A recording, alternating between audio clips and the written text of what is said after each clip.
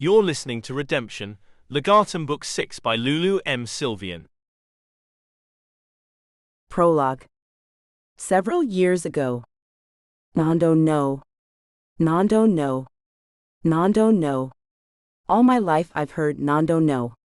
Fernando del Fuego threw up his hands in exasperation. Why can't I do this? Why can't I pursue my dreams? He paced back and forth across the red Persian rug in the dark parlor of his father's Buenos Aires apartment. Because there was a vampire in the 80s who tried to be a rock star. He was good. He was going to be big. He exposed us. And for a brief moment in time, people believed we existed. People sought us out. The woman poised on the red velvet sofa was cool and collected. Sylvian del Fuego didn't look up at Fernando as he stomped and ranted. She kept her eyes focused on the nail burnisher in her hands. Her nails, sculpted into long stiletto points, did not need polishing. This is bad how? Fernando snarled. This is bad because government agencies started to believe him. Fortunately for all of us, he was nothing more than a one-hit wonder.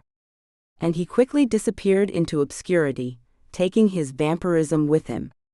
Within a few weeks, it was brushed off as being some gimmick. I can't be a singer because some fool 40 years ago messed up? You can't be a singer because you are a natural siren. Your voice lures your prey to you. It's a supernatural skill that would commercially give you an unfair advantage. Besides, Nando, we don't want the hint of a possibility of anyone trying to find out about us. Sylvian sounded bored with the argument. Fernando pouted. It's not like I'd tell the world I'm a vampire. I just want to sing, to make music. Fine. Sing to join an opera. Just not rock music. She waved her hand, dismissing his tantrum. Operas would require daytime rehearsals. As a rock star, I wouldn't even be expected to wake up before it was dark out. Fernando turned on Sylvian. Why are you always telling me what to do? Father created each of us for a reason. You were turned to eventually take over his kingdom. I was bred to guard and manage it. So I'm managing it. It's my job to tell you what to do, to keep you safe. To stop you from becoming a rock star. Sylvian stopped polishing her nails and pressed her fingertips to her temple as if Fernando was giving her a headache.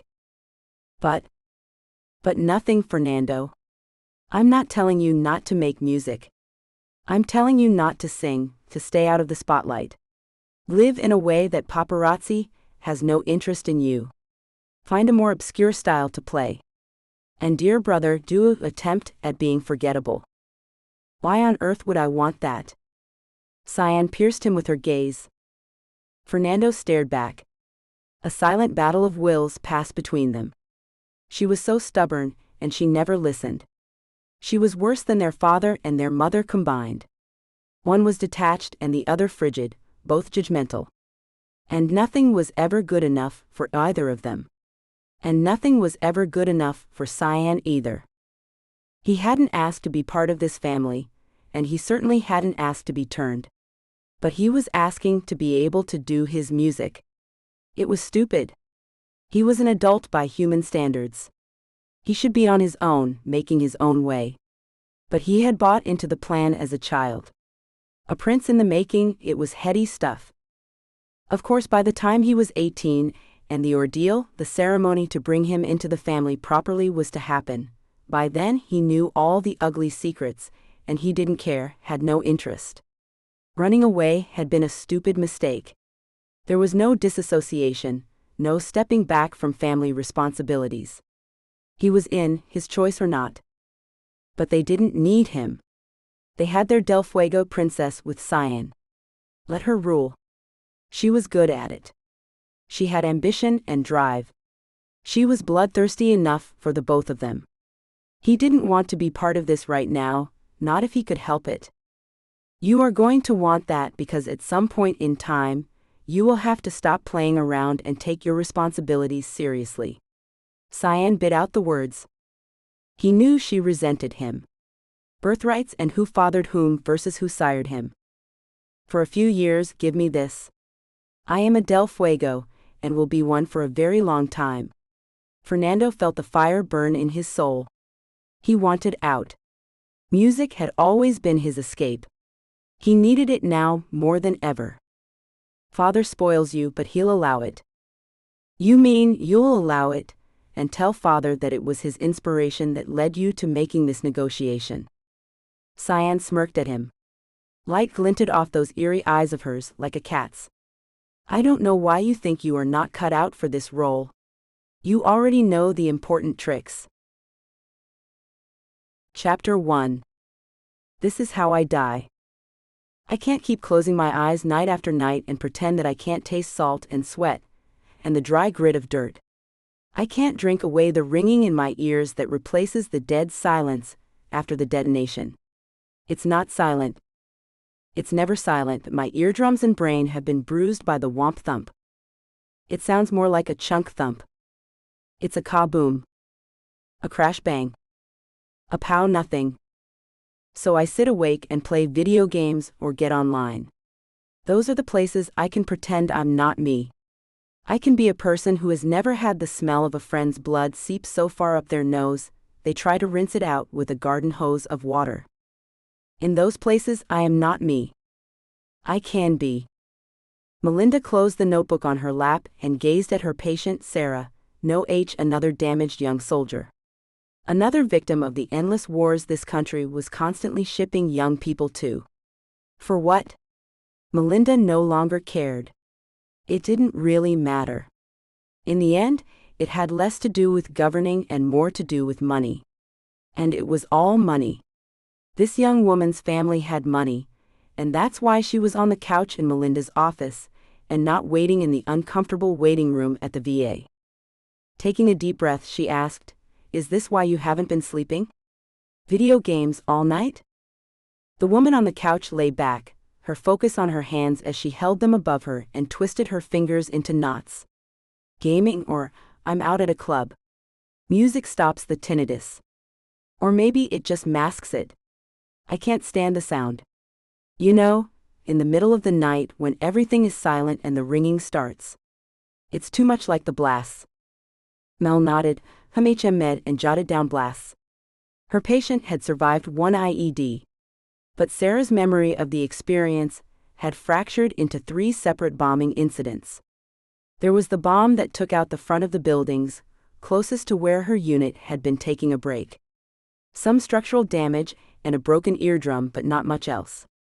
Then there was the bomber that essentially flew apart in a mist of blood. And the third that resulted in the death of several members of her unit. Sarah claimed to not have been there, but the stories about it were so vivid she may as well have been. She clearly knew that her friends had died. She mentioned the smell of their blood in her nose in the reflection. And yet, no matter how many times Melinda met with her, these memories were separate events, and not one single devastating trauma. Melinda weighed the benefits of allowing Sarah's memory to remain fractured. She had sleeping problems, drank and partied too much, couldn't hold down a job. But she was alive. If the memory coalesced into more than a damaged eardrum, and the identity of the person was taken from the fantasy of the bad guy to her friend who had blocked Sarah from the blast, well, the psychological damage that could unleash could result in Sarah taking drastic action, and not merely writing emotionally driven poetry. For now, baby steps, and that meant emotional poetry and no H. Do you want to try something for sleep again? Hell no. The Ambien was horrible. Having whole conversations in my sleep. No, I won't do that to Mom again. Melinda took notes. Sarah had not been her patient when she had been on the sleeping pills, or still had the H at the end of her name. When Sarah had threatened her mother and then herself, the sleeping pills were flushed and a series of doctors were visited, that Sarah hadn't liked. Through a chance referral, Sarah walked into Melinda's office and dropped the H. Lucidity was a good thing. The H, well, that was a piece of baggage that would need to be dealt with later. Slowly, carefully. Have you tried some of those holistic supplements? Mel knew there had to be something in Eastern or natural medicine that worked, and until modern sleep aids could help Sarah, no H, sleep alternatives were a consideration. You mean like the melatonin and CBD gummies? Exactly. Sarah shrugged, which shifted her about on the couch minimally. She swung her feet over the edge and sat up. I tried, but... Mel scribbled some instructions and ripped the page from her notebook. Here. She handed over the step-by-step instructions on what dose to start with, when to take it, and when to step up with a second dose. Thanks, Doc. Sarah immediately crumpled the paper in her fist. Mel bit the inside her cheek and plastered a professional grin on her face. She did not roll her eyes. She wasn't a doctor, but she was a professional and knew how to behave even if the instructions had just been obliterated into a wad of, "What's this?" that would be forgotten in Sarah's jeans pocket and not tossed until they ran through the wash and left little bits of disintegrated paper all over everything. Tell your mother to get you some melatonin, and I'll see you next time. Mel walked Sarah to the door. She waited next to the reception desk as the young woman left her office. Mel turned to the new receptionist. She's your last appointment until 3. Mel squinted at the young woman. No, she's my last appointment for the day. Tuesdays I work at the VA in the city, remember? The other woman's face went ashen as her eyes expanded. You had openings, so I scheduled. Her jaw opened with shock. It's okay, Nicole. You'll get used to my schedule. Who is it? Someone new. And you don't have any openings for weeks. Give me their information, and I'll give them a call. Maybe I can send them over to Dr. Yuri. Nicole shook her head side to side, expression still full of panic. Dr. Yuri sent them to you. I'll figure something out. Send their info to me, and go in and block out Tuesdays after 11 a.m. as unavailable. Mel returned to her office and sank into her desk chair. Nicole was fresh out of school. This was her first job. She fluctuated from being incredibly proficient to mind-bogglingly inept. Mel remembered that feeling. So far, nothing had been so traumatic that she needed to panic over losing her job. Then again, Mel was only 1/3 of her bosses. 3 therapists in the office space shared the 2 support staff workers. Tom Johns could have anger issues. Maybe he had scared the young woman. Mel wanted to keep this one. If Johns ran off another receptionist, Mel would have to seriously consider her office situation. She had only moved into the Marin office 6 months previously. She much preferred having an office where her patients were, rather than having them miss so many appointments because of traffic in the city. She could still do her work with the VA. But her private patients paid the big bucks, no insurance claims. She felt the move did everyone good. Their mental well-being and her bottom line. Besides, for the first time in years, rent was actually cheaper north of the Golden Gate. She dialed the number Nicole had forwarded. Mr. Branson, this is Melinda Franks. I'm calling regarding your son. Mr. Branson turned out to be more chatty than Mel had time for this morning. But in the end they arranged for his son, who suffered with PTSD from a near-fatal car accident, to have an appointment during her lunch hour on Thursday. With that little faux pas handled, Mel packed up her laptop and headed to the San Francisco VA Medical Center, where she spent more hours than she cared to shuffling through mounds of paperwork so she could provide care and assistance to those soldiers whose families couldn't afford her high private rates. Why wasn't one's own hand good enough for neck massages? And well, other things. Right now Mel needed a massage. The drive-through burger she'd managed to get on her drive to San Francisco had been hours and hours ago.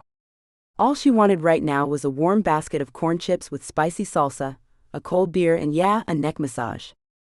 Too much paperwork, and not enough time with the patients prickled every last nerve ending she had. It didn't help that the young man she'd met in crisis last week had taken his life over the weekend. 20 average suicides a day, 20. She had hoped for one less. She needed 2 beers.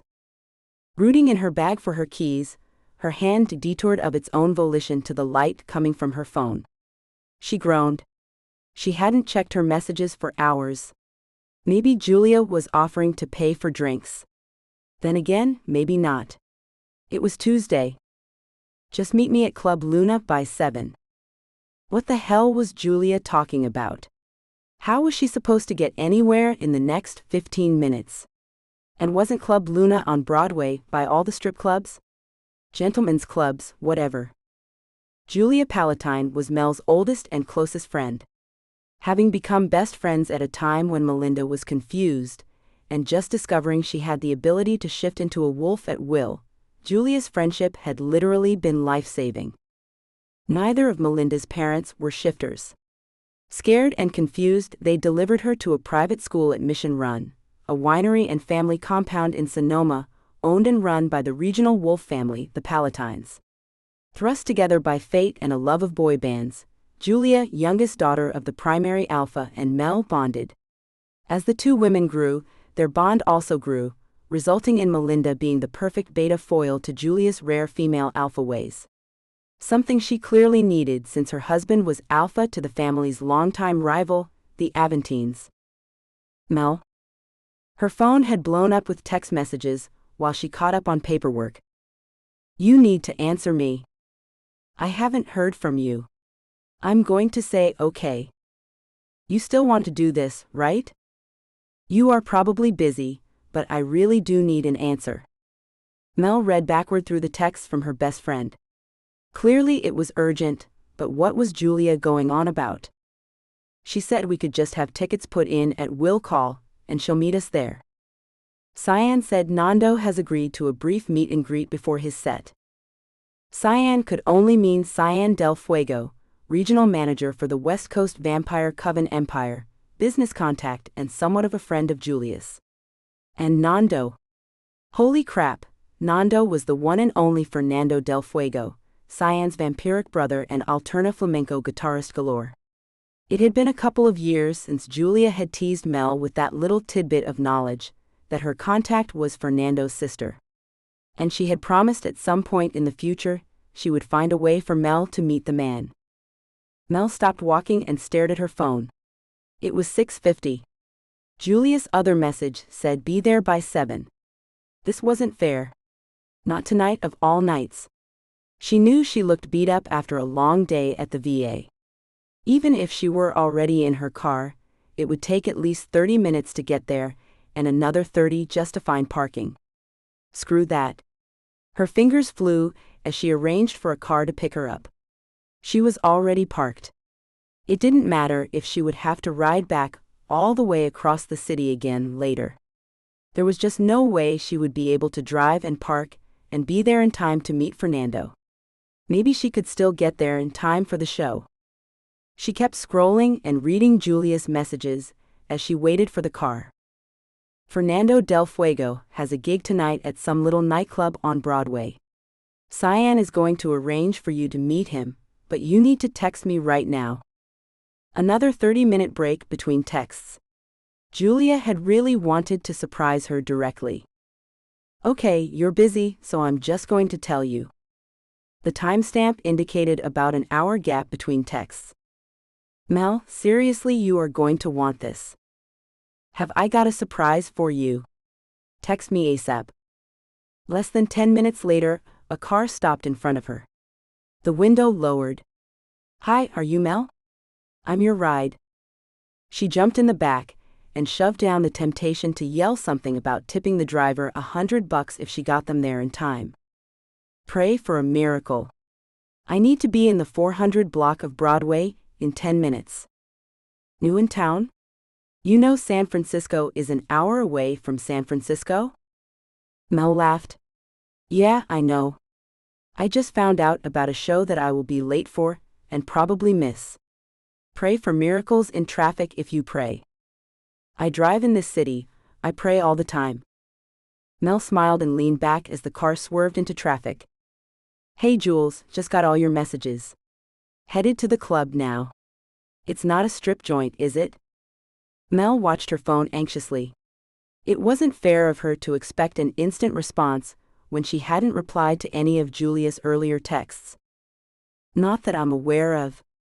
Ticket at will call. I'll be inside.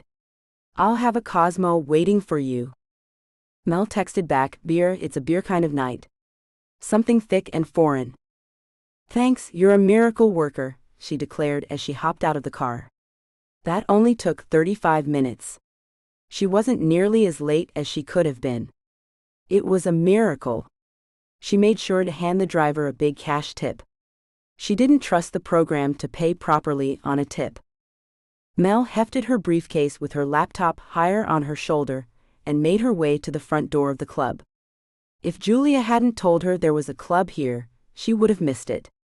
The building looked like any other small business frontage along this street, except for the ticket booth-looking window next to the front doors.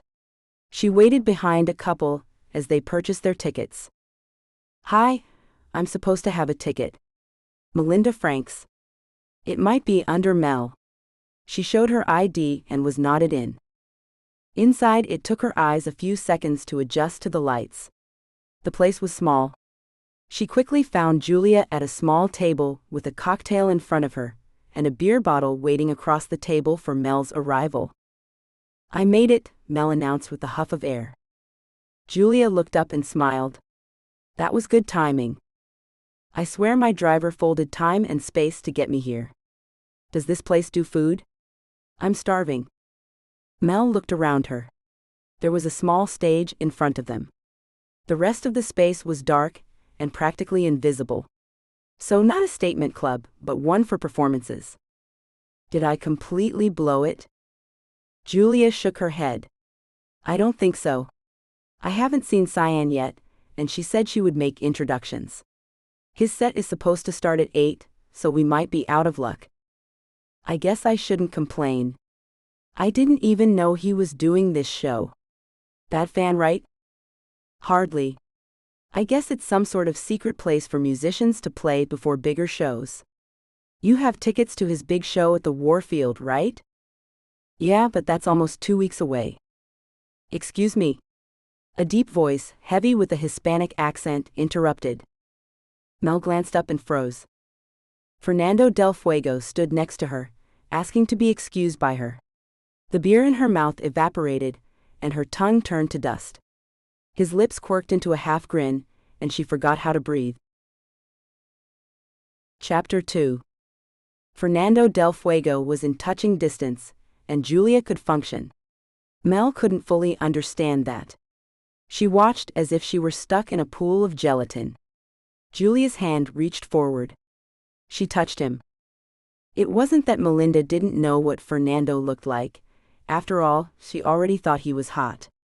Photos on CD covers, music videos, and creative stalking of his social media accounts gave her access to his image in and out of performances.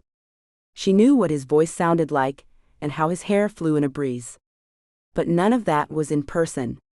She hadn't expected there to be such a dramatic difference between online and the real world.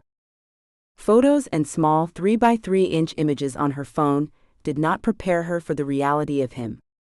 If the camera added 10 pounds, it also took away any semblance of appeal. And Nando was damned appealing in pictures.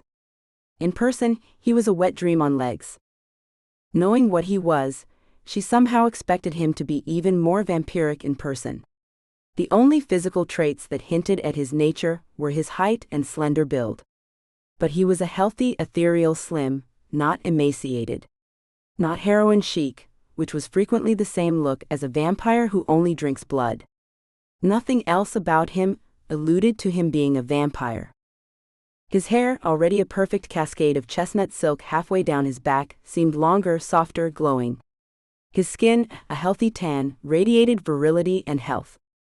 His coloring had more to do with his Latin heritage than his avoidance of the sun.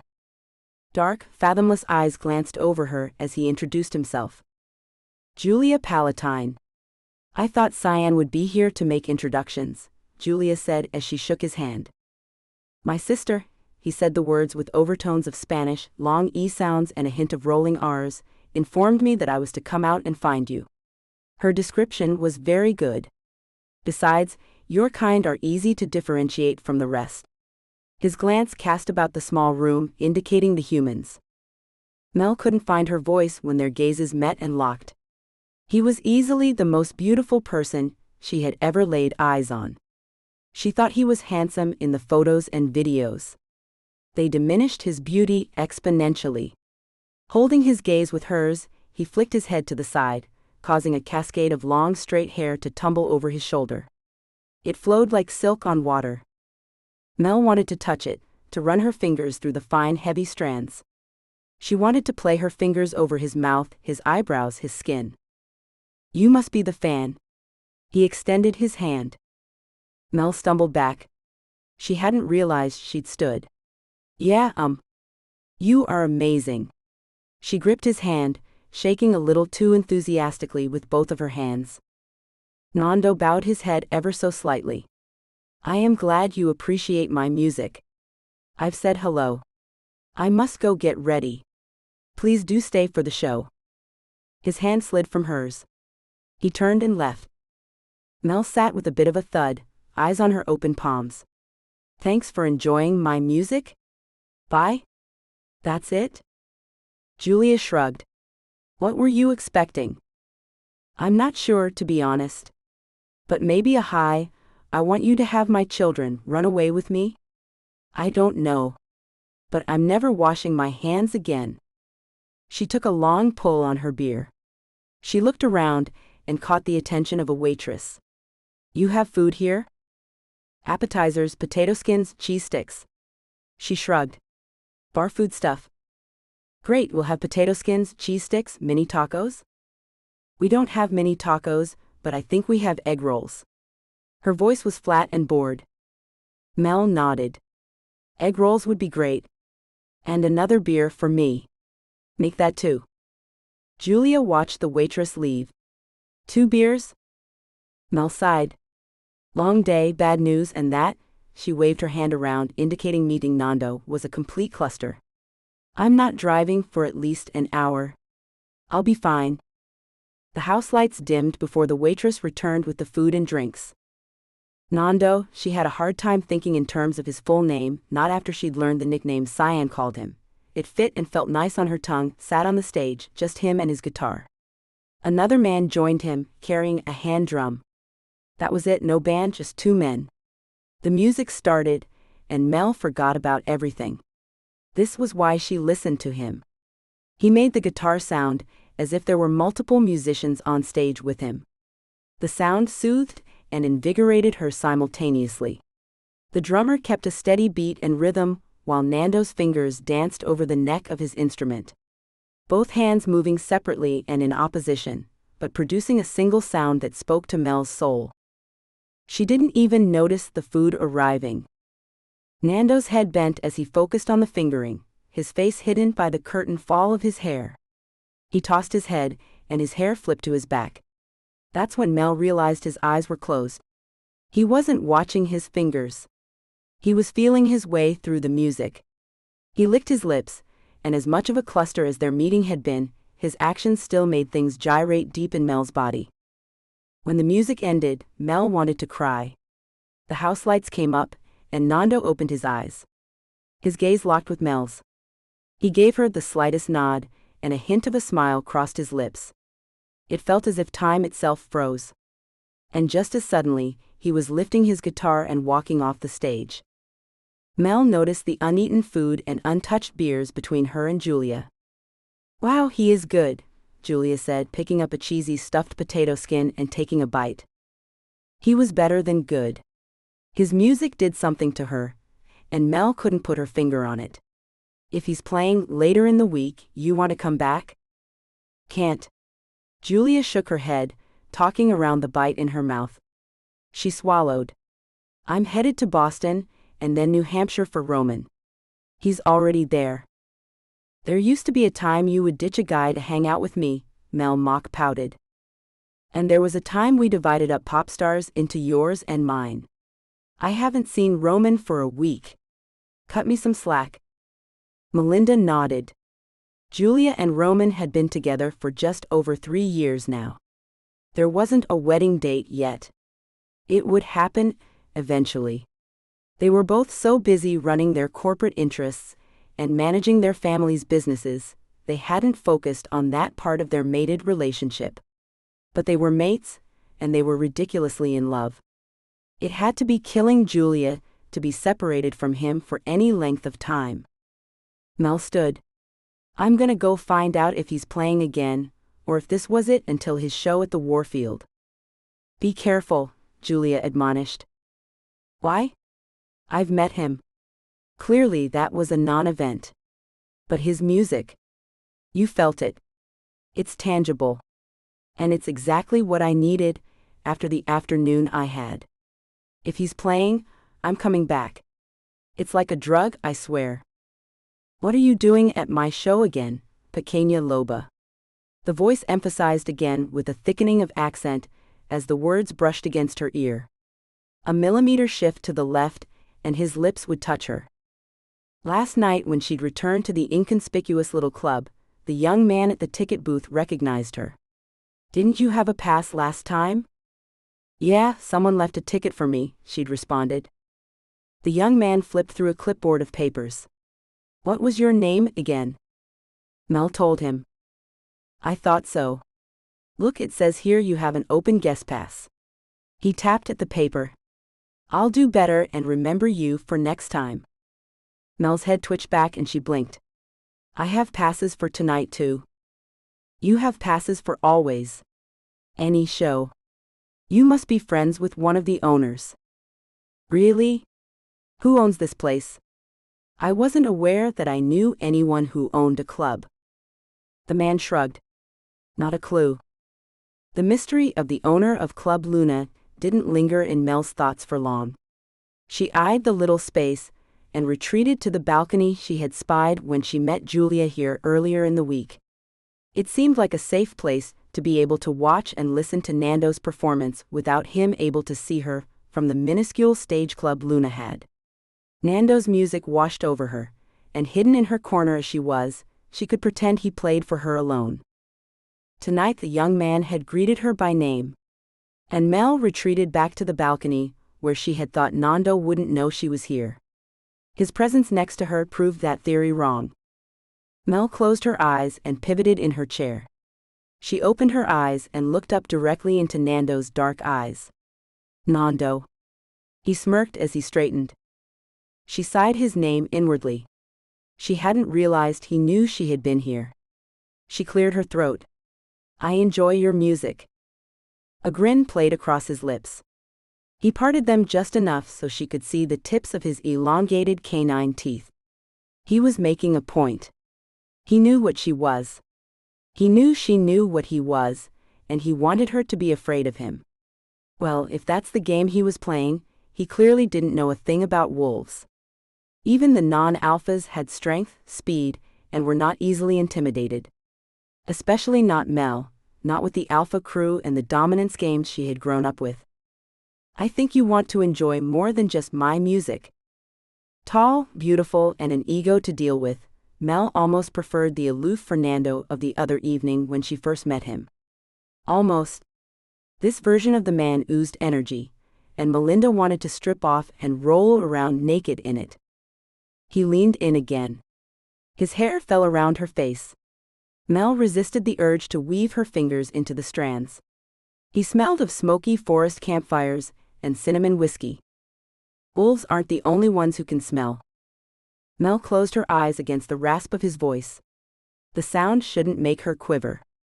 And cigarette smoke should not smell so good to her wolf senses. But everything about the man, from his presence to his music, was a balm to her nerves, even though he caused them to sizzle at the same time. He was a walking contradiction. She knew his game. He wanted to scare her. She had no intention of playing along. If you smell, try bathing. This time when he started to laugh, Mel caught a glimpse of his teeth, fangs and all. He didn't even try to hide them from the regular humans in the room. Enjoy the show. The glint in his eyes and the tone of his voice gave Melinda chills. His hand caressed down her arm. He very much meant something else. She watched him with open curiosity, as he stopped at a few of the other tables before making his way down to the stage. Tonight he played different music. Last night and the previous evening he'd played the same songs, Flamenco Nuevo, Arribe Habibi, El Argentine among others, but tonight everything was different. For one, he didn't keep his eyes closed for most of the songs. His performance of intense concentration was gone. Nando kept his eyes on her, their gazes locked. Tonight he really did play just for her. Tonight he sang. His voice was gravelly and rough and yet a siren's lure. Mel felt the urge to slink down the connection of their locked gazes and crawl into him. To curl up on his lap, to be consumed by him. She didn't need to understand the words to know he sang of unrequited love and murderous rage over loss and jealousy. He sang of lust and devouring need. The second he put down his guitar, Melinda ran. She didn't bother to wait for a bill. She threw more than a few 20s on the table and bolted. Out in the cool of the night air she could think again. Her thoughts were muddled, not clear, but she had them. And she knew she needed to get away from Club Luna as fast as she could. Fernando had been calling out for victims of his blood need. His voice hypnotized her. She wanted to give in to his bloodlust, to be consumed by him. He had to know her blood was bad for him. He had to. Or had that call been sent to everyone in the club? Had he cast a net to see who he caught? Mel didn't want to know. She didn't want the perfect longing of his music, tainted by her confused thoughts about him. As she walked to her car, clarity hit her brain. That was dumb. He hadn't sent out a siren call for victims, just as he hadn't been trying to intimidate her. That was all her own doing. Casting her desires and projecting her wants onto his words. She slowed her pace. Nando's raw appeal was getting to her. Her crush on him hadn't been quelled by meeting him. His arrogant disposition hadn't put her off at all. No, it all seemed to enhance her physical reactions to his music. Music designed to evoke an emotional response. That's all it was. And tonight the music was new, and he'd added his voice. That's all it was. If that's all it was, why did she feel like crying that she wouldn't be able to see him again for 2 more nights? She had evening appointments for the rest of this week, and then she would see him again at the big concert at the Warfield. Chapter 3. Fernando followed one of the security guards to a metal service door. It opened onto a back alley and parking lot. It was hidden enough, and behind the bus loading zone no one would see him. Gracias. He nodded and lit the cigarette in his fingers.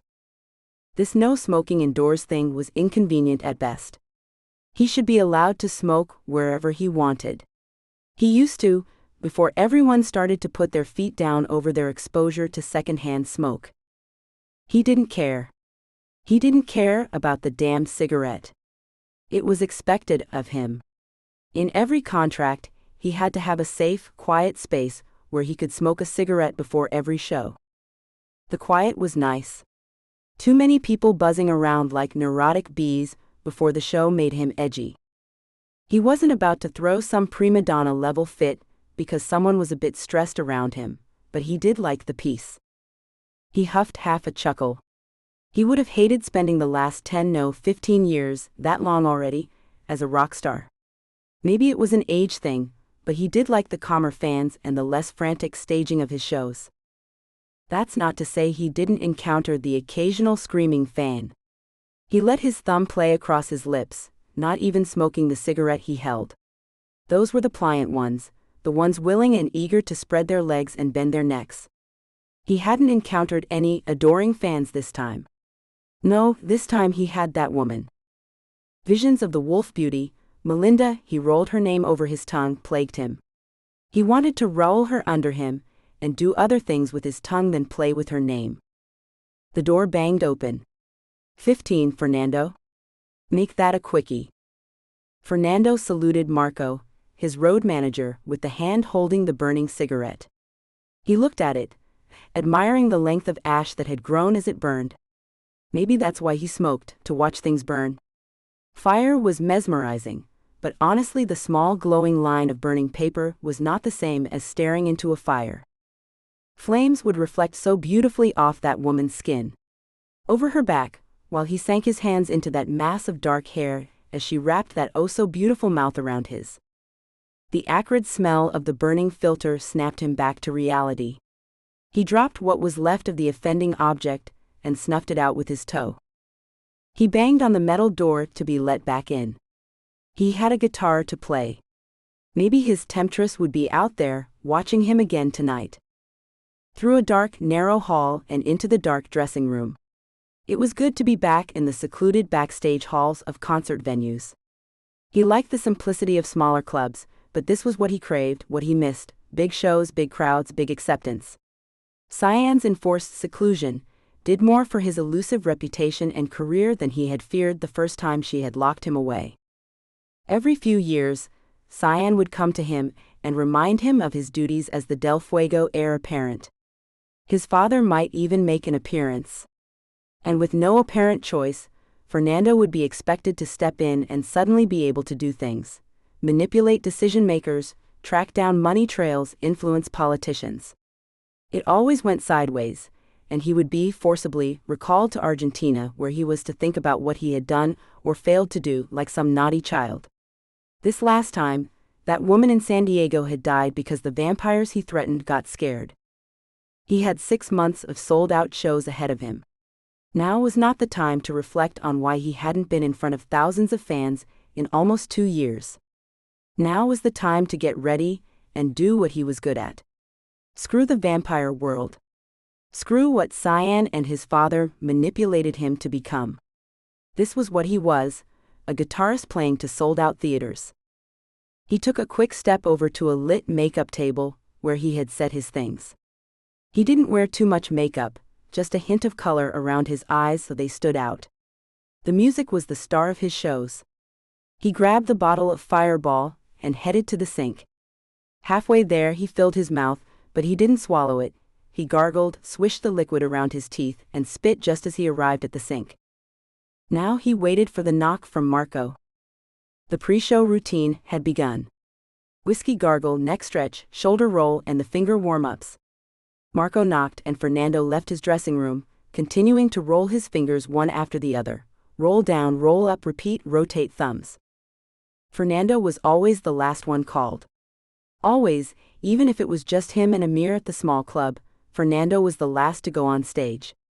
He followed his small touring band up to the wings, and they waited for the lights to drop. It wasn't until Kevin had his bass settled over his shoulders, Giorgio was seated with his guitar, Carlos was situated behind his percussion instruments, and Amir had his darbuka on his lap that Fernando walked onto the stage and took his place. The audience cheered and applauded as each man settled in for the performance. Not as raucous as a rock show, but the appreciation was loud and energizing. With a rhythmic tapping of his foot, Fernando began. Flamenco Nuevo. This had been the song that launched his career, thanks to it being included on the soundtrack for an Oscar-nominated drama. The movie hadn't won, but the music had made people who didn't normally listen to alternative flamenco guitar sit up and take notice. 4 bars in, the rest of the band joined. Their accompaniment was subtle, an enhancement to his playing. He didn't need to focus on what his fingers did. He could play the chords in his sleep. He let his senses open to the audience. They smelled so human: deodorant, heavy perfume, unwashed skin, sick booze. Ah, there she was, his pequeña loba. She did not smell the way masses of human bodies did. She tantalized and tickled his nostrils. His little wolf was clean, warm, and scented with incense from the Orient. Maybe her shampoo. It was too subtle to be perfume. He breathed her in and continued to the next song on his playlist. This was a little livelier, more Moroccan influence in the rhythms that Carlos and Amir beat out. He kept his eyes closed and continued to drink her in through his senses. He blocked every last one of the 2,000+ ticket holders out and focused on the way her heart sped up, the way she let out a little gasp as he grinned. He honed in on her, the way an eagle targeted his prey. All his focus was on her, on Melinda. The next song was slower, moodier, and the audience let out a collective sigh. All Fernando cared about was the way Melinda responded. She had come to see him almost every night for 2 weeks, and yet she never sought him out.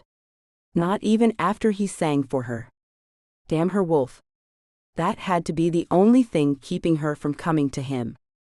The song ended. It was time to switch out guitars, and for the standard concert banter. As the roadie ran the next instrument out to him, Fernando looked out on the audience. Another sold-out show. At least Cyan's enforced breaks hadn't killed his musical career as he had feared the first time she'd sequestered him away. Fernando acted as if he could see beyond the stage lights. Not that he could make out individual faces, but the audience would think he was making eye contact, making personal connections as he introduced his backing band. "Hey guys, Fernando shifted in his chair so he could look back at each member of the band. "I don't want to play Aribe Habibi.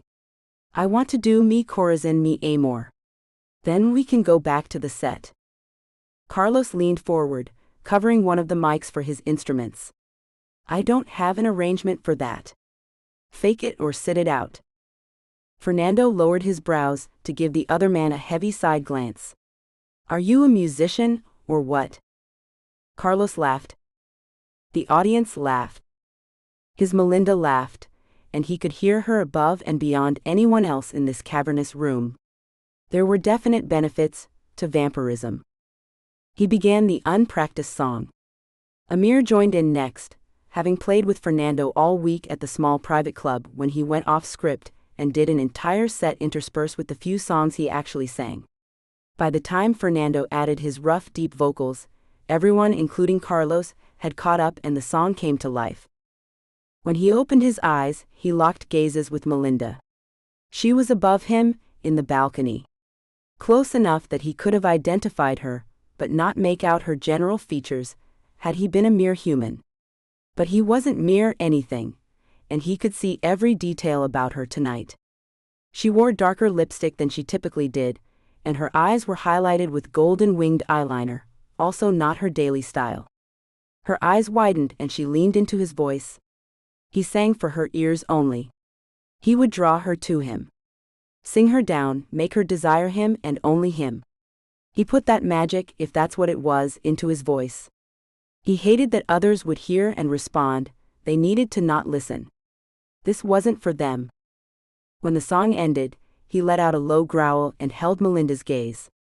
He could have sat like that in silence, staring at her for much longer if Amir hadn't started to make his darbuka roll and pop. Carlos and finally Giorgio and Kevin joined the improvisation, giving Fernando time to come back to himself, having gotten lost in Melinda's eyes. They were lighter than his, and they glowed with an intensity that had to be her wolf. Damn her and her wolf eyes. He coughed and joined the improvisational jam session. Artfully, he transitioned the melody toward the song they should have been playing.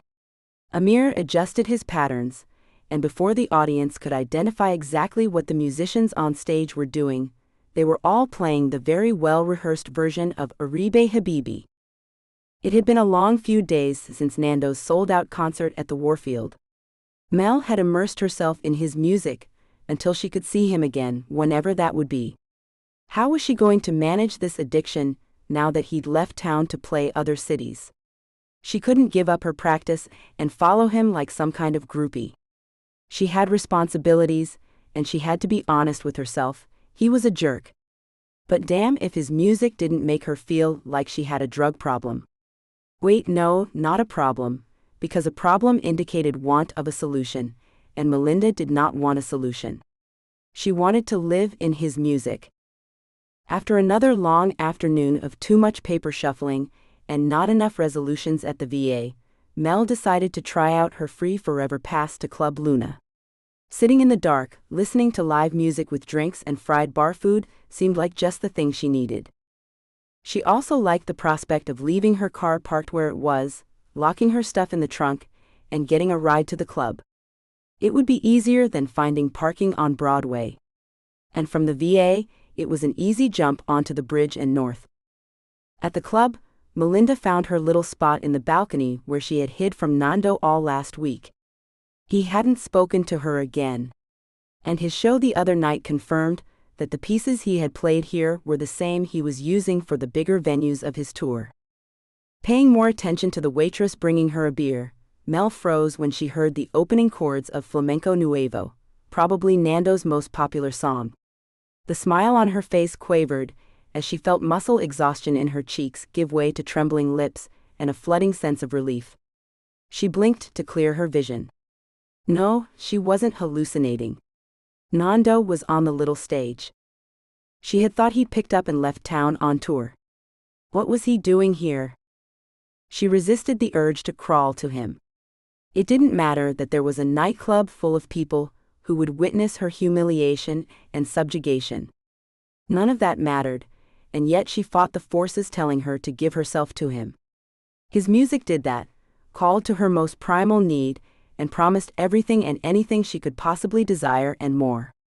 No, she would not give in to her urges.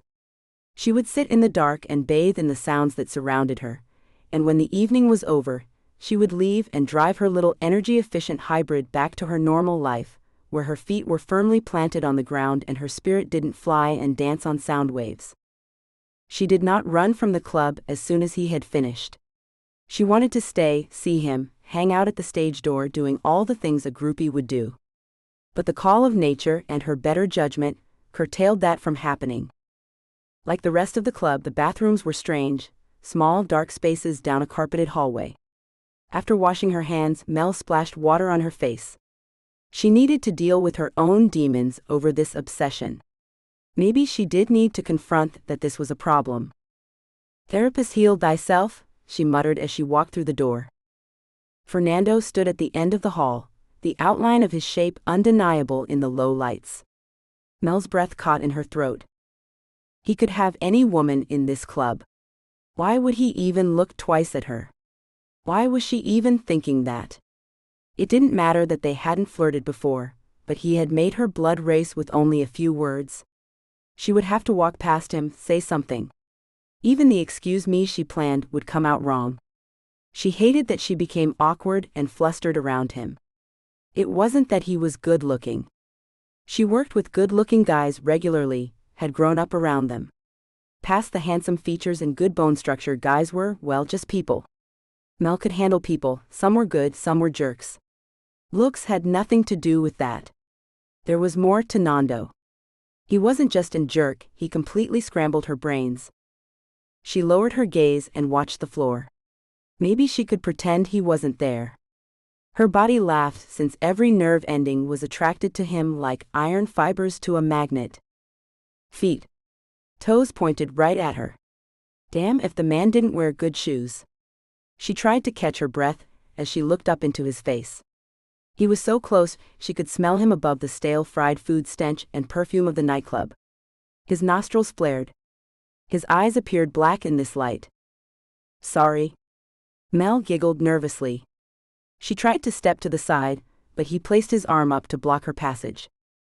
She rolled back against the wall as he closed in around her, placing his other hand on the other side of her head. Trapping her. Her heart did its best to pound its way out through her throat.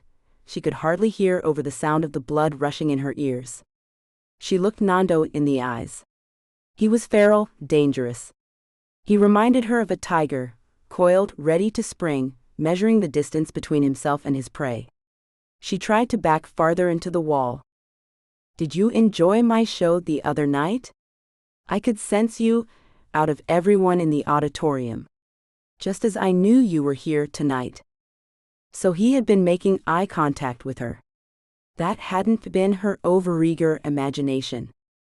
She gulped, her throat almost too dry to make noise. "Yeah." It was hard to breathe with him so close. Her skin prickled with nerves. "You're quaking. Do I make you nervous?" His voice was barely a whisper, the low sound rasping against her ears. Caressing her. Mel lowered her eyes and gulped. She nodded, doing her best not to lean into him, drawn as she was. "Why do I make you so nervous, Pequeña Loba?" Nando asked, his face dipping closer to hers. Because, she stammered. "You are either trying to scare me or kiss me." "I don't think I'm going to kiss you yet, Melinda. There is so much more to be done." She could feel him nuzzling her hair. She was confused, her body was confused. Lightning bolts flashed hot in her abdomen. Her core tightened, wanting him. The part of her brain that functioned said he was messing with her. He had just said he wasn't going to kiss her. He was setting her up for a fall so that he could laugh and share her indignation with his friends. Been there, done that.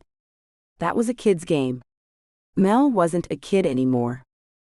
If you don't want to kiss me, then stop intimidating me and let me go. She found her voice, but her arms wouldn't cooperate. She couldn't lift them to push him away. They felt frozen in place, gripping the carpeted wall for support. She tried to glare at him, but when she lifted her eyes, she only saw where his neck disappeared into his shirt collar. You can't tell the difference? Nando asked as he continued to rub his face against her. You are sending mixed signals. She blew air out her nose in a derisive gesture. Too many parties where she got played, too many past memories where she did everything wrong. Her brain played through every strategy where she ended up being a fool. Overthinking and overanalyzing and not enough feeling. She sucked in air as his lips found her neck and his tongue licked around the shell of her ear. She melted into the wall behind her, her spine gone with his kisses. Does this feel like intimidation or want? Want, she mewed. Tell me what you want, Melinda. I want to know that you desire me, that you aren't just messing with me. I do want you, Melinda. And I want to know what you want of me, he rasped in her ear. Her body felt as if it were going to explode. He wanted her. Uncontrolled words rushed from her.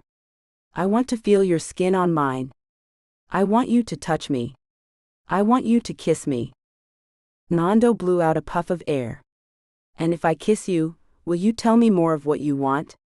You must want more than a kiss. He continued to rub his face against the side of hers like a cat. She felt his cool, slick hair across her cheek, the stubble of his chin across her brow. The caress continued. She tilted her head and her lips found Nando's neck. She kissed. He moved, allowing her to trail kisses along his jawline. She scraped her teeth delicately over his flesh. I want you to take me home. I want you to make love to me. Tell me more. Nando purred, and all the inhibitions Mel had ever held vanished. He pulled back. His gaze burned into Mel. There she'd said what she wanted, unadulterated, unedited, everything. Nando didn't speak. His chest heaved as if he were about to say something, but he didn't. Great, now he's going to laugh at me and say he just wanted to know what I wanted to drink. Mel closed her eyes against the sting of her own stupidity. Why had she said those things out loud? She'd followed the wrong strategic thread again. How could she know people so well but not men? She banged her head back against the wall. 1 thud, 2 thud, 3, Nando's hand caught the back of her head, cradling it. Mel's eyes shot open just as his lips descended on hers. She melted again, this time into him. Her arms found their ability to move. Mel grabbed the front of Nando's shirt, pulling him into her, erasing all thought processes. Now was not the time for overthinking anyway. What do you want, Nando? Mel asked breathlessly against his mouth. I want you to keep calling me Nando. I like the way you say my name. I want you screaming Nando. I don't want to merely kiss you. I want to take you here and now. Nando stepped into Mel, lifting her thigh so he could press against her core. Chapter 4. Not here. Too many people. Take me home. He dropped her leg, stepping back from her. He grabbed her hand to draw her after him. Mel had to practically run to keep up with his long strides. He pushed through the back exit, pulling her with him out to the alley. Where are we going? I'm taking you home. Mel paused, stopping Nando. You can't take me to a coven house. I won't go there.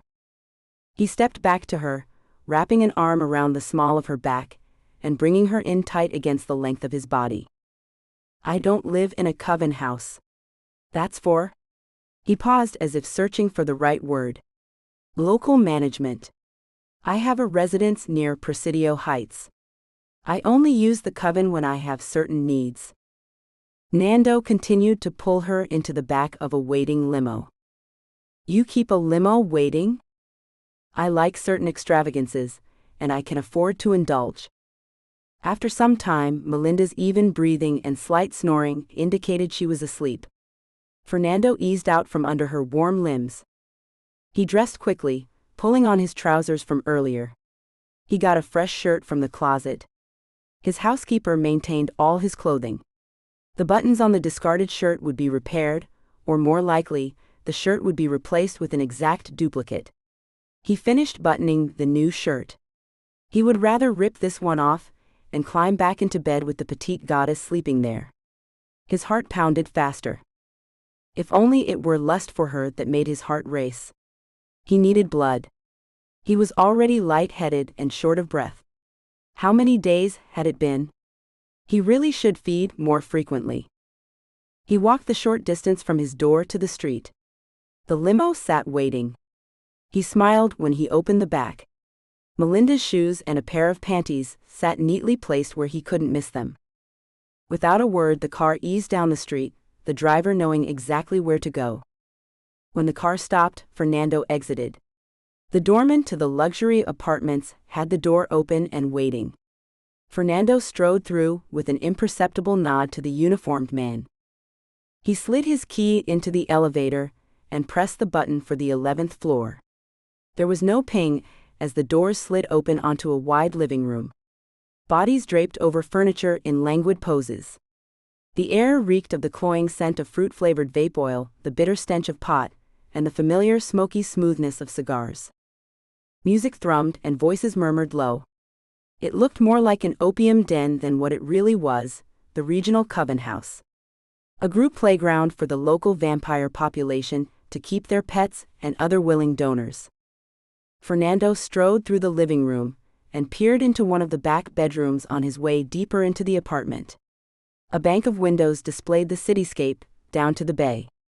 The blinking lights of the Bay Bridge distracted his attention to the south of his view. There was a clink of glasses. "Do you want a drink?" The voice was smooth, feminine. Maybe at another time he would have found the throaty voice intriguing. Not tonight. Tonight he needed to feed. There was a vixen in his bed he wanted to return to before she awoke. "I'm here to feed." "My lord?" The woman, heavy dark makeup accenting her eyes and sensual dark red highlighting her lips, stepped in front of him. She was tall and thin, shaped like a model. Deep V's of fabric exposed more flesh than they covered. She held a tumbler with a single ice cube and about a finger's worth of golden liquid. In this low light, that drink was exactly the color of Melinda's eyes. Without any perfunctory words, Nando grabbed the woman about her waist, spinning her so her back was to him. She let out a moan of pleasure. His nose crinkled in disgust. He hadn't even touched her, not really. He stared down at the flesh of her neck. She had already been bitten recently. He closed his eyes. He didn't want his mouth near another neck. He grabbed her arm, causing the glass to fall with a crash to the floor. He didn't care. The woman's moans turned to the ear-piercing sounds of a whine. He sank his teeth in just below the bend of her elbow. He pulled at the liquid coming from her arm, encouraging the warm, coppery fluid to flow from her veins down his throat. It didn't take long before he found the taste of her blood objectionable. She had been drinking and, from the tang of it, far too much. He slid his teeth from her skin and pressed his thumb down on the bite. She writhed and whined, this time her words complaining that he should take more. Apparently, there was something stimulating about being fed upon. Most vampires took full advantage of their meals. Hell, even he had until tonight. It wouldn't be right. That was not something a man did when a woman like Melinda was warm and waiting in his bed. Fernando slowly turned and noticed another woman propped in a wing-back chair. She rolled a cigar absent-mindedly between her fingers. A curl of silver smoke coiled around her head, dissipating into the hazy atmosphere of the den. Fernando led his first meal to the woman and placed her in the second one's lap. He took the wrist with the cigar and began feeding, tossing the cigar into a nearby ashtray. The second woman writhed as the first had, only this time she had company to writhe and moan with. By the time he was done feeding, the women had lost bits of their clothing. At least they were enjoying themselves. With as much pomp as his arrival, Fernando left the Coven house. He passed the same doorman. His car sat with the engine idling. He smiled as he picked up Melinda's things. She would want those when she woke up. The light of pre-dawn changed the sky, and the sharp extra chill as early morning hit the dew point let Fernando know just how long his outing had taken him. Inside he stripped down, ready to be back in the warm embrace of his lover. As he slipped back under the sheets, the bed dipped, and Melinda murmured incoherently and reached out for him. "It's not time to get up, is it? Your skin is so warm." "Not time to get up? Go back to sleep." Melinda was already back asleep, had probably been the entire time. Melinda sat in her car. She had trolled the neighborhood for almost an hour, waiting for anyone to get into their car so she could park. Nando hadn't said what time he would be back. She only knew he was back tonight. And she wanted to see him. One glorious raunchy night was all they had before he had to fly off to play on the East Coast. New York City for 2 nights, Philadelphia, and Miami. She felt like a junkie in need of a fix. She couldn't even bitch to Julia, who had gone uncharacteristically text silent while in New England. Mel had called Julia's assistant, Kathleen, to make sure everything was all right and there was nothing to worry about. Miraculously, she had finally been able to park on the small cul-de-sac where he lived. She followed the covered walkway to his back door. No one answered her knock. Without a place to sit and wait, she returned to her car. She sat on the passenger side, so people would stop asking if she was leaving. She wasn't leaving until after she saw Nando, and it was getting insanely late. All commercial flights into San Francisco Airport should have landed by now. With baggage claim and traffic, she maybe had another hour to wait. One more hour, that was it. She had already been sitting here since just after sunset. Eventually someone would call the police to question what she was doing. She should have left by now, but Nando. How many times had she already said that to herself tonight? 15 more minutes and she would leave, and 15 minutes later she would think about how his arms felt braced around her, how tight and firm his muscles were under her fingers. And she would give herself another 30 minutes of waiting. With her eyes closed, she pressed her fingertips against her brow bone. She needed to leave. No more 15 minutes. No more waiting. She had clients in the morning who deserved her best attention. Something she hadn't been giving this week. She had been distracted with worry and obsession. What if Nando didn't want to see her when he got back? It didn't matter if he did or not. He could change his mind. And somehow that would morph into remembering how incredibly he smelled. The same long black limo he had made love to her in pulled up and stopped in the middle of the street. The driver got out and went straight to the trunk. The back door swung open. Mel girded her mental loins, more than expecting several models to spill out of the car, to be followed by Nando. Alone? She scrambled to get out of her car. Her coat draped over her lap like a blanket got in the way, and her exit was less than graceful. Nando? Melinda hovered by the bumper. He turned, and when his eyes met hers, the nerves in her stomach beat out a rapid flamenco rhythm. Mi pequeña loba. His smile was tired. He held out his arm to welcome her to him. Melinda's heart pounded the backbeat to her dancing nerves. She hesitated a mere breath before she rushed into the street to wrap around him. "I missed you, Loba." Nando buried his face into her mass of hair. "Come." He guided her down the walkway to his door and into his apartment. "I didn't know what time you got in." "So you waited?" He removed and draped his coat on the back of the first chair he passed. "I know, I shouldn't have. But I wanted to see you." She slid up to him and grabbed him by the collar before pressing her mouth to his. He tasted like wine, cigarettes. Nando's arms slid over her back and pulled her in tight against his chest. "Mechanical problems. Delayed flight. I had to make a stop before returning to my home. I am so glad you waited." He spoke against her lips. They both ignored the driver, as he deposited several bags in the living room. With a dip, Nando wrapped his arms under Melinda's backside and lifted. She followed his cue and wrapped her legs around him, never breaking the kiss as he carried her to his room. Melinda didn't take her lips away from Nando's until they crashed to the bed. Nando rolled onto his back. Melinda stayed on her side and looked at him. "So it's okay that I'm here?" He sat up with a laugh. "Why wouldn't it be? I didn't lie when I said I wanted to see you as soon as I got back. What did you do while I was away? Did you miss me?" Melinda leaned up on her elbow, head propped on hand. Nando began untying his shoes. They were the nice black leather ones with the pointed toe cap in a polished dark red. Last time she had seen those shoes, she had missed some of the finer details of the Baroque decorations. Like his music, there was more to Nando's footwear than a simple pair of classic leather men's shoes. There were flourishes and hidden gems of surprise. "Do you expect me to play it cool and say I didn't miss you at all? Or would you rather I pined over you like some lovesick fanatic?" Nando continued to remove his clothes. Melinda enjoyed watching him as he methodically unbuttoned the front of the fine silk shirt he wore, his hair partially hiding his face from her view. "Maybe somewhere in between?" With a flick of his head, he tossed the hair hanging in his face to his back. "Let's say I missed you somewhere in between." She flashed a smile at him. Nando leapt at her, pushing her to her back.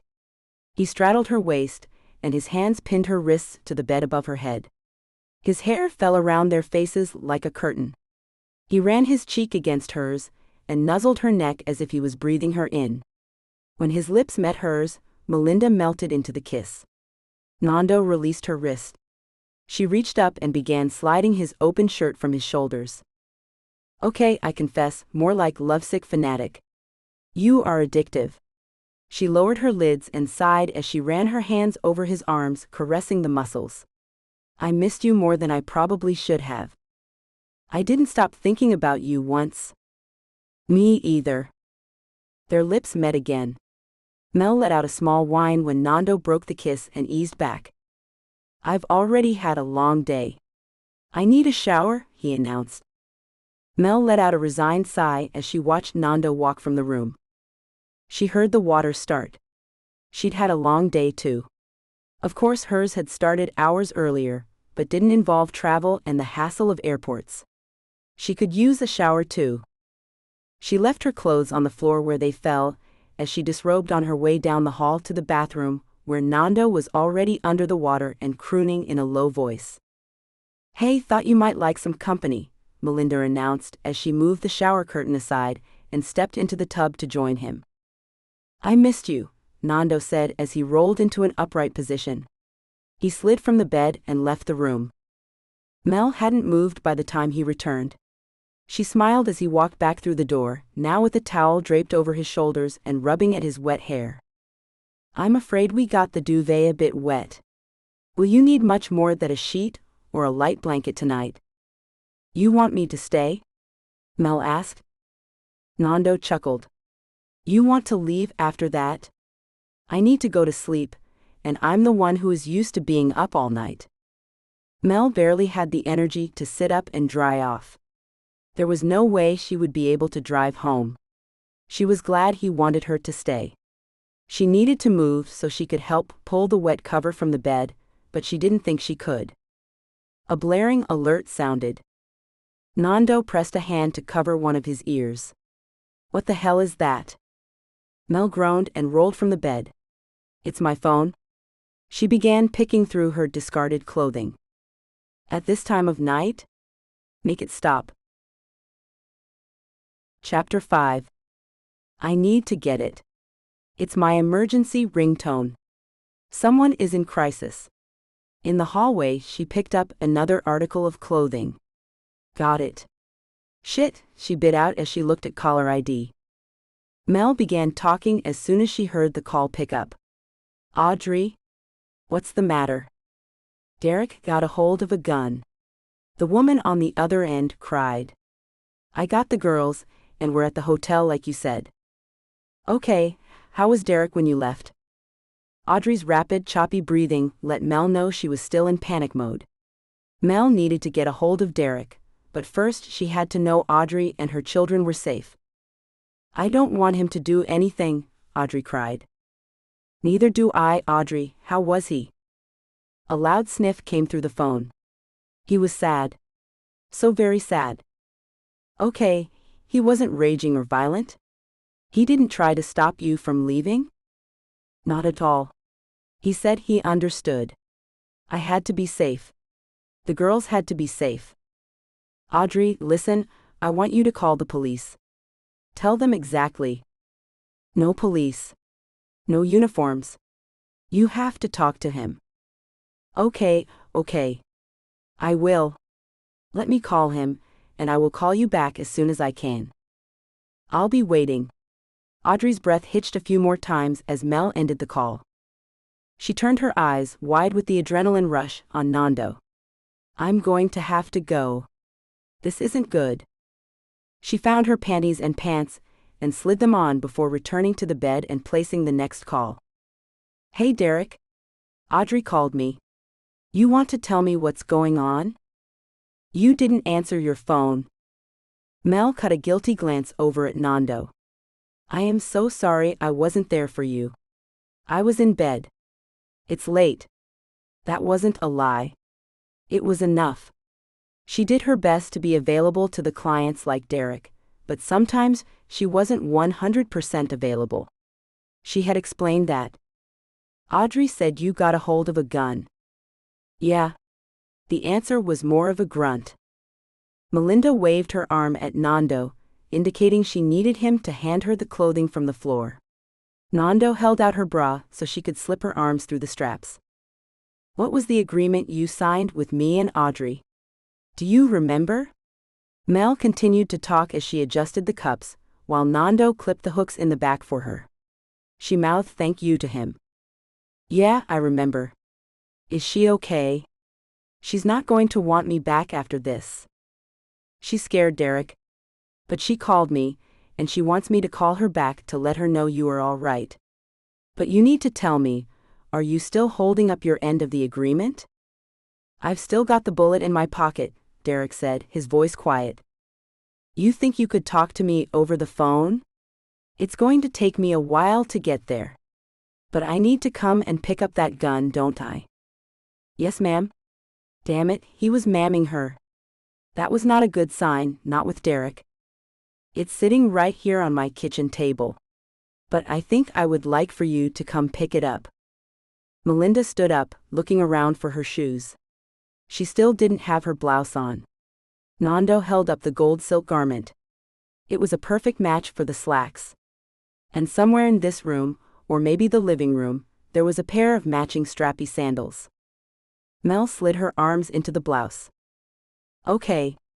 Derek, listen to me, don't do anything. I need to call Audrey, let her know our plan.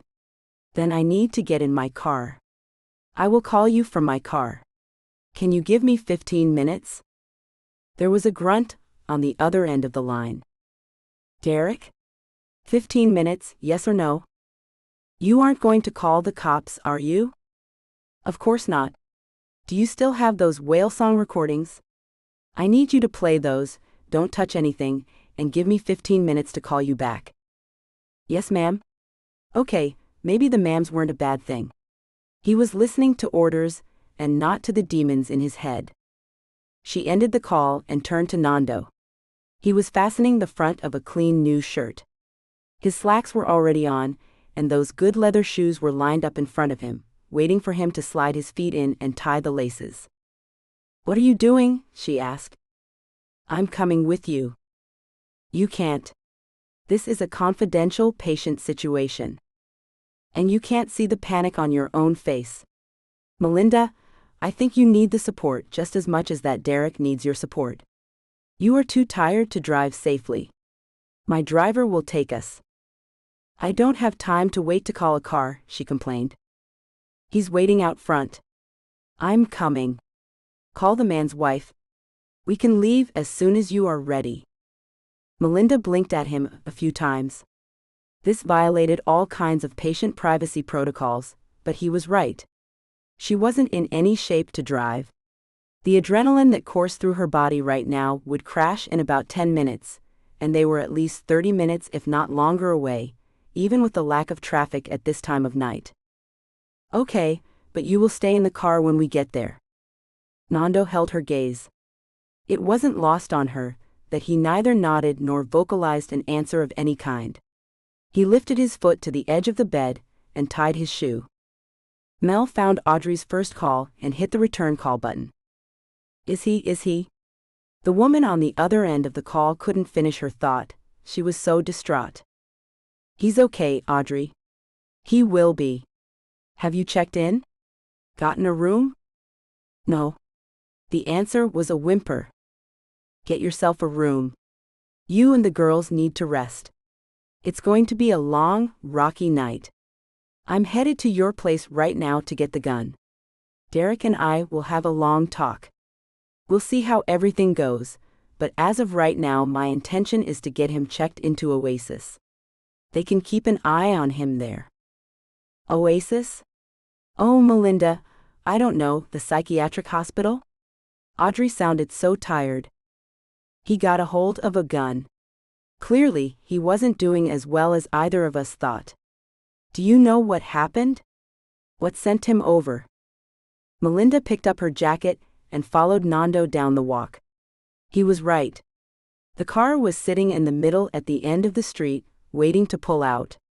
The driver had managed to turn the car around since the time Nando emerged from the back. I'm sorry. Well, don't you worry about that right now. Check in and get some sleep. I'll text you updates. No call. I want to know. Audrey, I need you to get rest so you can take care of your children. Do that for them. Audrey finally agreed to get some rest. It was time for Melinda to phone Derek back. She looked over at Nando. He watched the lights of traffic, pretending he couldn't hear everything that was being said. Mel reached out and grabbed his hand. She was glad he had come. He was right. She needed support through this process. You still with me, Derek? Yes, ma'am, listening to the wails. That was good. Melinda kept Derek on the line the entire drive north. She didn't push for anything hard or difficult, not until she was there and had that weapon away from him. Derek was not going to be a statistic. The limo pulled along the line of parked cars in front of the house. Derek? I'm here. I need you to put the gun on the stoop. I don't think I should touch it, he said in a low voice. Fair enough. I need you to come out to the stoop then. I'm not getting out of the car until I see you and your hands. You want me to hang up? That's up to you. The line went dead. Seconds later, the front door opened, and a man, not quite middle-aged but older than Melinda, stepped out. He lifted his hands in front of him. Melinda exited the car. Wait here, she said to Nando. He didn't listen and followed her. She glared at him, and he leaned against the car, folding his arms across his chest. They were going to have a discussion about boundaries, especially when it came to her clients. She couldn't help if he had preternatural hearing, and no phone conversation near him would ever be private, but this was pushing it. Who's that? Derek asked as she approached him. My ride. What does he know about me? Enough to understand that I need to be here in the middle of the night. You stay here. I'm getting the gun. She stopped and held out her hand. I want the bullet too. But you said. You broke our agreement. As long as you held on to that bullet, you could not have a gun. I get the bullet. Derek looked worn and years older than his age when he placed the long brass bullet into her hand. Melinda stepped into the house and crossed to the back where the kitchen was. There was the gun, just as he had said, sitting on the table. Melinda picked up the weapon. It was heavier than she'd expected. She didn't know much about guns, but the bullet in her hand did not look like it would fit the weapon in her other hand. She put the bullet in her pocket and the gun in her bag before heading outside. She wanted to secure the gun in the trunk before she did anything else. When she stepped outside, Derek stood a few feet in front of Nando, his arms also crossed. Mel closed her eyes and kicked herself hard with how many Health Insurance Portability and Accountability Act violations she was racking up. Ignoring the men facing off, she went to the driver's side window. It lowered with a smooth glide. "Can I get this locked in the trunk?" She lifted her bag. The driver nodded and exited the car. She followed him to the back. When the trunk closed and locked with barely a click, Melinda could focus on the rest of this mess. "Gentlemen?" She didn't know what else to say. "Derek, let's go inside and talk. I want to know how much this guy knows about me." Derek's voice was tense. He had a right to be. Mel took another mental HIPAA kick. "She has told me nothing." Nando's voice was soothing, almost as if he had some hidden power. Mel huffed. She was attaching meaning where there was none. She liked the sound of his voice, that's all it was, and yet Derek's stance eased noticeably. "Then why are you here?" She could have come alone. "She's safe with me." Nando's brows lifted. "Is she?" "I'm here because I want to keep her safe, just as she is here to keep you safe." "I would never hurt her. I wouldn't hurt Audrey or the girls, but they left.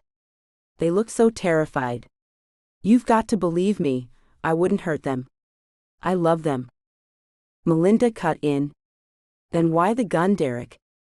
"I couldn't hurt them. I wouldn't, not ever." Tears fell down the man's cheeks. "Hurting yourself would hurt them," Melinda said smoothly. "Oh God." Derek collapsed in on himself, rolling into a small huddle in front of Melinda. She lowered to a crouch next to him, placing her hand on his shoulders. He shook under her touch. "No one was hurt. Audrey did what she needed to do. She called me. Let's get in the car and get you checked in at Oasis, okay?" Moving slowly, Derek stood up and let Melinda guide him into the back of the limo. Nando waited with the limo, while Melinda got Derek checked in for observations. He would be in for at least a week. They would take care of him, and she would come in to meet him a few times, to see if they could find out what had triggered tonight's episode. He had been even for such a long time. "That's it, the weapon has been surrendered and Derek is in safe hands," Mel announced as she slid into the limo and into Nando's embrace. She gave him a weak smile and then sighed, relaxing against his chest. "Thank you for coming with. I'm sure it was a violation of all kinds of privacy laws, but this was tough. Bad hour, panicked situation." "You do this regularly?" Nando ran a hand up and down her arm. "No. It's usually just phone calls. I need to text his wife." "You have such empathy and compassion for your clients. Are you like that with everyone?" "I care about them. I don't like seeing people I care about in pain." Melinda squirmed until she had her phone in her hands, and Nando's arms were still around her. She typed in the details Audrey would need, and ended the message with, "Call me in the morning after 10. Melinda wanted to try to get a few moments of sleep before she was sitting with patients. She didn't want to look at her phone one more time tonight. All she wanted was to go home and go to bed. "Can you drop me off at my place? It's closer than yours. I'll figure out how to get my car tomorrow. Right now I just need sleep." Nando followed her inside once they arrived at her condo. Mel was too tired to argue, and the thought of him holding her in bed was all that kept her from falling face first onto her couch. She should have been asleep, but there was solace in Nando's embrace she couldn't find anywhere else. "Miloba, you are not asleep." "No, my mind is reeling. Thank you for coming tonight. You didn't need to, but I feel so much better with you around." "I understand. Going out on tour doesn't hold much appeal these days. And to think it's all I looked forward to for so long." "Because of Argentina?" Mel tilted her head so she could look into his face. He nodded. "Why did you go back there?" Nando reached for her, pulling her even closer into his chest. "Come here." Melinda tucked in under his arm, resting her head on his chest. "Sorry, If you don't want to talk about it, you don't have to. Professional bad habit, asking leading questions. Nando played with her hair. My family has never wanted me to be a musician. Mel stopped herself from interrupting. She would have a chance to be indignant for him later. Right now, the tone of his voice said he needed to talk. It was her turn to listen. She would never understand how a family couldn't be supportive of someone with such natural talent. I am a vampire prince, according to my mother. A family embarrassment, according to my sister, and the continuation of the bloodline, according to my father.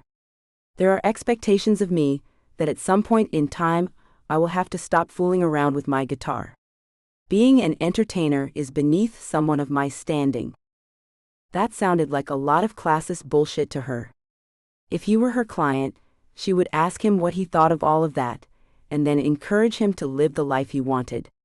She already knew a good portion of how disappointed his family was in him. Julia and Cyan talked, and they were not restricted in what they shared by patient confidentiality restrictions. She had a clear picture of what they thought of him. Every few years they drag me back into things. As if I would be lured with the glamour of running an empire. It's all Machiavellian backstabbing and manipulations. The more I play guitar, the more I realize how simple this life is. Touring is simple. Mel bit her lips shut again. She hadn't meant to blurt that out. She wasn't Nando's therapist, she was his lover, for now at least. She was allowed to comment, right? It's not straightforward and sometimes it's not easy, but it is simple. I travel, I play, I get paid, I move on. She listened, but soon sleep won out. When she woke, Nando was nowhere, and her car sat in its parking spot. Chapter 6. Focused on her notes about Derek and the night before, Mel barely noticed the yelling outside of her office. Johns had patients that yelled frequently. The door crashed open. Startled, she looked up. Julia Palatine stormed into the space, a snarl on her face. What do you think you're doing? Nicole followed on her heels, eyes wide, a small quaver in her voice. I'm so sorry, Ms. Franks. She wouldn't listen to me. Mel lifted her hands in a placating gesture. It's okay, Nicole. I'll handle this. Why don't you close the door on your way out? She watched the nervous receptionist rush from the room, closing the door with a hard bang. The poor girl probably jumped out of her skin at the unintentional slamming of the door.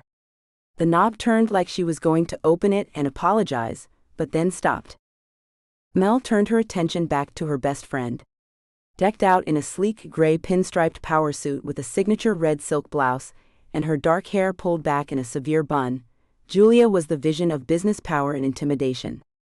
Her attitude and natural alpha inclination packed a freight train of momentum behind her drive. She was a force to contend with. You disappear for a couple of weeks, and the next time I see you, you're pushing your way into my office, scaring my receptionist out of her skin. Mel had grown up with Julia as she gained her power, and while Mel knew she would never have the natural fortitude of an alpha, she wasn't about to let Julia intimidate her. You're sleeping with him?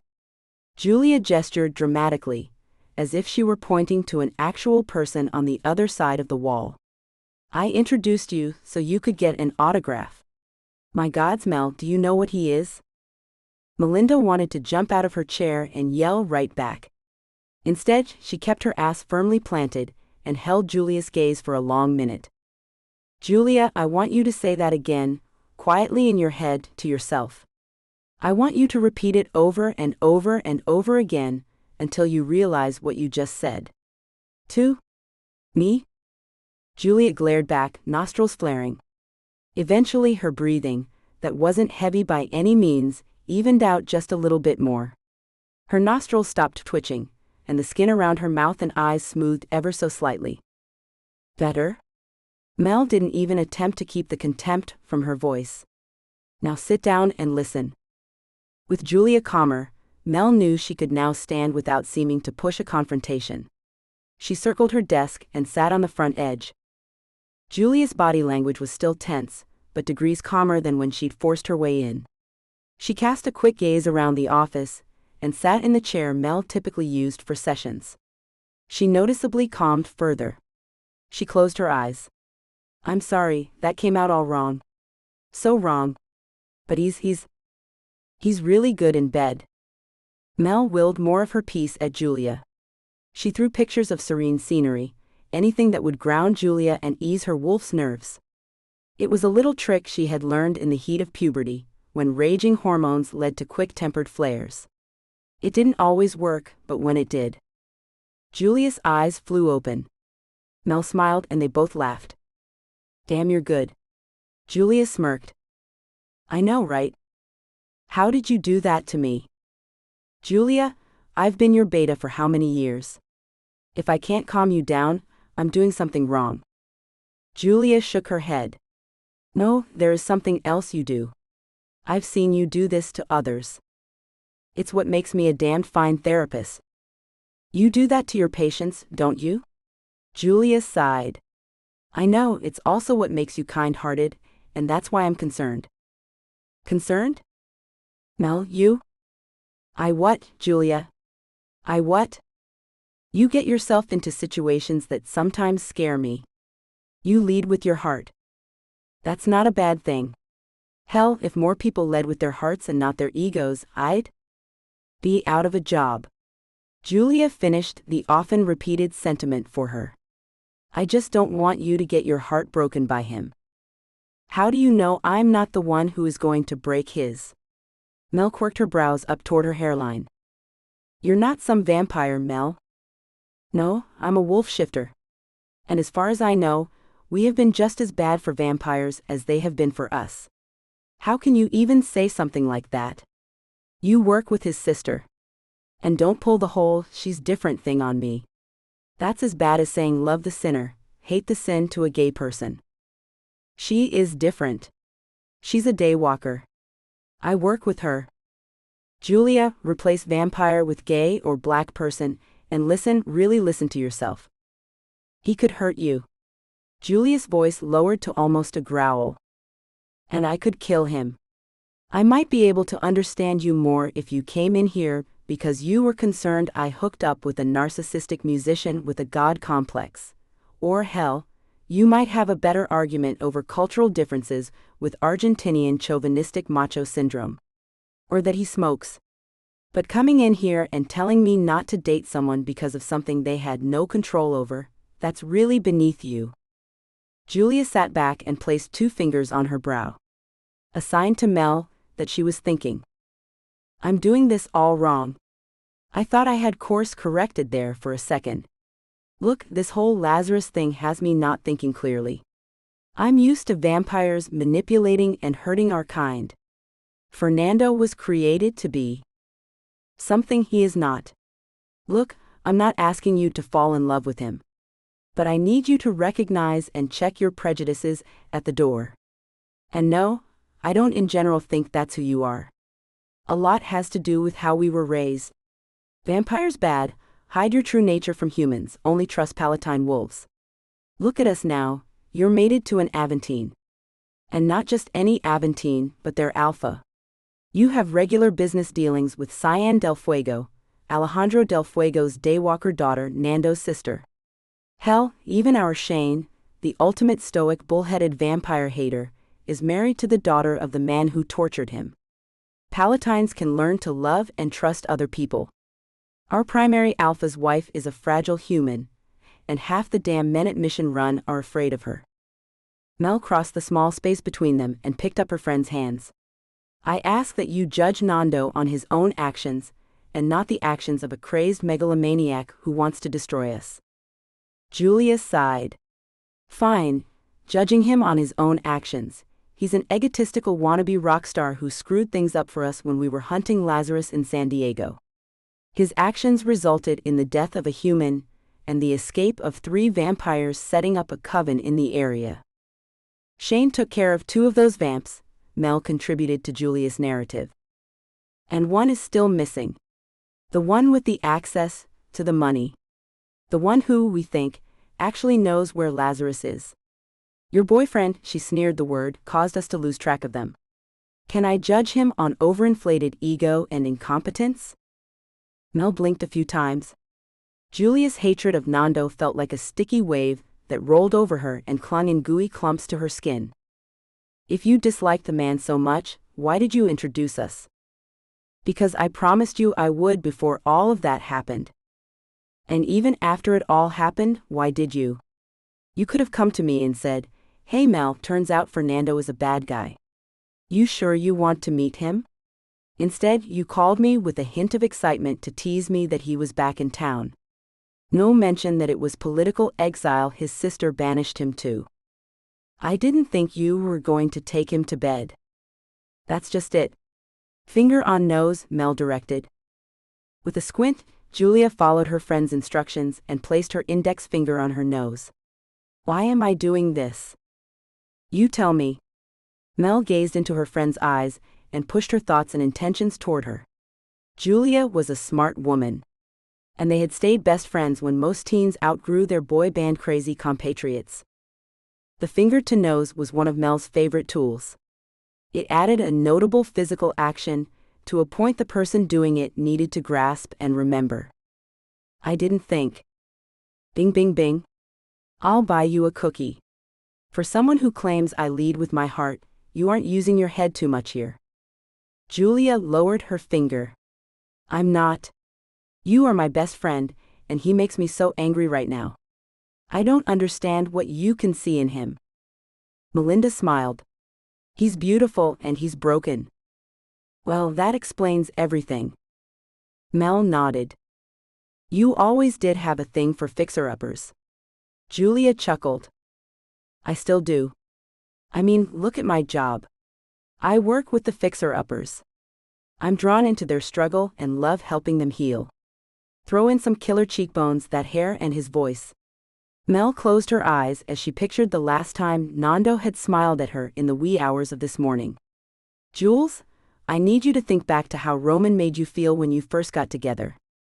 He infuriated you, and yet you still wanted nothing more than to breathe him in. Roman and I are mates. The two of you aren't. I don't need some glow to tell me that someone I care about is worthy of my love. I don't even know if vamps can glow. What about kids? What about them? I don't see you popping out offspring. You won't be able to have his children. All that information that Shane and Lucy unearthed in Vegas shows that shifter women can't give birth to daywalkers, if they even make it that far along. Trying to have his children would kill you. My biological clock isn't even ticking yet. Right now there is barely a we to contend with. I don't know if I'm just his San Francisco fling, if I'm even that much, and you're talking family planning. I don't want you to get hurt. Julia sounded defeated. I don't want me to get hurt either, but this, Mel motioned to the door, indicating Julia's rather dramatic entrance, was over the top. We could have had the I hate your boyfriend discussion over brunch or burritos. You need to stay in the Bay Area. Julia, for someone as successful as you are, your communication skills are off the chart bad. Julia grasped Mel's hands in a tightening grip. Promise me you will stay near home and not go cavorting off with him.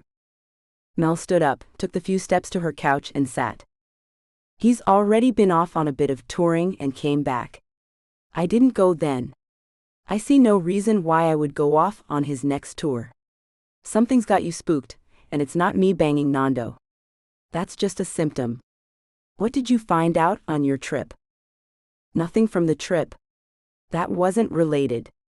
But I got a report in from Shane. Melinda sat up a little straighter. I thought he was out of this. For the most part he is. But it is his wife's money, and their lawyer is still tracking the attempts on her accounts. I guess there was another failed backdoor login. Our guys were able to track the ping a little further this time. Mel leaned in, eyes wide with excitement. The last few times they've lost the signal in Russia or Sweden. Whoever is trying to gain access is using a lot of mirrored entry points. It sounds very black hat hacker.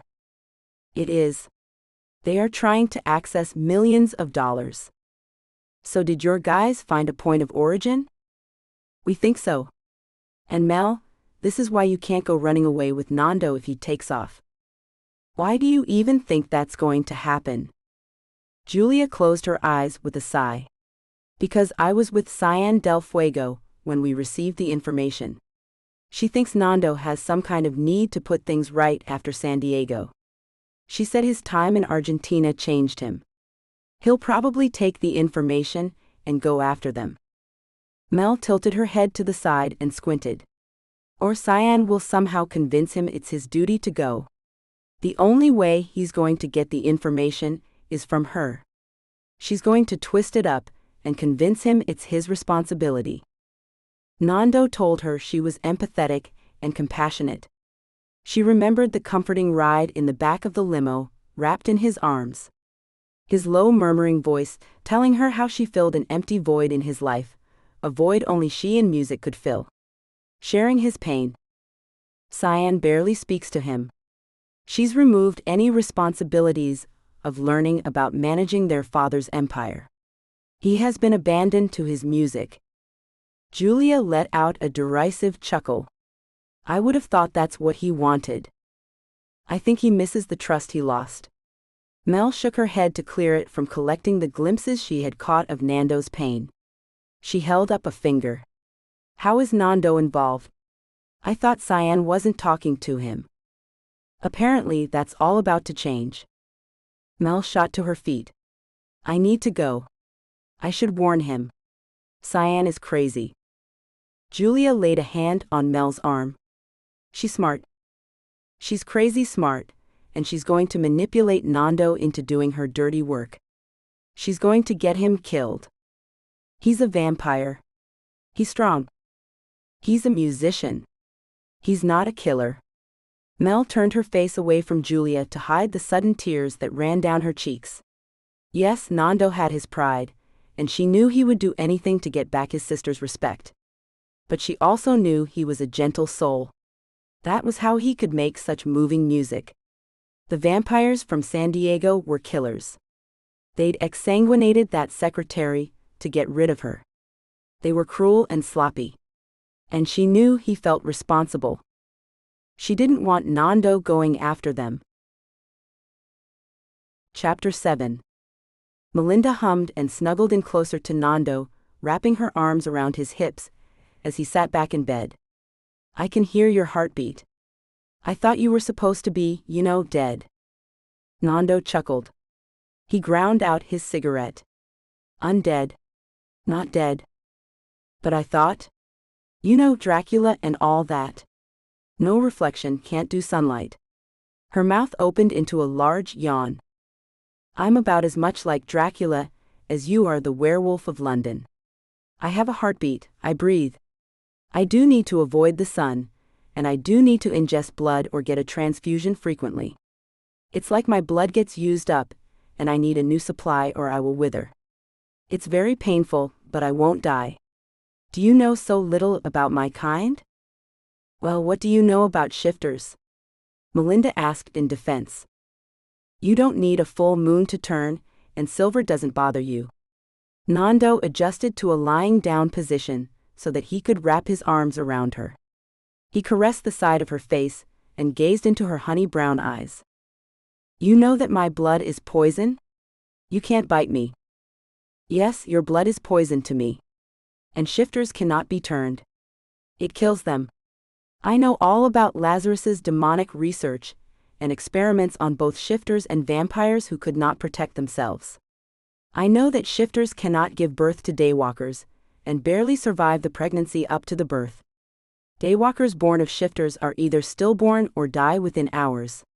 There has been only one to ever survive. Mel pushed up on her elbow. Really? I didn't know that. Nando furrowed his brow. How is it you do not know this? Maybe you do not know her? Lucretia, Lazarus's daughter. She is part of the situation that kept me away for so long. Mel sat all the way up. Lucy? She's a shifter? You do know her? Nando folded his arms behind his head. She is not a shifter. But her mother was. I didn't know that. How do you know all about Lazarus's work on shifters? My sister has a vested interest in seeing the legitimate end of the man. He threatens not only your kind, but vampires and my father's empire. Cyan wants to make sure that none of that ever happens. She likes her position of power. Father wanted me to join her again. I was there in San Diego when she recruited Lucretia to get in touch with Lazarus over some accounts our people were watching. It didn't work out very well. The rest of the details were presented to me after I was sent back home. Argentina. See? They wanted to remind me of the expectations I am to uphold. But I'm not some liege lord listening to complaints and dealing out justice and punishment. My sister revels in that. So why doesn't she take over? She isn't vampire. Nando's statement sounded dramatic and profound, and like an old argument someone else had used on him. She's a daywalker, how? No, that's none of my business. I'm sorry. Don't be. My family tree is more than a bit complicated. And family business is a bore and more complex than I assumed. In my hubris, I expected other vampires to kowtow to the decrees cast down to them from my father. After all, Alejandro del Fuego is the most prominent and powerful vampire on this side of the world in centuries. He has unified coven structure. He is loved. He is feared. He is revered. And for a moment I bought in, again. You're talking about those vampires in San Diego, aren't you?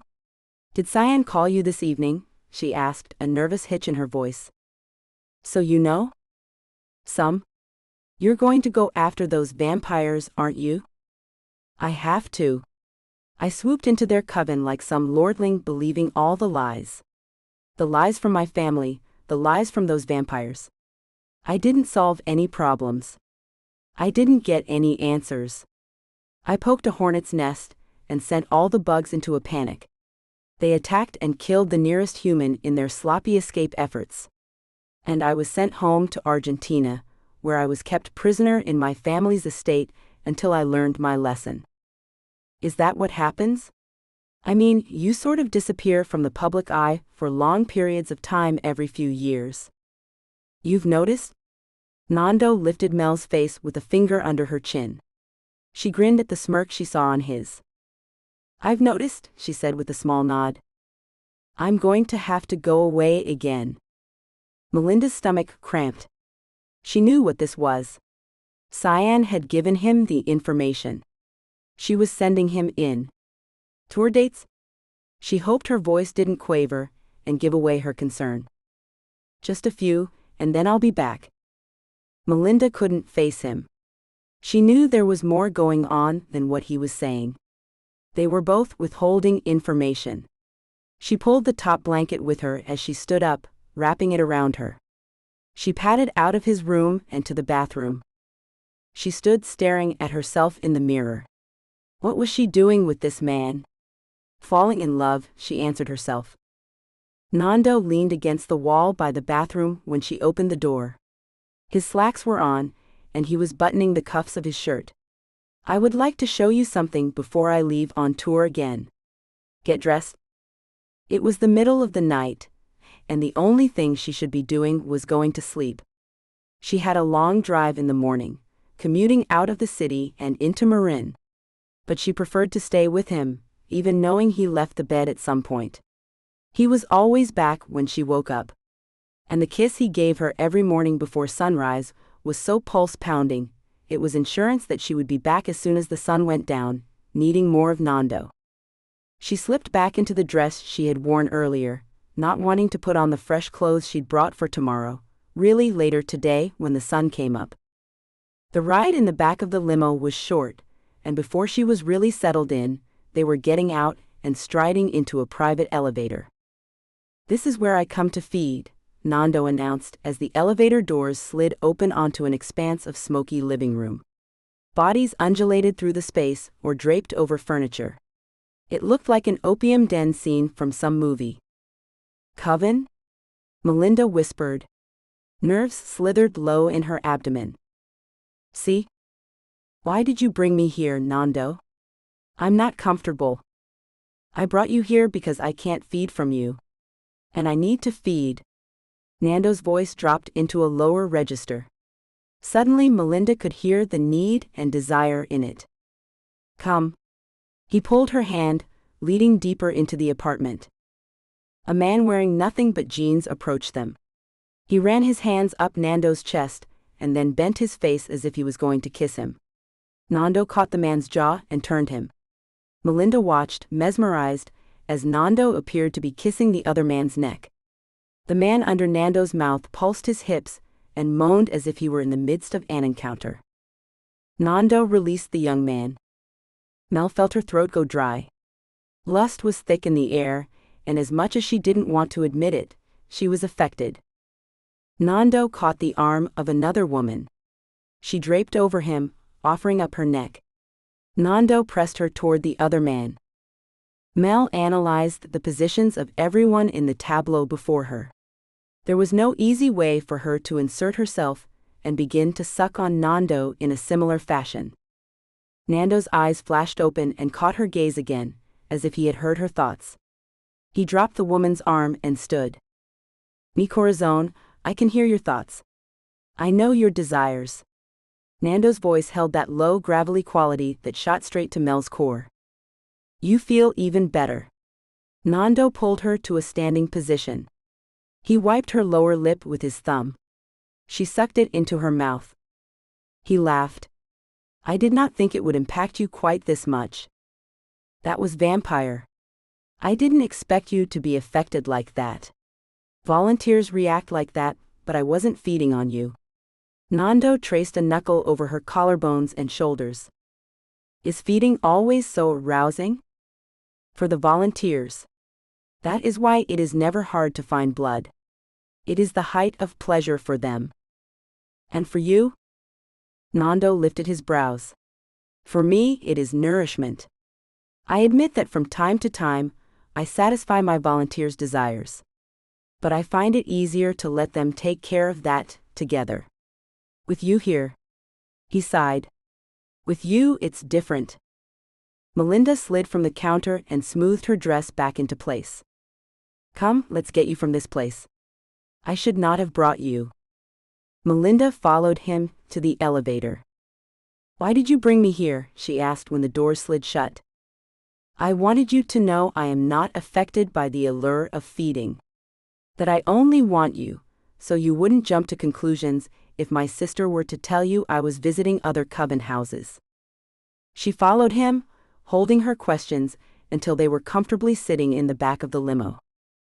Why would Cyan do something like that? Nando huffed and threw his hands in the air. She is Cyan. She undermines me constantly. She will try to scare you off. You need to know I won't be in Seattle only for the tour. I know. It was hard to keep her voice even. She couldn't look at him. Julia visited me today. She told me they traced something to just outside of Vancouver. She also said Cyan would send you. Nando wrapped his arms around her, sliding her across the seat and into his embrace. So you know more than you are sharing. And you're leaving out parts that you aren't sharing either. Nando laughed. Mel could feel it rumble through his chest and into her. I wanted to protect you. Don't shut me out or mask things. You can be honest with me. Nando nuzzled against her hair. I have to go away. I have to try to fix this. Cyan isn't exactly sending me, but she knows I will go now that I have the information. I will have to feed when I am gone. I will visit other coven houses. But I will only think of you. And you'll come back to me? I think mi pequeña loba, I will always come back to you. I have found what home feels like in your company. And I know what love is in your arms. Chapter 8. With Nando gone, Mel was suddenly alone.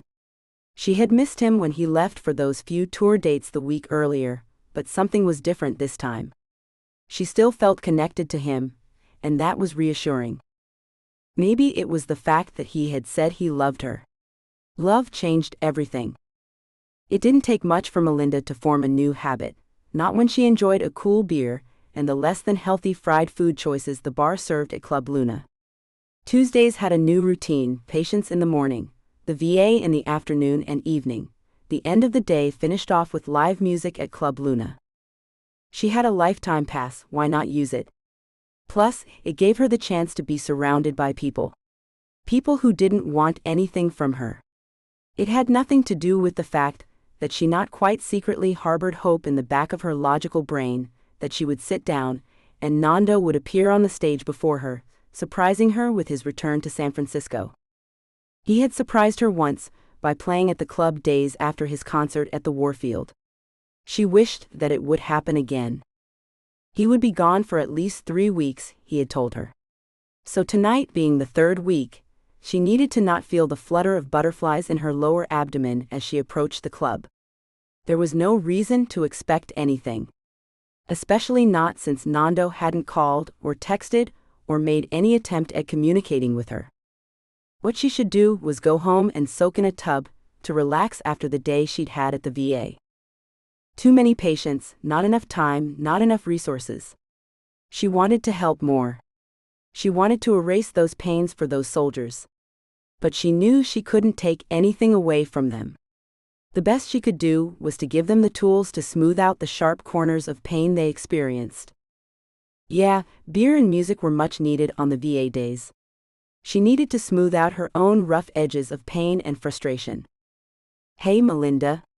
Greg, the young man who ran the ticket window, greeted her. He had made good on his promise to remember her. She had decided it was only fair to learn his name in return. "Hi, Greg. Who's playing tonight?" She held her breath for an imperceptible second, hoping he would say Nando was back. "We have a small jazz ensemble tonight. You might like them." The music wasn't what Melinda typically listened to. However, the beer was what she needed. And the music did have a soothing effect. Club Luna was the perfect balm to a stressful day of work. She would be back next week, and hopefully so would Nando. Of course, if he was back, she might skip the club to spend the night working out her frustrations in his bed. After all, making love to Nando was better than a full-body massage. He left her completely boneless and satiated. There had to be more to this obsession of hers. She couldn't base an entire relationship on sex. Could she? Nando had said that she was home, she was love. What had he based all of that on? The inexplicable connection she felt around him. The way she felt protected around him. The way he didn't let her go into a dangerous situation, alone? Derek wasn't dangerous, but how was Nando to know that? The man had a gun. Mel watched as the man on stage disassembled a small drum kit. The bass player and the singer in the silver-fringed dress were both already gone. She blinked as she realized the show was over. She had missed most of it, lost in thoughts of Nando. She wouldn't worry until the end of the week. She wouldn't stalk his house before then. He had given her a timetable. She needed to not worry until the full 3 weeks had passed. But what was she worried about? That Nando had gone into a dangerous situation, or that their affair would be over? Both. It was both. Nando was not like the alphas she'd grown up around. He was all male and full of righteous ego when it came to his music. But that was it. He was a musician, not some warrior. Not the Machiavellian prince he complained his sister wanted him to be.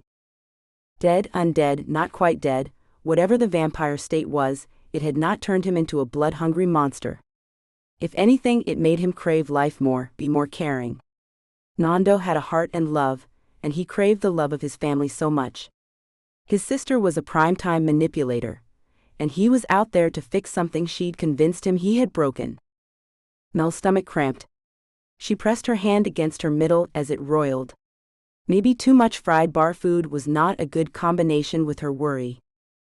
The estate was set back from the road, behind a gate, a hedge, and a long drive. The actual building was hidden from view, but Fernando knew it was there. He had the driver drop him at the gate, and waited until the car pulled off before jumping over.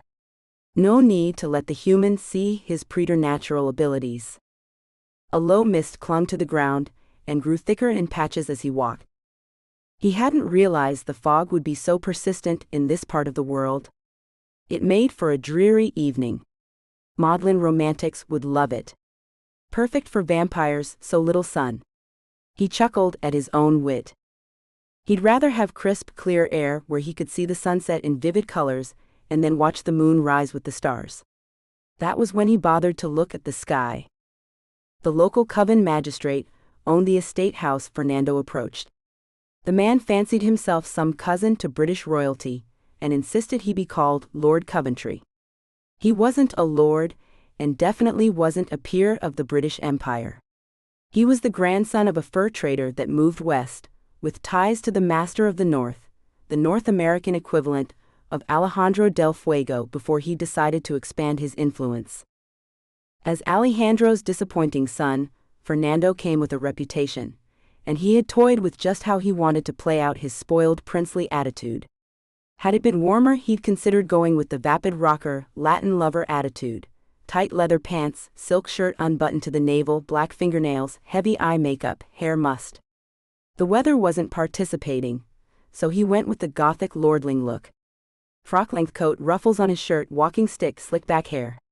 The point was to present a visual that matched a preconceived notion the local coven master had already in his head. Fernando del Fuego was a bit of a libertine and a fop, with an inflated sense of self-worth and no real brains. A smile pulled the corner of his mouth up. Sylvian thought that of him, and as their father's chief lackey, she was certain to spread her less than flattering opinion of her brother around. Fernando dropped his cigarette, crushing the tip with his walking cane. It wasn't so much that he was inept in vampire politics as that he really didn't care. He held no personal desire to control and manipulate others beyond his immediate needs. He didn't want to run and rule a corporate-like structure that demanded tithes and maintained a low level of threat to ensure the peace between covens. Sylvian thrived in that environment. Not him. Vampires functioned well with guesting laws and feeding limitations. He sighed. Well, maybe that was the point of his father's empire, to ensure that guesting laws were followed so visiting vampires were safe and considered guests, and feeding limitations were enforced so there weren't dead bodies with bite marks littering the cities. Alejandro's expansion into the United States and northern Mexico divided his little empire. He held Argentina, Uruguay, Paraguay, Chile, and most of Bolivia. Not content to be master of the South, he went in search of opportunities. He wanted to rule from the Strait of Magellan to the Panama Canal. Montenegro of Brazil, an equally strong coven master, prevented Alejandro's continent-wide expansion. Several border skirmishes with Montenegro left him licking his wounds without any territorial growth. And then Lazarus, who held most of Mexico and California, lost control. His covens were left masterless. Lazarus's abandoned covens were set up like dominoes, ready to fall with a little push. For the most part, Alejandro only had to sweep in and pick up the pieces.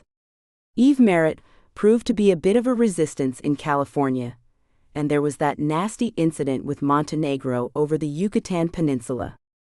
Alejandro lost Central America, but in the end he dominated Lazarus's old territories, picking off resistance like Alexander the Great conquering lands from Greece to India. He just needed the right empire to fall. Would Coventry know that factions loyal to Lazarus were operating in his region? Would he even care? Father wanted all vestiges of Lazarus removed, and that meant find the man and any of his followers and destroy them. His mere presence threatened the empire Alejandro del Fuego was after. An empire Fernando wanted little to nothing to do with. He reached the house. It appeared from the mist like a country manor that belonged on the moors of England. The stone facade presented a simple wide front with white-trimmed windows and a front door that opened directly onto the drive. The fog hid wings that sat back from view. The first look was deceptive. Fernando knew the home to be extensive. The door stood open with a liveried butler waiting. At least they were expecting him. Señor del Fuego, Lord Coventry requested that you wait for him in the library. Fernando followed the man through a hall of polished hardwoods and tapestries to a room lined floor to ceiling with books. It had the musty smell of an old bookstore. Fernando cast his gaze around. These books were for show, not for reading. He found a gilded red velvet settee to sit on. It was perfect. Fernando was good at presentation.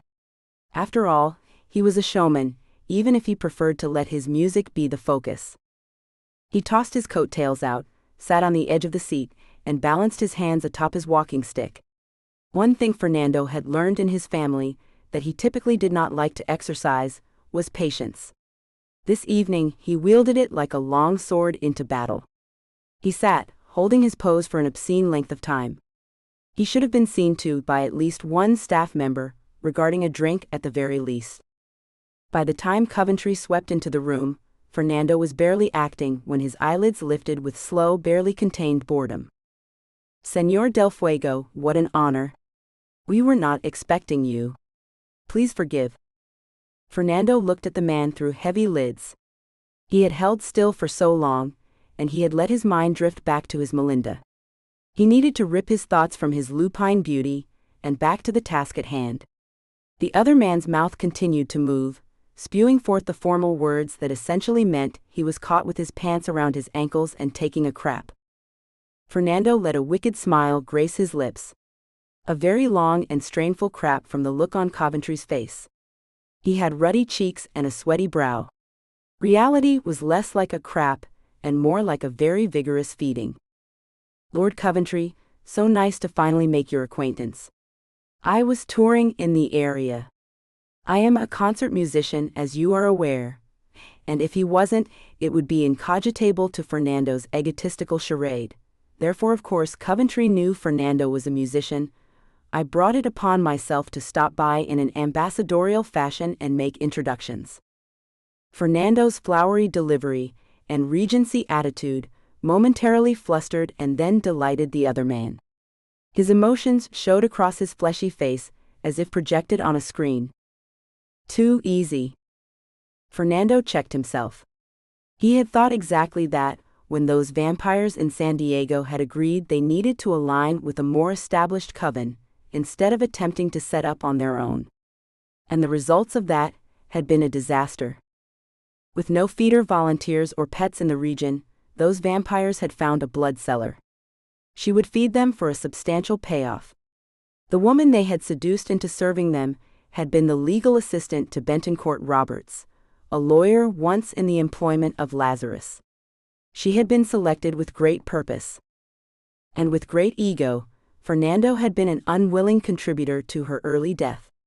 Because of his actions, his sister would never be able to swoop in and question the young woman regarding how much she was aware of regarding certain financial accounts. Follow the money, and the bad guys will reveal themselves. That was the real reason Fernando was here. It wasn't to be some pompous son of the Master of the South, paying his respects to the local coven head. Hell, he had been in and out of the region's covens for years on tour, and never once felt the urge to meet the local man in charge.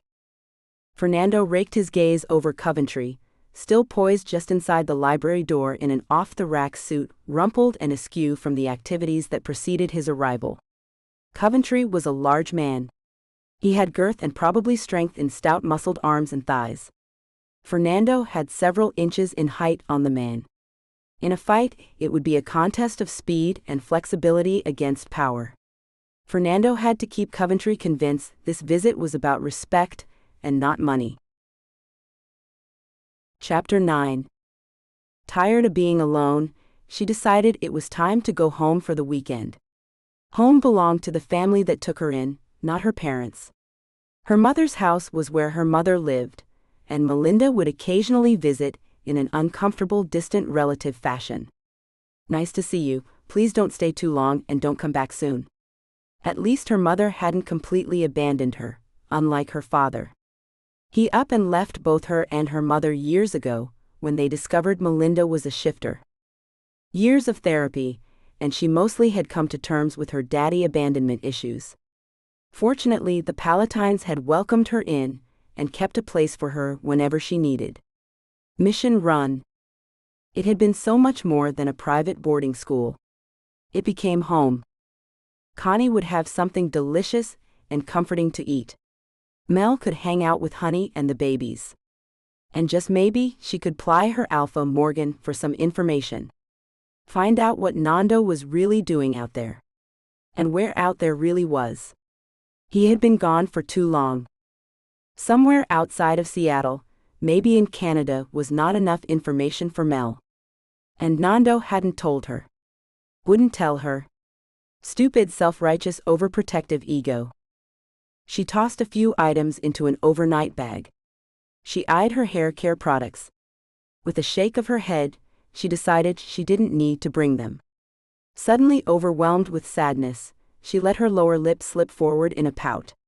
Nando was gone. She wouldn't need to wash her hair every day, since she wouldn't be around him smoking. With a deep but shaky inhale, Mel grabbed the rest of her toiletries and headed out the door. Less than an hour away, deep in the hills of Sonoma Valley, she pulled up in front of the car barn, threw her bag over her shoulder, and headed up to the main house. "Sneaking in, are you?" A large booming voice greeted Mel as she crossed a bricked-in patio and stepped through a sliding glass door. "Remy," she said with a smile. "I thought maybe no one would notice if I slipped in for the weekend." "Aren't you the one who would try to slip out for weekends at a time, thinking no one would notice?" The older man laughed. He changed the direction his electric wheelchair was headed and met Mel halfway into the room. She placed her bag on a chair before leaning in and giving him a kiss on the cheek. "It wasn't just me. Julia. Julia Morgan Caro Dante." He actually rolled his eyes when he said Dante. Of course, this new group isn't any different. "You can't be telling me there's another Dante?" Remy sighed. "Fortunately not. Haven't had a miscreant like him since Leslie. Dante gave me gray hair. Les turned it all white. I thought that was Jojo." Melinda smiled as Remy complained about his charges. She knew he did so with love. Dante had been a troublemaker. A really cute one too. Fortunately, Melinda grew out of that infatuation. Now Leslie, she would love him and his culinary skills forever. A few years older than him, Melinda missed the worst of his antics, but was around enough to get the best of his cooking. He had a natural talent in the kitchen. Following that train of thought, Mel's stomach protested loudly that they hadn't stopped for food and demanded they head to the kitchen. Remy glanced at her noisy middle before returning to look her in the eye. "I'm sure there is something in the kitchen you can snack on before dinner tonight." Connie always had food ready to eat. She ran that kitchen almost like a cruise ship, constant food. "Let Jinx know I'm here if you see her before I do," Mel said as she headed in the direction her stomach demanded. Mel paused just outside the kitchen and inhaled. Connie was a magician in the kitchen. She knew that food had emotional ties to home and family. Every bite of every meal served felt like an "I love you" to Mel. "Connie, I don't know what you are making, but it smells heavenly," Mel said as she stepped into the kitchen. "Thanks," a deep voice, not belonging to Connie, answered. "Connie's not here." Mel stopped and looked at the young man checking the ovens. "Les?" "Oh hey." He grabbed a towel and wiped his hands off. "Haven't seen you around here for a while." "Tia took off for a few days. Me Prima just had a baby, so she put me in charge and took off for Sacramento. Lemon bars are just about to come out of the oven. Wait around and you can have some." "Thanks," Mel said as she found a stool to perch on. She leaned forward and grabbed a snack bag of chips from the counter. "I thought Morgan hated lemon bars." "Why do you think I'm making them?" "Just 'cause he's the alpha around here doesn't mean I'm not gonna bust his chops." Les lifted his eyebrows and grinned. Oh yeah, he was still a troublemaker. "Lemon bars are to keep everyone away from his private batch of cinnamon rolls." "I'm not dumb." Mel laughed. Yes, coming home had been the right decision. "So how have you been?" She popped another chip into her mouth. Les shrugged. It's been challenging since the big fire took out the hotel I was working at. But I think I have a lead on a good spot with a boutique hotel opening in St. Helena. We'll see. In the meantime, he turned and whisked an industrial-sized pan from the oven and placed it on the counter with a rattle. Lemon bars?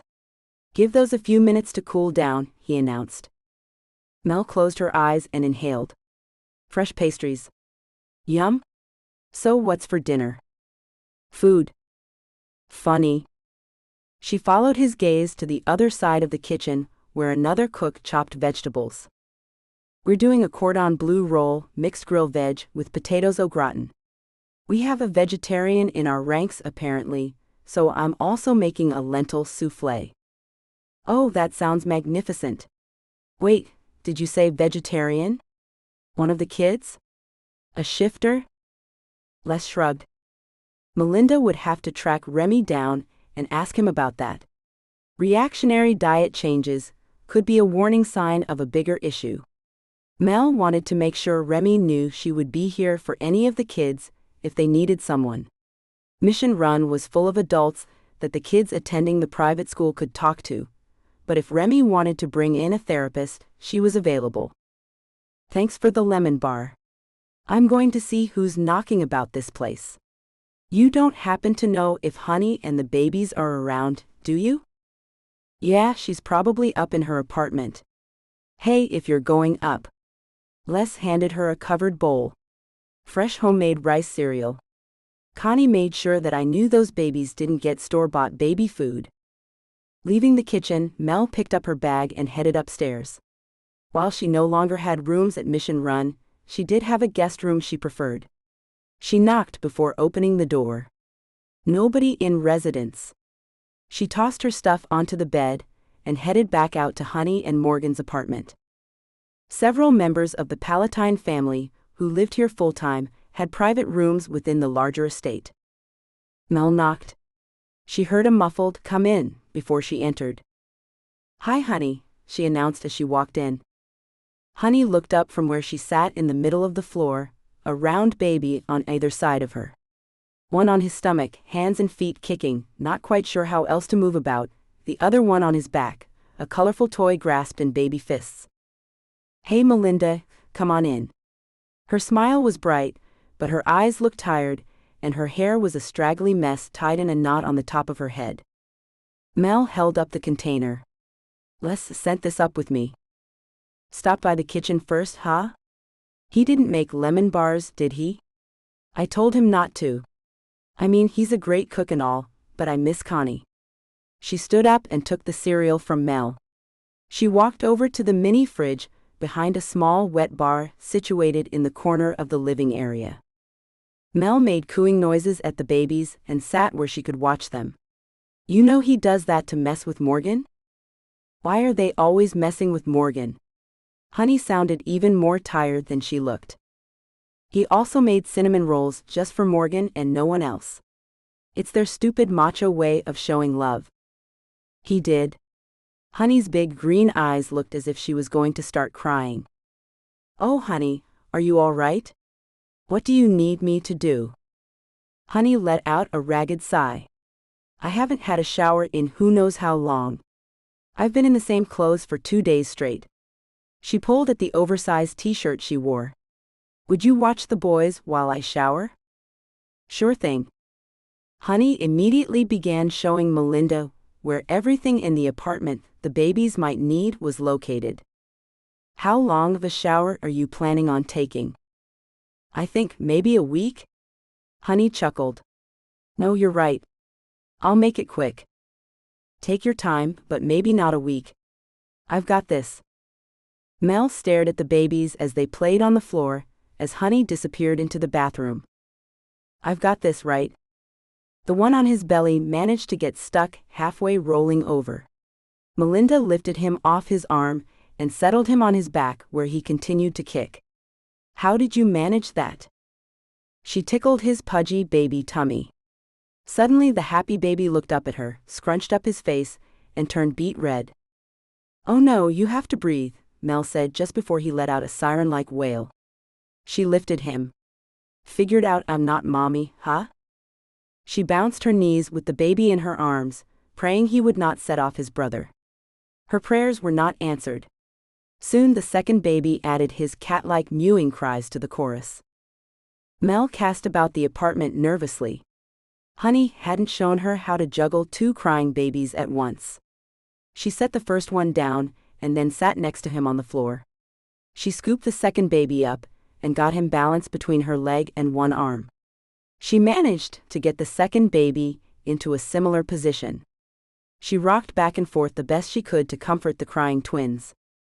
The door opened, and in walked a tall man with dark curly hair. "Hey babe, I came." "Oh, hi Melinda. Help?" Morgan took one of the boys from her arms. "Where's Honey?" Melinda positioned her crying charge to a more comfortable position, and he soon settled. The baby in Morgan's arms had stopped crying the second his father held him. "She's in the shower." These two seemed to have her worn out. "Both of us, but she's the one taking it all on. She's a real superhero. I mean twins." Morgan looked a bit poleaxed himself from the double impact of new dad plus twins. "Not like they don't run in your family." Morgan stared at her with a quizzical look on his face. "Twins don't run in the family." Mel stared back at him. The new dad routine was impacting his higher order thinking. "They do historically," she said. He kept looking at her like she was insane. This really was out of character for him. "When was the last time either you or Honey had a full night's sleep?" she asked. The heartburn kicked in around the 7-month mark, so 6 months ago? She was uncomfortable those last few months of the pregnancy, and the boys don't sleep through the night at the same time. One might have a good night, but the other is up. It's almost feeding time. "Let me get this one changed, then I'll change Pole. Be right back." Morgan left the living room. "So you're Pollux. That means your daddy has Castor. I wonder how he can tell you apart." "Oh, I'm so stupid," Morgan called out from the other room. "Remus and Romulus, duh, twins in the family." When he returned, they swapped babies.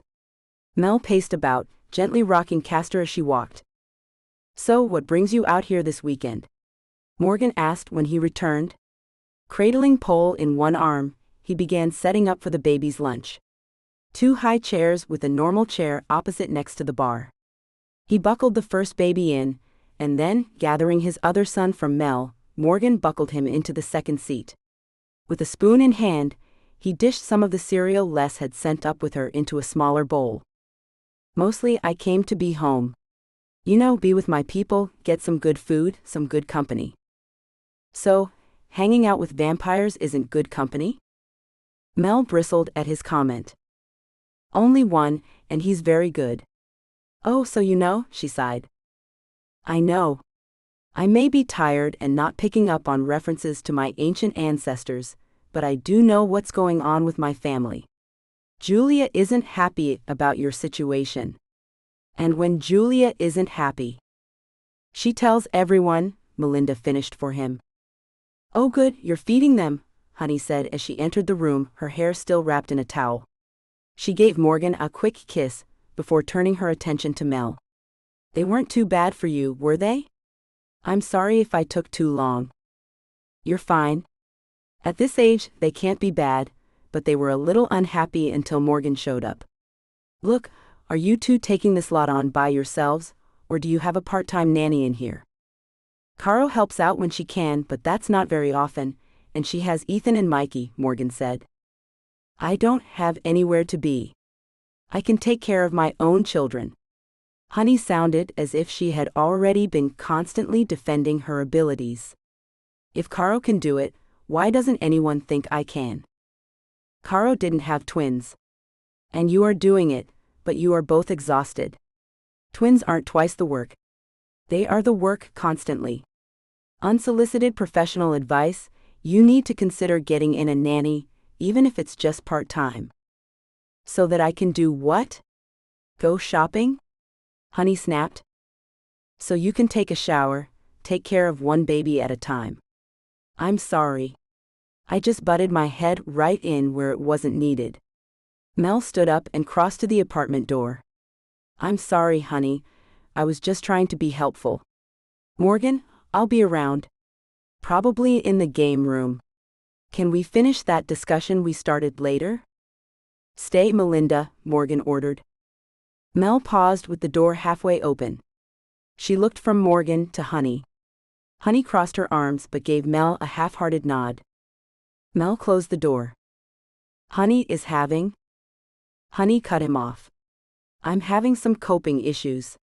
Every time someone tells me to get help, all I hear is how I'm failing as a mother. Caro's over there running the damned winery and raising her 2 boys, and it feels like everything is a criticism. She tightened her crossed arms and rolled her eyes. I'm sure when Julia has children, everyone will hold her up as a shining example of how to do it right too. Mel relaxed a bit.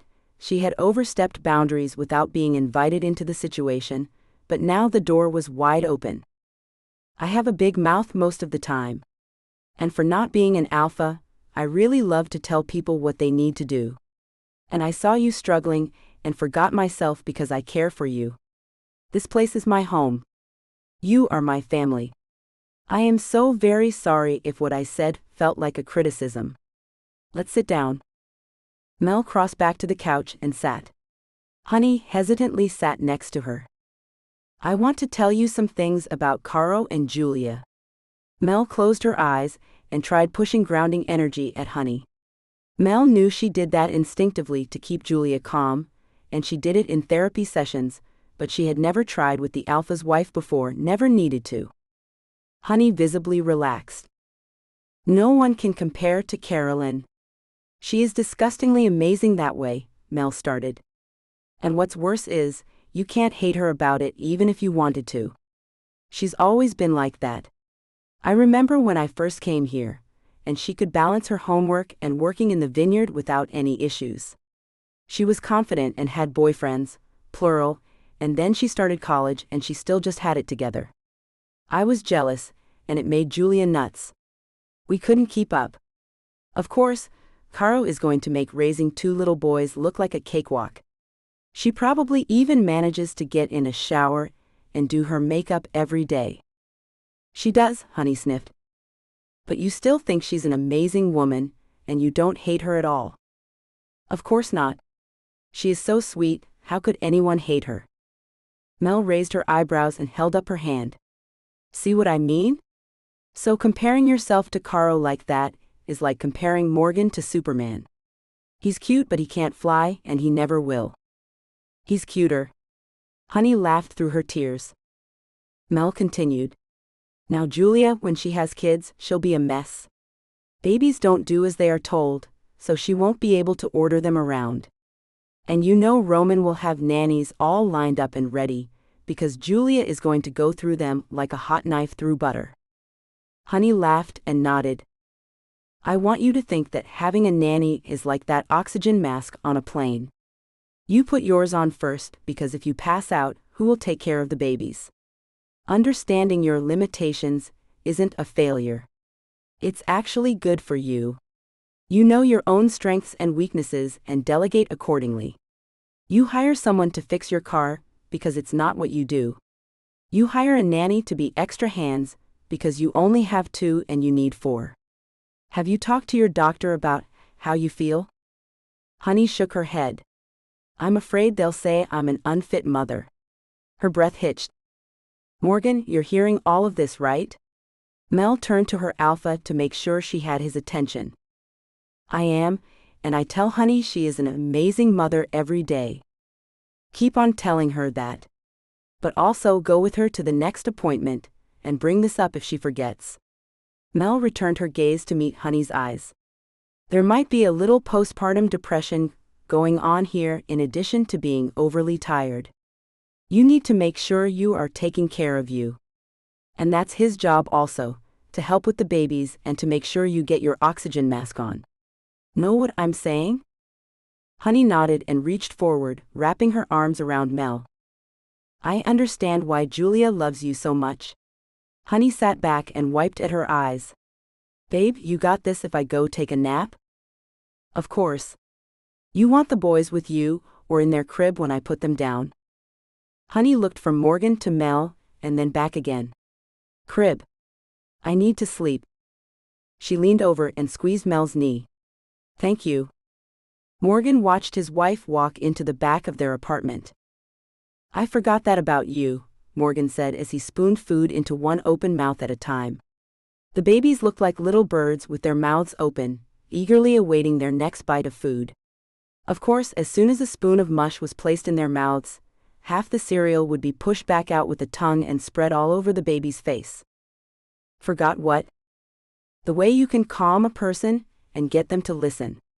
The way you can see what's going on when they are trapped inside a situation. I don't know why either of us hadn't thought about postpartum depression before, Morgan continued with his attention on the babies, but glanced over at Mel.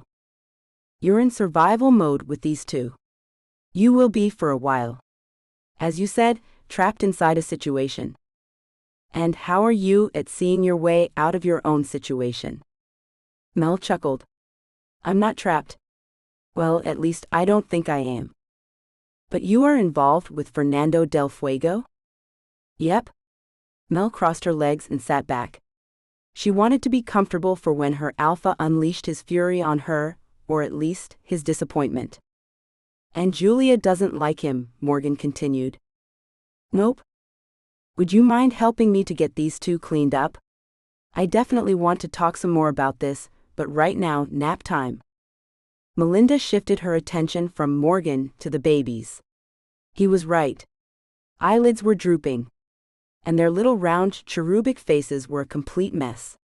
Fortunately, cleanup on sleepy babies was easy. Just gently wipe down with a warm, damp washcloth and murmur until limp with sleep. Morgan put the boys down somewhere in the back. When he returned, he sat in the armchair across from where Mel relaxed on the couch. What do you know? Morgan steepled his fingers together. What should I know? What do I need to know? What does Julia think I've gotten myself into? Melinda began talking to herself, but out loud so Morgan could at least hear her thought process. First off, yes, I'm involved with Nando. But it's not some crazed dungeon, mad scientist BDSM thing Julia seems to think it is. He's not experimenting on me. It's an affair, with all the emotions and messy what-ifs. I could see there being a concern if I was a regular human. The feeding, it's enthralling. But he can't and doesn't feed off me. I know Julia is worried that I'm lured in somehow. And I am, but it's mutual. He's drawn to me just as much as I am to him. And that has nothing to do with him being a vampire. That's attraction, plain and simple. Okay. Morgan nodded. So where has your boyfriend been the past month? That's something I was hoping you could tell me. The last time I talked to him, he was getting ready to do a show in Seattle. This morning? Mel fished her phone from her pocket. She pulled up a screen capture of an entertainment news announcement. The short article read, Fernando no-show at own concert. Del Fuego has a history of last-minute cancellations, but always with excuses. No reason was given this time. Del Fuego's management had no comment. She tossed it to Morgan. He caught it and stared at the screen. That was online. Typically when an announcement like that comes out, he's been recalled, that's what he calls it, back to Argentina. He disappears from the public eye for a few months. I don't know how to get a hold of Cyan to find out if he's in Argentina, or if she knows anything. And I'm getting worried. Morgan leaned forward and handed her phone back. Why are you worried? I understand he messed things up in San Diego. He told me after that he was basically held against his will at his family estate. I also know that Cyan gave him some information that indicated that one of the vampires might be up there, in that area between Seattle and Vancouver. Did she send him out there, only to punish him and treat him like some teenager to be grounded because they messed up? You don't know anything else? At that moment, one of the babies made a fussing sound. Morgan paused and got up. Mel waited for him to return. He was back in his chair a moment later. Where were we? He asked. You were going to tell me what was going on, right? That would mean I know what's going on, and frankly I don't. We haven't had any big breaks since our counter-hackers traced that ping to a server farm in the Pacific Northwest. We don't know if the login to the account was local, or if that was another relay point. It's just the last IP address we could identify. Mel slumped. Then where is Nando if that was a dead end? Well, this is where it gets interesting. Did Julia tell you about the run-in she had with a vampire and a Canadian girl a few years ago? The imposter chick who thought by killing an alpha, she could gain their powers? Melinda knew. That was the trip where Julia finally succumbed to Roman Aventin's charms. Right, her. Well, Meyer, the alpha in the Toronto area, yeah, he's been doing some digging. Didn't like how easy it was for some vamps to come in and manipulate the weaker members of his family. Education would help that, Melinda sneered. Agreed. I think they are tackling that. He says they traced that vampire back to British Columbia. Vancouver? Mel's eyes went wide. Morgan shrugged. That area. The good news is we now have more contacts. The vamps working with Lazarus are trying to work underground, create groundswell. Not only do they want the wolves to go to war with each other, they are working to undermine local covens. Lazarus wants total anarchy. Anarchists don't make plans. They don't organize. They do if their goal is to create chaos, only to come in and restore the calm like some kind of hero. Or they revel in chaos. Who's to say that Lazarus is even planning all of this? He hasn't been seen. He's just credited with it. Mel waved her arms around. All these fear tactics. Exactly. They want us on edge and making mistakes. It wasn't until those accounts in Lucis' name were accessed that we were able to unequivocally state it was Lazarus. Evidence pointed to him. Those accounts weren't hacked. Whoever gained access had passcodes and account numbers. Mel took a deep breath through her nose. She closed her eyes and let the air slowly flow from her lungs. Who is north of us? She finally asked. We're in Del Fuego territory. I'm not up on my vampire history. Before that it was Lazarus. How big was his reach? Morgan shook his head. I don't know. I wasn't too big on learning their politics either. Then again, this whole reaching out to other wolves is all so new. I was raised with keep to what you know and keep your family close. When I was a kid, it was stay north of the Golden Gate. San Francisco is for the vampires, and then suddenly it wasn't a forbidden zone. But we still kept to ourselves, and the vampires didn't bother us. I guess that's about when the power shift happened. Morgan stared at the ceiling. I liked it better when I didn't have to know vampire politics to keep my family safe and my business running. Chapter 10. Fernando lifted his head. Bad idea. It was best if he let it hang against his chest. His mouth was dry. That was the first thing he noticed. Focus was hard. He needed blood. His current pulse was way too high. He lifted his head again. Lack of blood explained the sudden onset of dizziness and the lack of strength. Where was he? And the confusion. He started to pull his hands to his face, but his arms didn't come. Something prevented him from moving. He tugged on his arm. Restrained. Fernando blinked several times, trying to clear his vision. His focus wavered in and out like car headlights on a wet and rain-soaked street. His gaze followed his outstretched arm. At the end, his hand hung rather limply. He flopped it about to confirm it was his. The effort it took to move was disproportionate to the amount of activity the hand performed. At his wrist, a twist of multi-hued. Damn, the colors were moving. His vision faded. Fernando's eyes flew open. He inhaled a hard gasp of air, not that he needed it, he wasn't exactly living. He could go without breathing for lengths of time, then again, he wasn't exactly dead. But he was low on blood. His pulse rate had increased.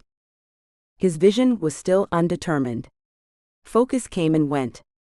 Squinting didn't seem to help. He tugged at his arms. Still tied up. He followed his outstretched arm again, following the colorful binding at his wrist to posts on a sturdy wooden frame. He couldn't wriggle his legs. No, they weren't resting on a soft mattress as he'd hoped. Being tied to a bed wouldn't be all that bad.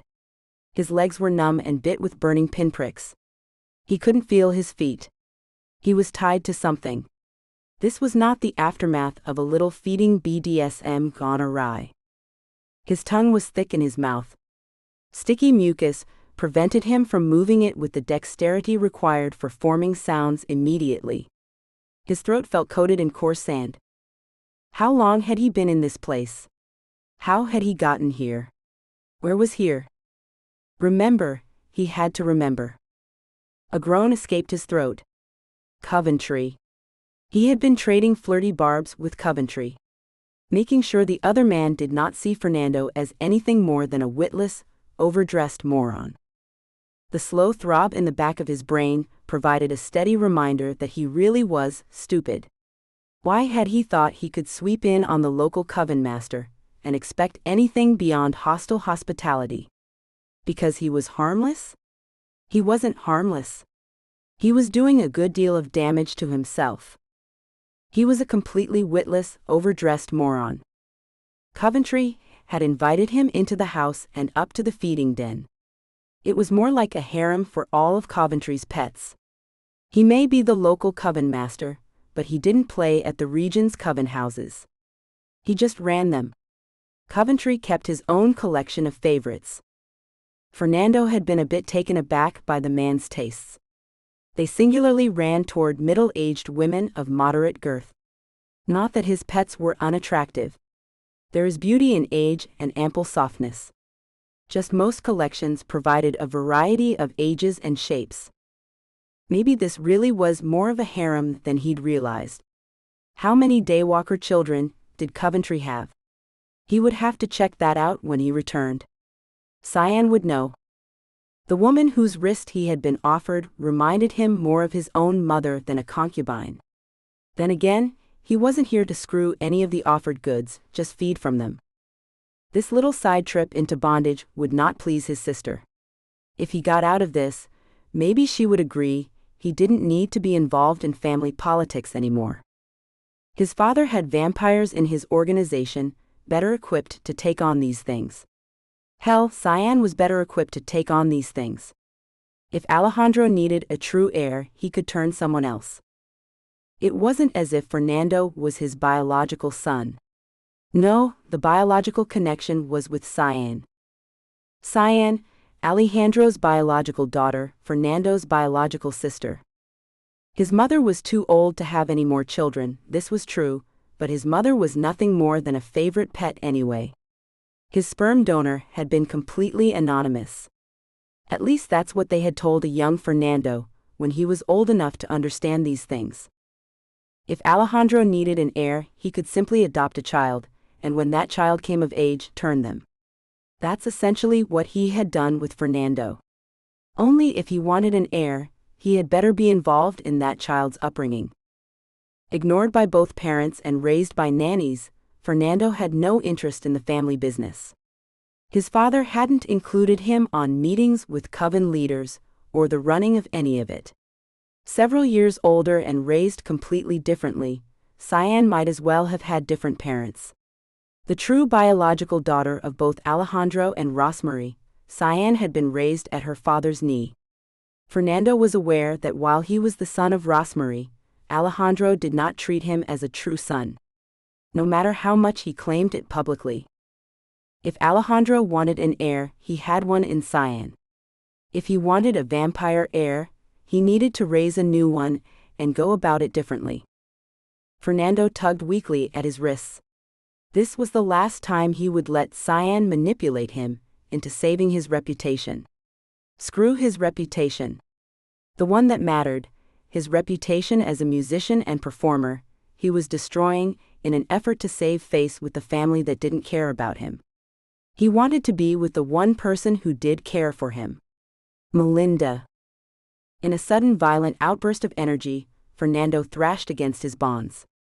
He passed out immediately. His head throbbed even more when he came to. If he let his mind drift to Melinda and her warm smile, things didn't hurt so much. Not his pounding skull, not the hole in his soul that his family had incinerated with their expectations and disapproval. Melinda and her supple body and smooth skin filled the empty spaces that he had filled with music. He smiled. She was music, his music in physical form. It made perfect sense that she would be a shifter. Beautiful and dangerous. Forbidden, yet so desirable, he couldn't help but be drawn into her depths and drown. But by some miracle she never let him sink under the surface and fade. She buoyed him up so he floated. A melody, smooth and graceful, played through his mind. The fingers of his left hand twitched as if he placed them on the frets along his guitar's neck. His right alternated between picking individual strings and strumming for a full chord effect. The song in his head grew and faded as images of Melinda floated past his vision. A backbeat added and kept the rhythm in his head steady. The music of Melinda formed itself. It was the most beautiful thing he had ever heard. The backbeat changed, no longer a resonant boom, it was the sound of feet on concrete. A dull thud followed by a scrape. Reality pushed at Fernando. He wanted to stay lost in the music in his head, and not face the reality that someone with a graceless and heavy step walked toward him. Fernando willed his eyes to work, to focus. A gray blur approached. He pushed his tongue around in his mouth, forcing it to comply. He needed to speak. The noise that emanated from his throat sounded dead and dry. "Coventry, what have you done?"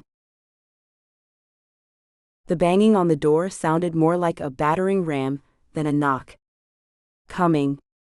Mel patted her hair, trying to absorb more moisture into the special microfiber cloth so that she didn't open the door with dripping wet hair. Under normal circumstances, she would ignore the door and finish her hair, but she was afraid if she didn't get downstairs, whoever was there would take her door off the hinges. She yanked the door open. "Geez, give a person a second to get to the door, will ya?" Fernando del Fuego stormed into Melinda's condo. "Where's Nando?" Mel stepped back as the wave of aggression swarmed into her living room. Dressed from head to toe in designer wear that probably rivaled a year's worth of mortgage payments, and a black leather duster hanging from her shoulders like a cape, Sylvian looked every bit the mob boss she pretended she wasn't. She may not head up a criminal organization, but ruling the vampire covens on the western edge of the United States and Mexico wasn't all that different. Behind her, like a wake of flunkies, two oversized men in dark suits and darker glasses, and a small, harried-looking woman in a business suit followed into Melinda's living room. Sylvian turned to Melinda with a sharp catwalk model pivot. Her perfect hair barely swished and landed back exactly where it had begun. Mel stepped back and continued to press the drying cloth to her hair. Her grungy t-shirt and velour track pants were a stark contrast to the high-powered fashion that had taken over her living room. Melinda let her gaze rake over Sylvian and then let it drift over the rest of her entourage. She was no match for them, even if she could shift in a timely fashion. The goons in suits looked like they actually used the muscles the bulges in their jackets alluded to. "Well? Where is he? Are you keeping him here?" Sylvian spoke as if she were on a timetable and had calculated exactly how many breaths she had time to take. "I thought you had him tucked away in Argentina. I haven't seen him for over a month. You can tell him I'm done with him." Mel placed her hand over her middle, where the connection she used to feel was centered. She hadn't heard from Nando in weeks. But the real sucker punch came when she no longer felt that connection deep in her bones. It felt like something was missing from her very soul. As much as it hurt on a cellular level, Melinda would never let Sylvian know that. Sylvian stood like a stone statue, all cool pale skin and no noticeable pulse. The only giveaway that she was alive was the flaring of her nostrils. "You're lying." "Now?" Sylvian glanced around the living room and eased herself onto Melinda's sofa. Mel was impressed. Most people sat back with a flop, but Sylvian had smooth grace and hidden muscle control. "Are you lying to me or to yourself?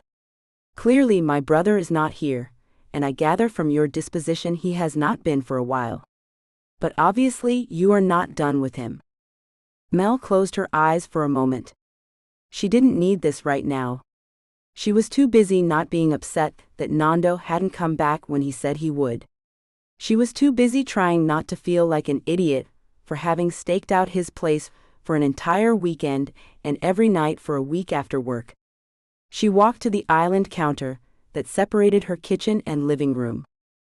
He had stopped responding to her messages 2 weeks into his trip, and she had not let that bother her at the time. Their schedules were such opposites, as if he were a shift worker, and they only had the opportunity to pass by each other as their schedules overlapped. She let that go for 2 weeks. But another 2 weeks and she was pissed. Pissed at herself for falling so completely for him, and pissed because she had known better. Your brother left for some concert dates in Seattle, and to run a little errand for you. It's been 6 weeks. I'm surprised you haven't kept better tabs on him. Yes, well, my brother excels in disappointing me. Mel fisted her hand in the cloth. She did not slam it on the countertop behind her. You know, maybe if your entire family wasn't rubbing their disappointment in his face at every turn, he wouldn't feel the need to go out there and take on the things he isn't equipped to take on. He's not some kind of spy. He's a musician. Mel did not miss the eye roll Sylvian made in response. Have you listened to his music? I mean really listened. Have you bothered to see him play in public? Your brother is talented. Not where he needs to be, Sylvian sneered. She turned her head and nodded at her entourage. With efficient communication, as if she had psychic skills, the bodyguards and assistant turned and walked out the front door. It's best if you do not speak derisively about how my family handles my brother. Why not? Emboldened by the flinch she caught in Sylvian's posture, Melinda continued. Clearly locking him away like some naughty teenager who has been grounded hasn't worked the way you expected it to. You can't pick someone up out of their element and throw them into a situation you think they should excel in, simply because you think they should. Melinda took a step toward the woman on her couch. He was raised a spoiled brat. Even he admits that.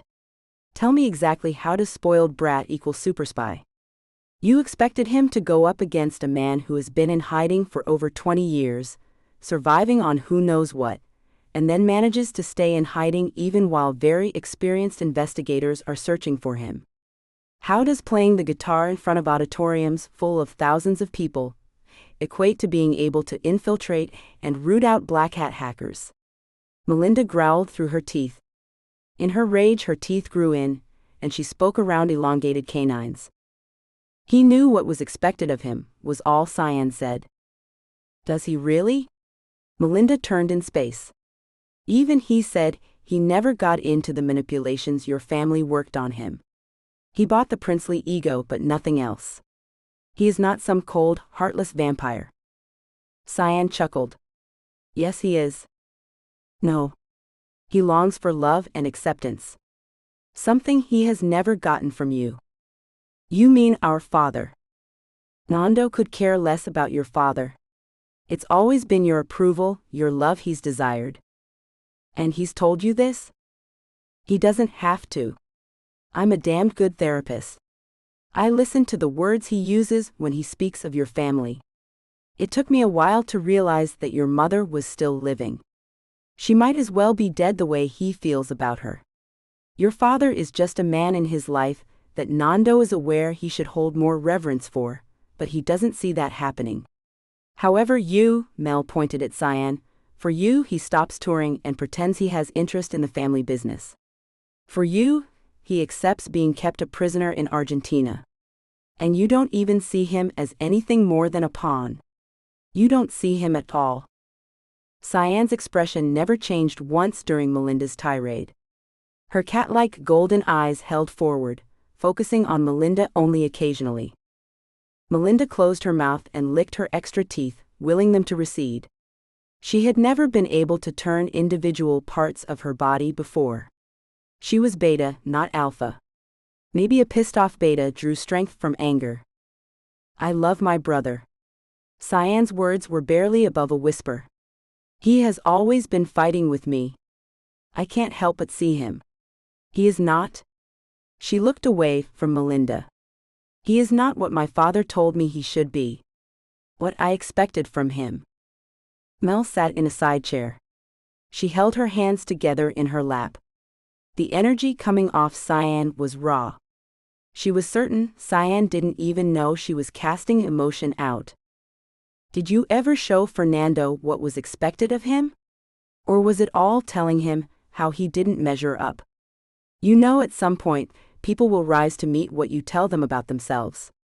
Mel kept her voice quiet, almost as low as Cyan's. Are you telling me that because I told my brother he wasted time with his music, that's why he became who he is? No. I'm saying that because you see his music as a waste of time, you have made it clear to Nando that he isn't worth your effort for understanding.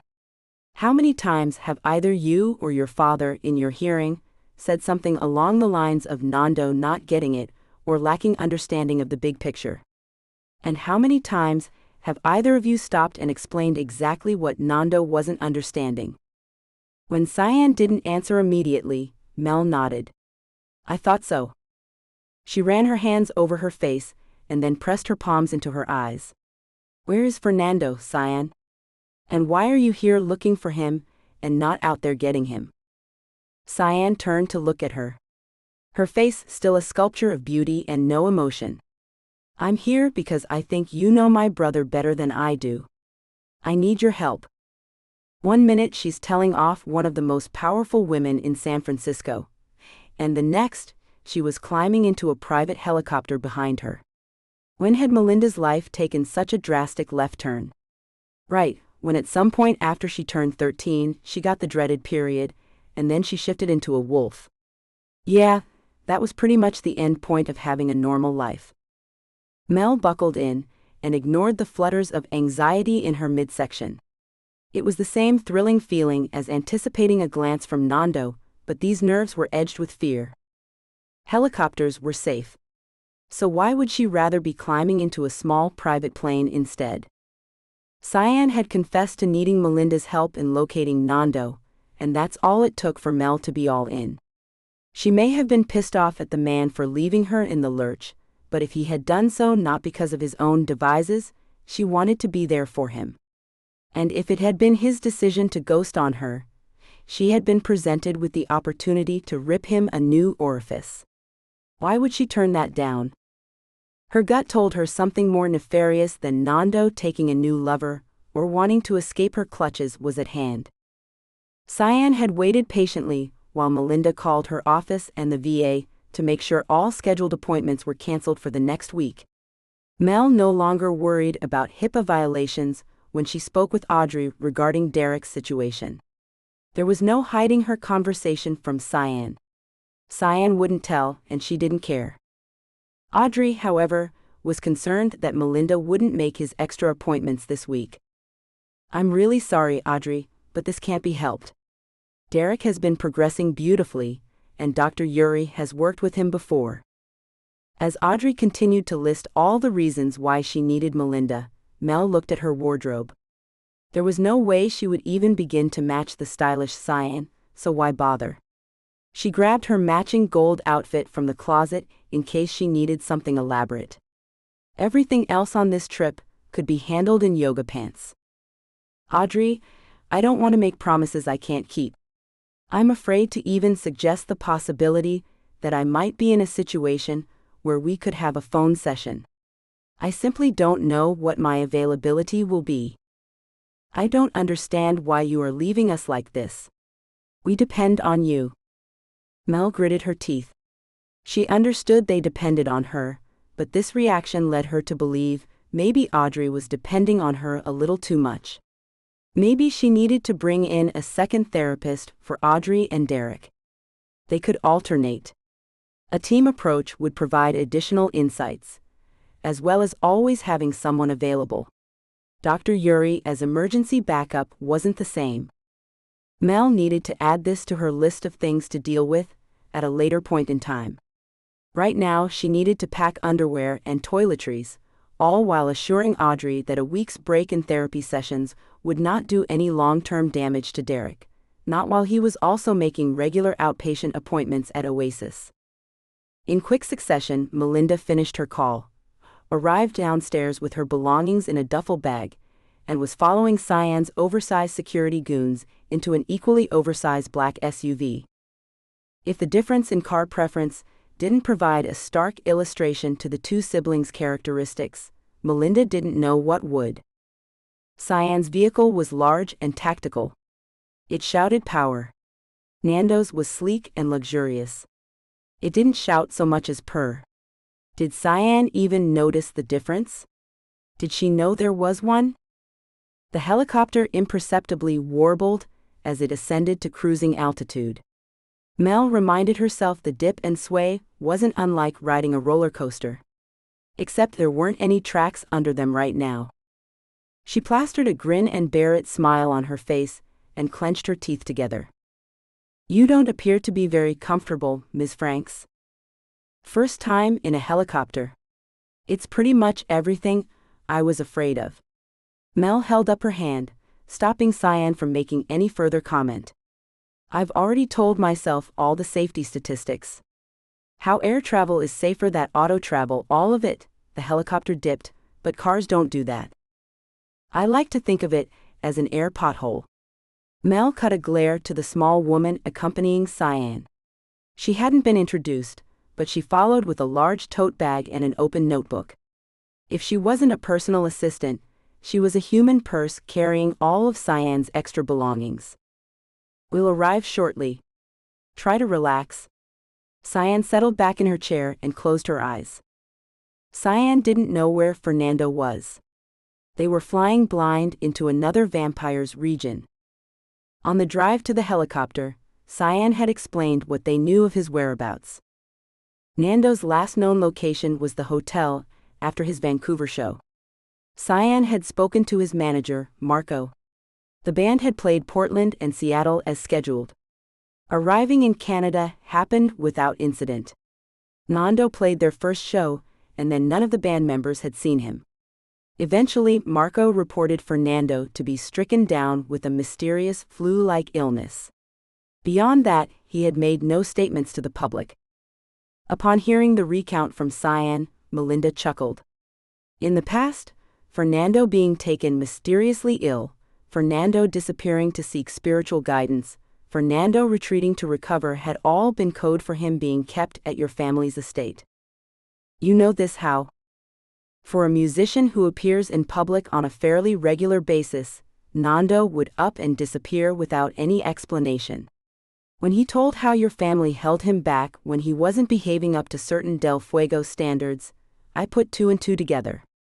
What did you think would happen? He would suddenly renounce music? Cyan harumphed and looked out the car window. She hadn't spoken again until they were on the helicopter. Melinda didn't dare think she had actually managed to reach inside this cold woman's shell and shake some sense into her about her brother. Maybe she had. More likely, Cyan had finally come to the realization that her brother was missing because she had hinted that he needed to be the one to correct a problem that really wasn't his fault. The helicopter dipped and rocked. Mel sucked in a breath. For a good 10 minutes there, she had forgotten she was even in a helicopter. Chapter 11. Fernando could barely focus on the feet on the floor in front of him. They belonged to Coventry. It was easier to keep his head down and let his vision do what it would than it was trying to make out the man's blubbery lips and warbling extra chins. He was a fleshy man. Maybe that's why he liked fleshy women. Fernando could not recall what he had said or done that warranted being bound and deprived of blood.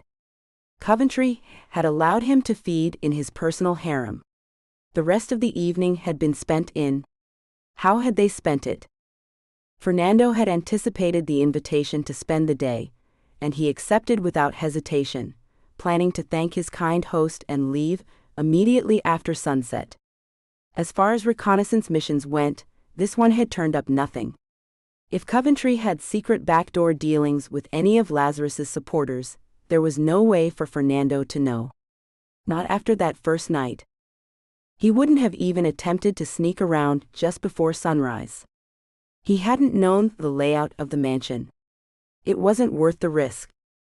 Coventry should have taken him at face value, nothing but show. How many days had it been? How long had he been unconscious? By the simple fact that his heart pounded away like a hummingbird, he knew it had to have been at least 3, maybe 4 days since he had fed on Coventry's plump mistress, so why couldn't he remember anything else? Coventry was saying something. Fernando needed to focus. A thick finger prodded him the chest. He lifted his head to look into Coventry's face. The other man was red-cheeked, and spittle flew from his mouth as he yelled. Fernando's eyes went wide as he realized sound didn't work. He could tell the man was yelling, but he couldn't make anything out. "Deal with you later," Fernando managed to make out before Coventry grabbed his chin and tossed his face to the side. His head lolled against his shoulder and fell to his chest. He had no strength, there was nothing left. Soon his heart rate would slow with nothing but viscous sludge in his veins. His heart had nothing to work with. Eventually even that would stop. He would crumble into himself, and eventually rot away into a withered corpse. He would be dead without being dead. Would he have his thoughts? His memories? He barely had them now. The woman in his visions was important, and when she smiled, he heard music, but he didn't know if that was a song he had already written or not. And would the woman take him back after this? Melinda. Melinda. He hadn't told her what he was doing. Not exactly. Cool water pressed to his mouth. His tongue forgot how to work. His body needed moisture, any moisture he could get. "Shish, drink," a voice commanded. Fernando couldn't open his eyes. He couldn't tell who the voice belonged to. "Blood," he groaned. Maybe the word came out sounding like it needed to, or maybe it was just noise. He could no longer tell. "Yeah, I know. I'm working on it." "Blood?" Fernando demanded. "Shut up, man. I said I'm working on it." "You?" "No. I'm Daywalker. I'll just make you sick." "Look, man, I know who you are. My dad seems to think you are someone or something else. Just hang in there for a bit longer." The voice left, and Fernando was alone with the images of Melinda and a song he could not remember knowing. The next time liquid was pressed to Fernando's mouth, it wasn't cool. It was the warm, slippery thickness of blood. His tongue luxuriated in the coppery metal taste and heavy ooze of it. At first there was barely enough to make the inside of his mouth wet. He forced his head forward, wanting more, needing access to more of the life-giving liquid. Hey. You're gonna make me spill. Ease up." It was the same voice as last time. How long had it been? Fernando couldn't even tell if he had a heart to beat at the moment. Vampires dried out rather quickly. It could have been days or hours. After a long quenching drink, but not nearly enough for him to regain his strength, Fernando looked up and was able to make out the face of a young man with dark hair and bright eyes before him. He closed his eyes and sniffed. Daywalker. That's right, the kid had said his blood was no good. "More," Fernando demanded. "That's all I've got. I'll see if I can get more." "Get me out of this." Fernando jerked at his restraints. "Can't. We have to wait. I don't know what you said to my dad, but he's paranoid. He expects the Master of the North to come swooping in here at any second and burn us all where we stand. Look, if I can get you out of here, you've got to promise to take me with you. I play guitar too. Damn, I didn't know you were one of us." The figure never came into clear focus, but Fernando would remember his voice. "More. I'll see what I can do, man. It will have to be after sunset.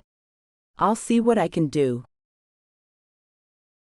When the helicopter door swung open, a phalanx of burly men in black suits that barely contained their shoulder muscles, and dark sunglasses covering their eyes, waited for Cyan and her followers to disembark. Melinda watched as Cyan hardly blinked, as she strutted between two lines of guards. At the end of the row of human protection, a long black limo, the kind that foreign dignitaries traveled in, the kind that screamed armored car, waited. The door swung open and Cyan slid in. Melinda stopped at the door. She placed her hand to her temple. Nando. The connection they had was fighting to come back. It felt like he was clawing his way back into her subconscious. Get in, the assistant prompted. Melinda crawled in without half the grace that Cyan had entering the car. The assistant followed. What's wrong? Cyan's crisp voice held zero compassion. Melinda stared at her. It's Nando. I can feel him. He's dying. Cyan dismissed her with a sniff and a shake of her head. What do you mean, he's dying? A man Melinda hadn't yet noticed asked from deep in the limo's back. She squinted at him. He was not vampire, but close. The only person in the car who looked remotely like a vampire was Cyan.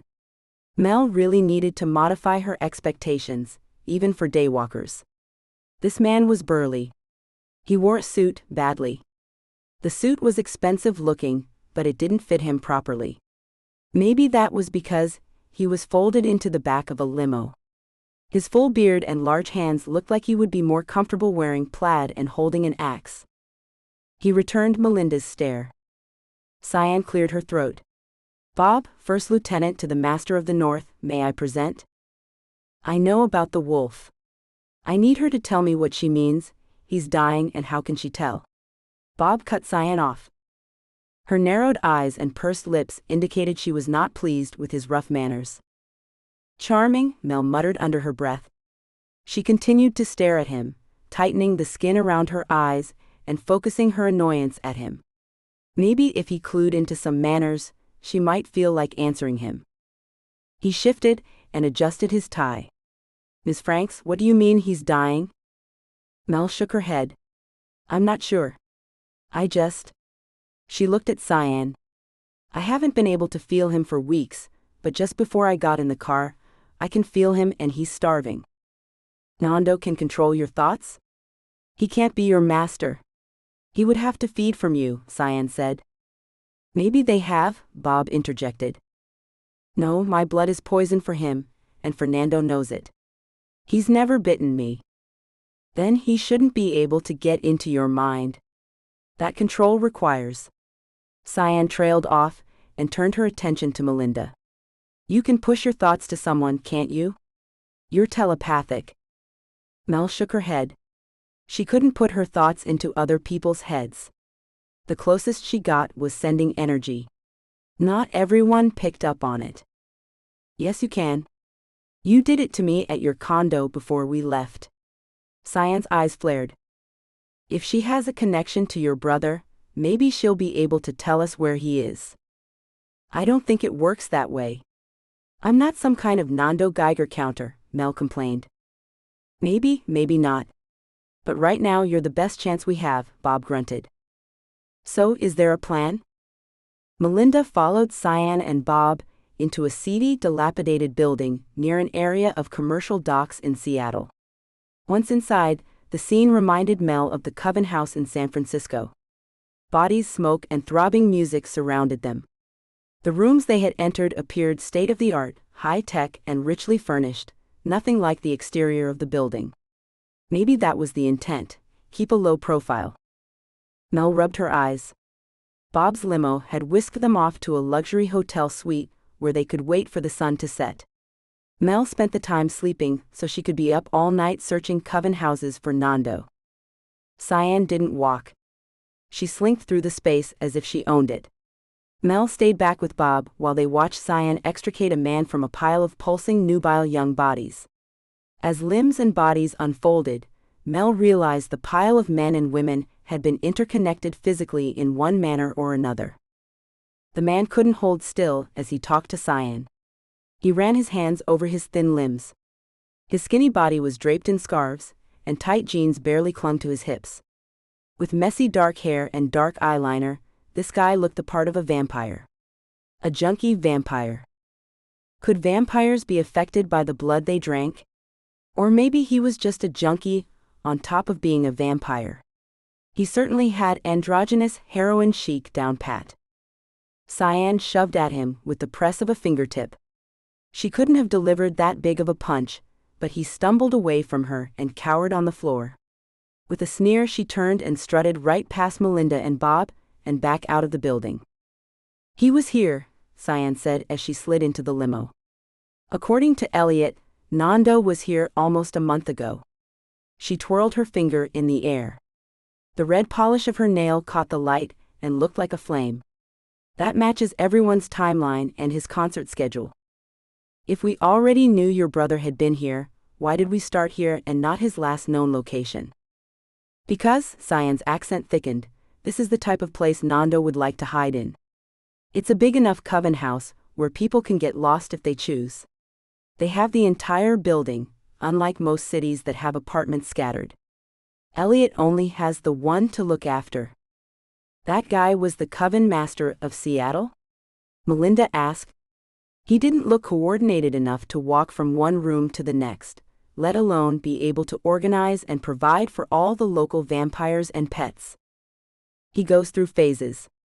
The next time I see him, his hair will be cut, he'll have put on 30 pounds of muscle, and he'll be in Armani. Don't let appearances fool you. We don't let just anyone run a coven house. Bob cleared his throat. You know Seattle belongs to the North. Elliot isn't one of yours. His derisive tone clearly indicated what he thought about Cyan allowing anyone to do anything. She raked him with a withering gaze. Elliot is an old friend. Cyan said that with an intonation that made Mel think old friend meant something much more. Spy? Lover? Both? Seattle belongs to the North, but Elliot is very much his own. So now what? Melinda asked. Vancouver.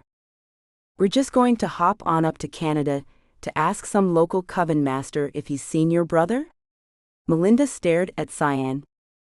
How else do you suggest we look for my brother? Mel shrugged.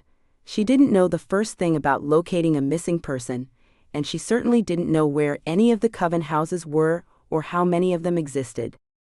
It's going to take us an hour or so to get there, and then there are several coven houses throughout the immediate region, Bob explained. Melinda was able to nap in the helicopter.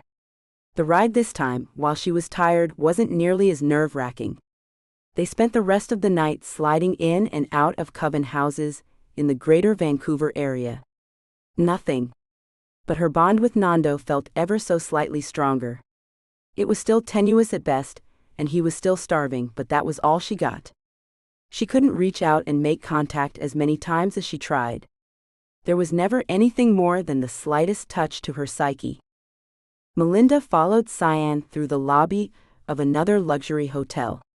Cyan's assistant, a constant presence, had to have been making arrangements as they traveled. How else were there accommodations waiting for them? We can get a few hours rest. I want to visit Lord Coventry this afternoon, Cyan announced. Won't he be asleep? Mel asked. Cyan gave her a sinister grin. It was the first time Melinda had noticed that Cyan didn't have the telltale fangs that most daywalkers did. That's the plan. I want him at a disadvantage. Are you still connected to my brother? Mel gave her a slight nod. He's still there, and it's definitely stronger.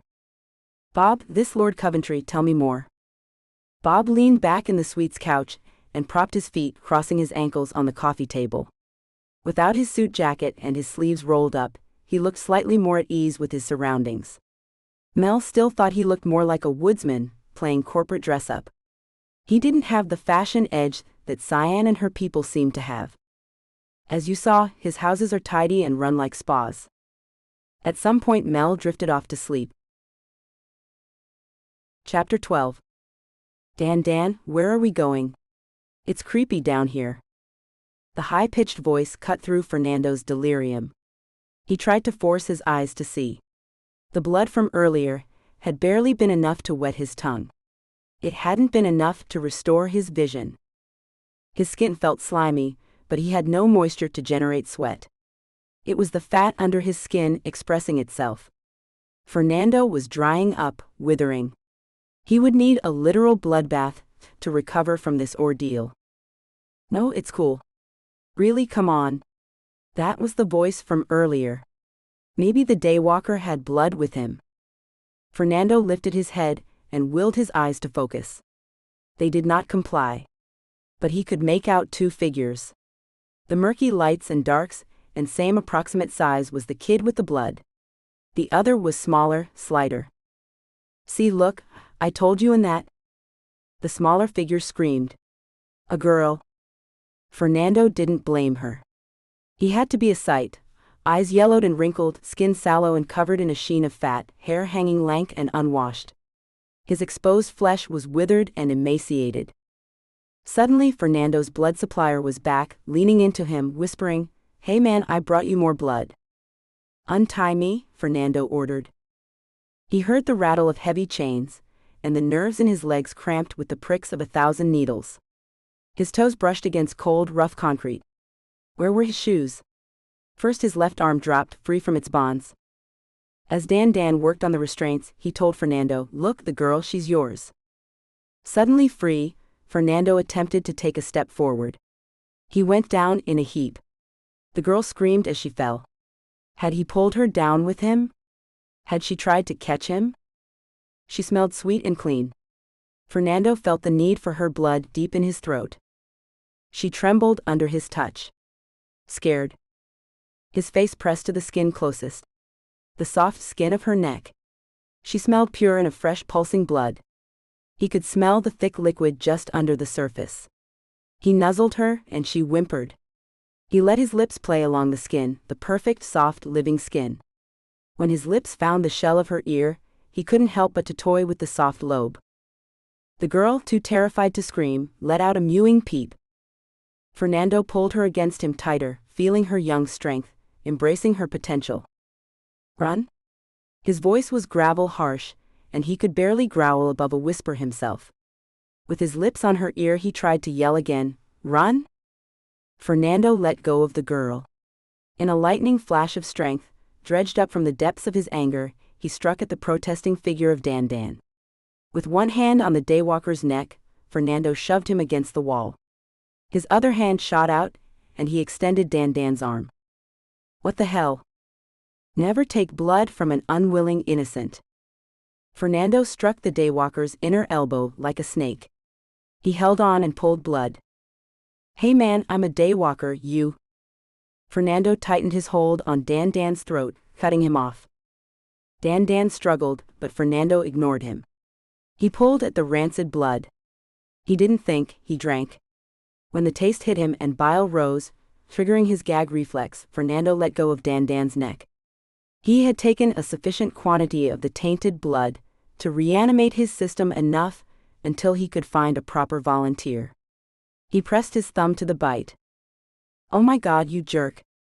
What about not taking blood from? You aren't innocent.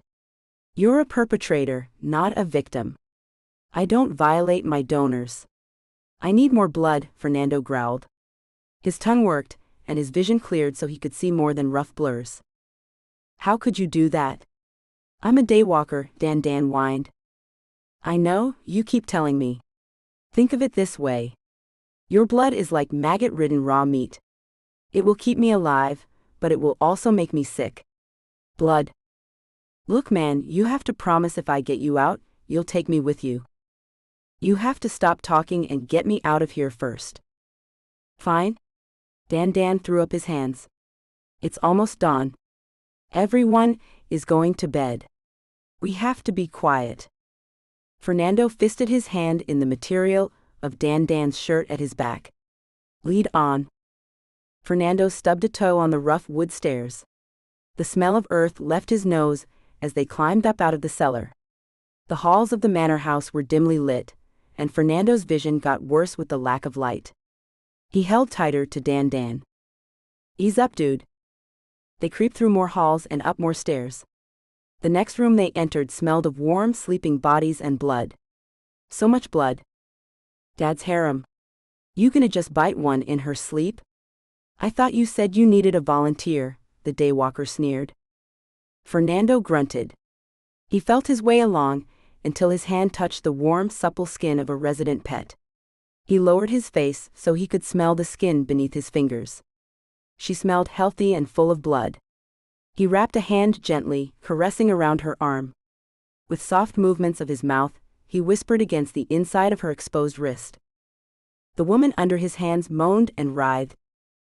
Fernando moved his mouth to the inside of her elbow, where his lips played with the soft skin. She made a low, happy sigh. "What are you doing?" "She is getting turned on," Dan said with awe. Fernando ran his nose along her shoulder, and when he reached her neck, it was a struggle not to simply take from her. "May I?" "Please, master," she moaned and pulled down the neckline to her nightgown. She wrapped her hand around Fernando's neck and pulled his face to her. With a sigh of relief, Fernando sank his fangs into her soft skin. Warm liquid entered his mouth, and he swore he had never tasted anything so sweet. Her blood was clean, free of drugs and alcohol. She was healthy, and had plenty of blood to donate. "Shit, dude, she's into you." Fernando ignored the young man and continued to pull blood from her. "You could totally mess with her right now." Fernando released his grip on the woman. He glared with eyes that could now focus on Dan. "Shut up." Fernando pressed his thumb against the bite, letting it seal so it could begin to heal. He looked at his donor, a plump Rubenesque beauty with flowing blonde hair. He rested his hand against her cheek. She sighed and snuggled into the caress, asleep once again. "We need to go." Dan's tone turned urgent. "I need more blood." "We don't have time." "Make time," Fernando snarled before stepping farther into the room. The next woman he encountered had fresh bite marks on her neck. He needed someone who hadn't been fed on, someone with more blood. The next woman could have been a twin to the first. He had noticed a similarity in Coventry's pets the last time he had been here. She was responsive and willing, and Fernando drank from her long and hard. It was easier without Dan's commentary. He grabbed a discarded dressing gown and wiped at his skin. He needed a shower. And he needed more blood. But for now, he could continue. "Did you have a plan? Or was it just untie me and hope for the best?" Fernando was able to look his rescuer in the face and focus for the first time. Dan was 19, maybe 20. Dark hair that hung in a mess to his collar. Jeans, band t-shirt and boots. Familiar boots, with a phallic fold of foreskin-like leather at the long pointed toe. "Those are my boots," Fernando said. "Nah man, they're mine. I have the same boots." Fernando lifted his gaze to meet the young man's. "Give me my boots. If by some miracle you produce a second matching pair that are mine, I will return these with a humble apology." "Fine." Dan kicked the boots off. Fernando winced at the treatment of the expensive designer footwear. At least the kid had good taste. Maybe he should buy Dan a pair as a thank you. "Can we go now?" Fernando walked past Dan and out of the room. He turned and began walking the way he thought he remembered coming in. Dan grabbed his arm. "Not that way. That's the guest wing." With his vision restored, Fernando was able to navigate behind Dan without holding onto his shirt. Outside, the gray sky of pre-dawn light was hidden under a layer of fog. "This way." Dan led Fernando into a garage. He shoved his feet into a pair of work boots lined up next to the door. He hopped up and settled onto the seat of a motorcycle. "Get on? We're cutting it close." "Where are you taking me?" Fernando asked as he slid onto the bike. "There are some abandoned warehouses." "You're kidding me, right? Abandoned warehouses?" Fernando yelled over the sound of the bike. Dan turned his head to yell back. "Yeah, it's beautifully cliché. I know some bands that practice there. No one will bother us until tonight." The bike swerved. "Keep your eyes forward. I don't want to get scraped up off the road." Fernando didn't say anything else until the bike rolled to a stop inside an old warehouse. The kid hadn't been joking. "Come on up here." Dan bounded up metal stairs into an office control room. Fernando took in his temporary lodgings. It was perfectly dark. No windows except those looking out onto the warehouse floor. Tattered furniture and old cable spools serving as tables provided a semblance of furniture. It looked safe enough. This will work. Fernando nodded. You have to go back. What? No. You said. You have to go back for the day, and at least for the first few hours of tonight. If you're missing and I'm missing, they will start looking for us. If you're around, no one will think anything is wrong. I was left alone for days. No one will know I'm missing.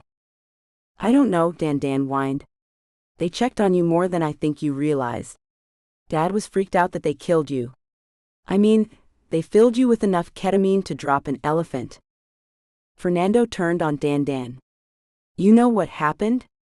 Tell me. Dan sighed. Dad was showing you around. He's got some high-powered vamp jerk up from Vegas visiting. Fernando's eyes opened wide. Vegas? Yeah, some real estate jerks he's been having me do some, I guess you'd call it money laundering for. Anyway, the guy's a total jerk. I guess you were doing your little trick with the ladies. Seriously, man, you have got to teach me your ways, 'cause they were ready to hump you. When Dad's in there, they look bored. Fernando let out a calming breath. It was all he could do to not reach out and shake Dan back on topic. The man from Vegas, what's his name? Oh, who?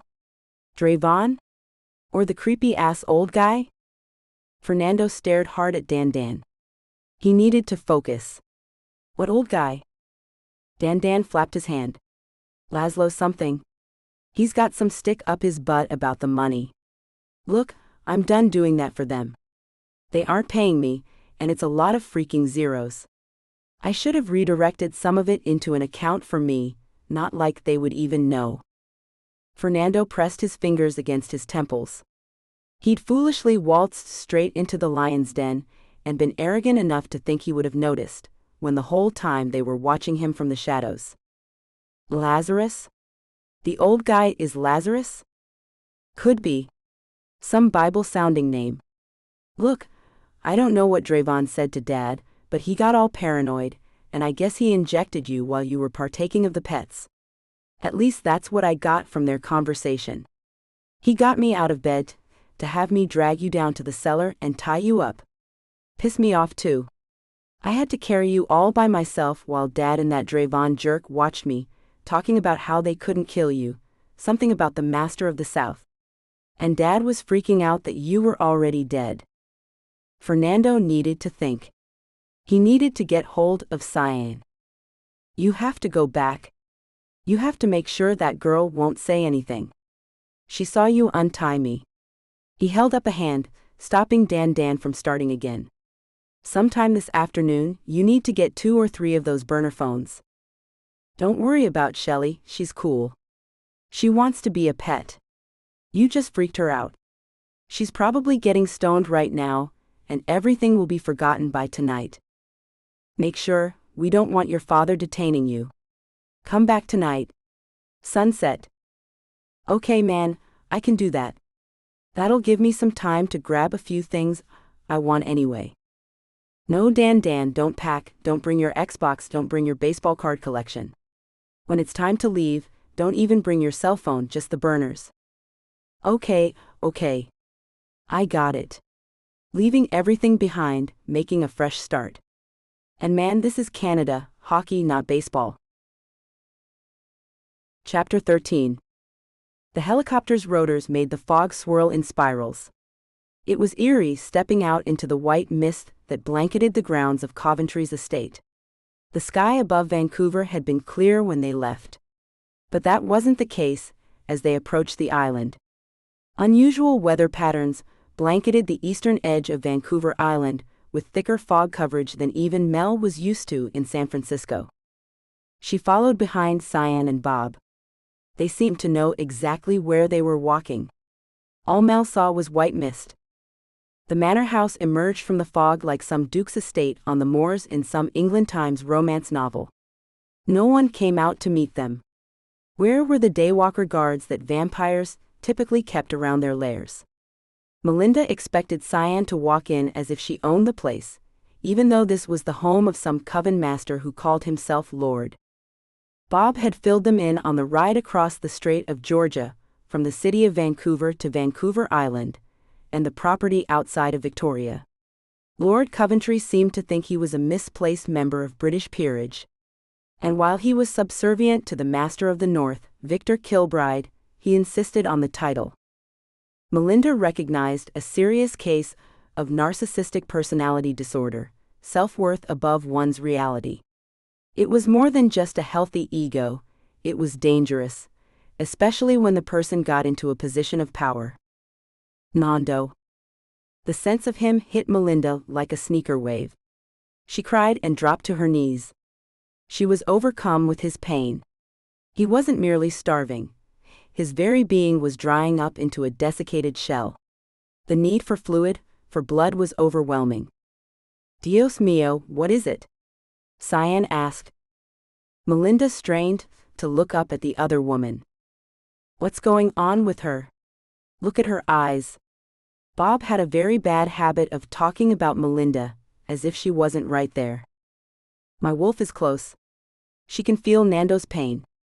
Mel pressed her hand against her head, holding her brain in since it felt as if it wanted to explode out of her skull. Arg, he was here. It was bad. Bob didn't bother to knock. With a forceful kick, the door was open. Cyan helped Melinda to her feet and inside. The entrance was exactly as Mel expected, based on her initial impression of the house from the outside.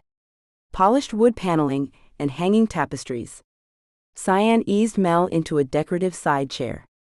Her head throbbed with pain, but not her pain, Nando's. Where are Coventry's people? Cyan shook her head in disappointment. There should be people here. Maybe they went on vacation. The sarcastic comment slipped from Mel before she could stop it. The pain was not helping her sense of humor. She needed to get this connection thing to Nando under control. She hadn't felt it this intensely, even when they were together. Maybe the pain made it harder for Nando to control? Was he even controlling this? Bob stormed off. They have to be here somewhere. Should we split up and look? Mel asked. Cyan shook her head. I'm not stupid enough to go banging around here until I know where the vampires are resting. They can be quite dangerous when woken from sleep. So what do we do? Sit here until they wake up? I thought you wanted them caught unaware. I want to have the upper hand. That means I need to know where they rest, so that I can be prepared. Stumbling into a lair unprepared isn't a good plan. Bob will find someone for us, I have no doubt. Mel chuckled. And here I thought you were going to storm in balls to the walls, all badass, and decimate the place. Cyan stood polishing her long nails with the fingers of the other hand. Oh, that could still happen. It would be a shame to take a flamethrower to the accommodations of the help instead of the vampire who needs a little warming up. Mel laughed. Ow. She ran a hand over her forehead. Laughing did not help the pain. I see why Julia likes you. You have a mean streak. Cyan paused and shifted her gaze to Mel. No, I don't have. I am a mean streak. Still chuckling, Mel leaned her head back. Anything to ease the pain. Doesn't shifting make things better? Cyan asked. Sometimes. But that's usually a physical injury. Isn't your brain physical?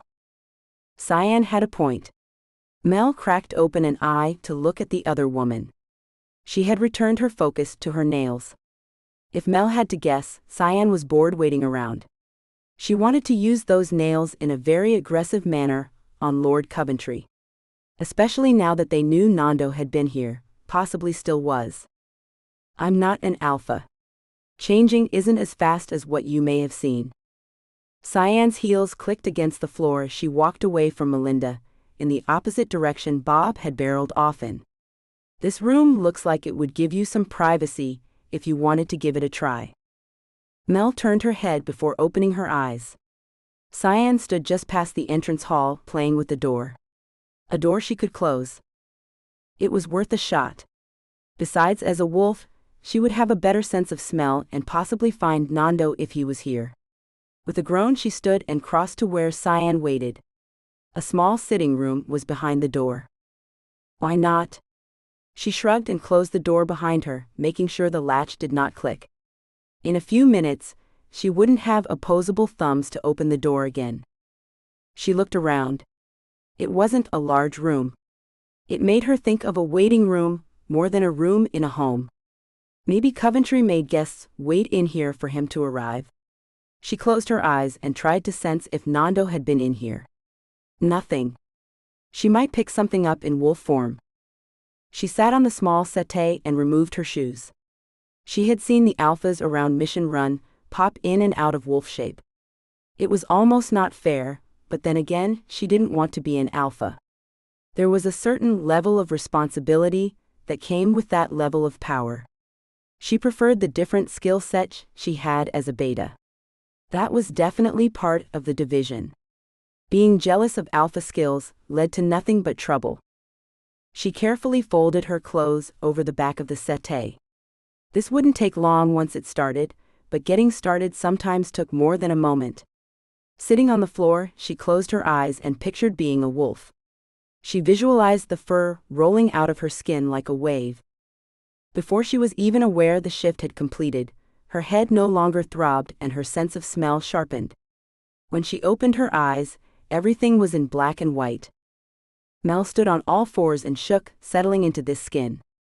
She pushed the door open and padded out to meet Sylvian and Bob, who now had a half-naked young man in a wrestling hold. The man in Bob's grasp clutched at Bob's thick arm as it wrapped around his neck. He stopped squirming and shrieked when he saw her. She narrowed her gaze and went straight to him. He smelled familiar. "Get it away. Get it away," he screamed and tried to kick at her. She artfully avoided his thrashing limbs and got in close to sniff. The smell was almost Nando, but it was off. She lowered and growled at him. An unexpected comforting hand buried into the thick fur at her neck. Sylvian knelt close to her ears and whispered, "Fernando?" Mel nodded and prodded her snout into the midsection of the still squirming young man. She wanted to be certain of the scent. There was another smell that lingered on the young man, the musty nose-tickling scent of a cellar. Mel had been raised at a vineyard. She knew that smell entirely too well. Sylvian stood. "Before you take us to your master, you will show me to my brother.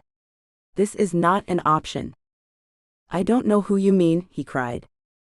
Mel left Bob restraining the young man, and with Sylvian's hand still in her ruff, she pulled the woman away. Sylvian let go but continued to follow.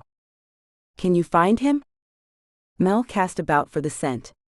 She turned down a hall, her nails clicking as she followed her nose to a stronger cellar smell.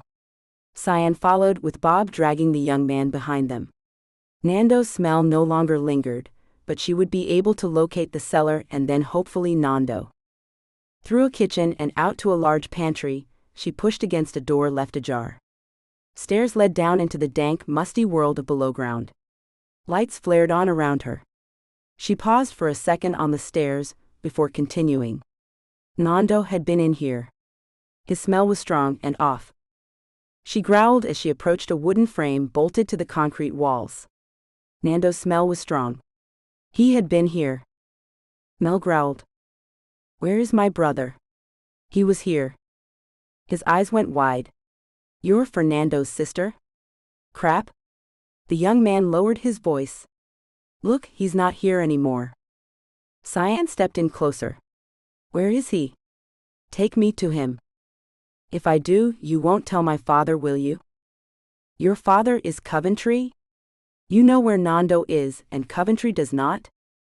Can this guy put me down?" Sylvian nodded. Bob released the young man, who fell to the floor with a thud.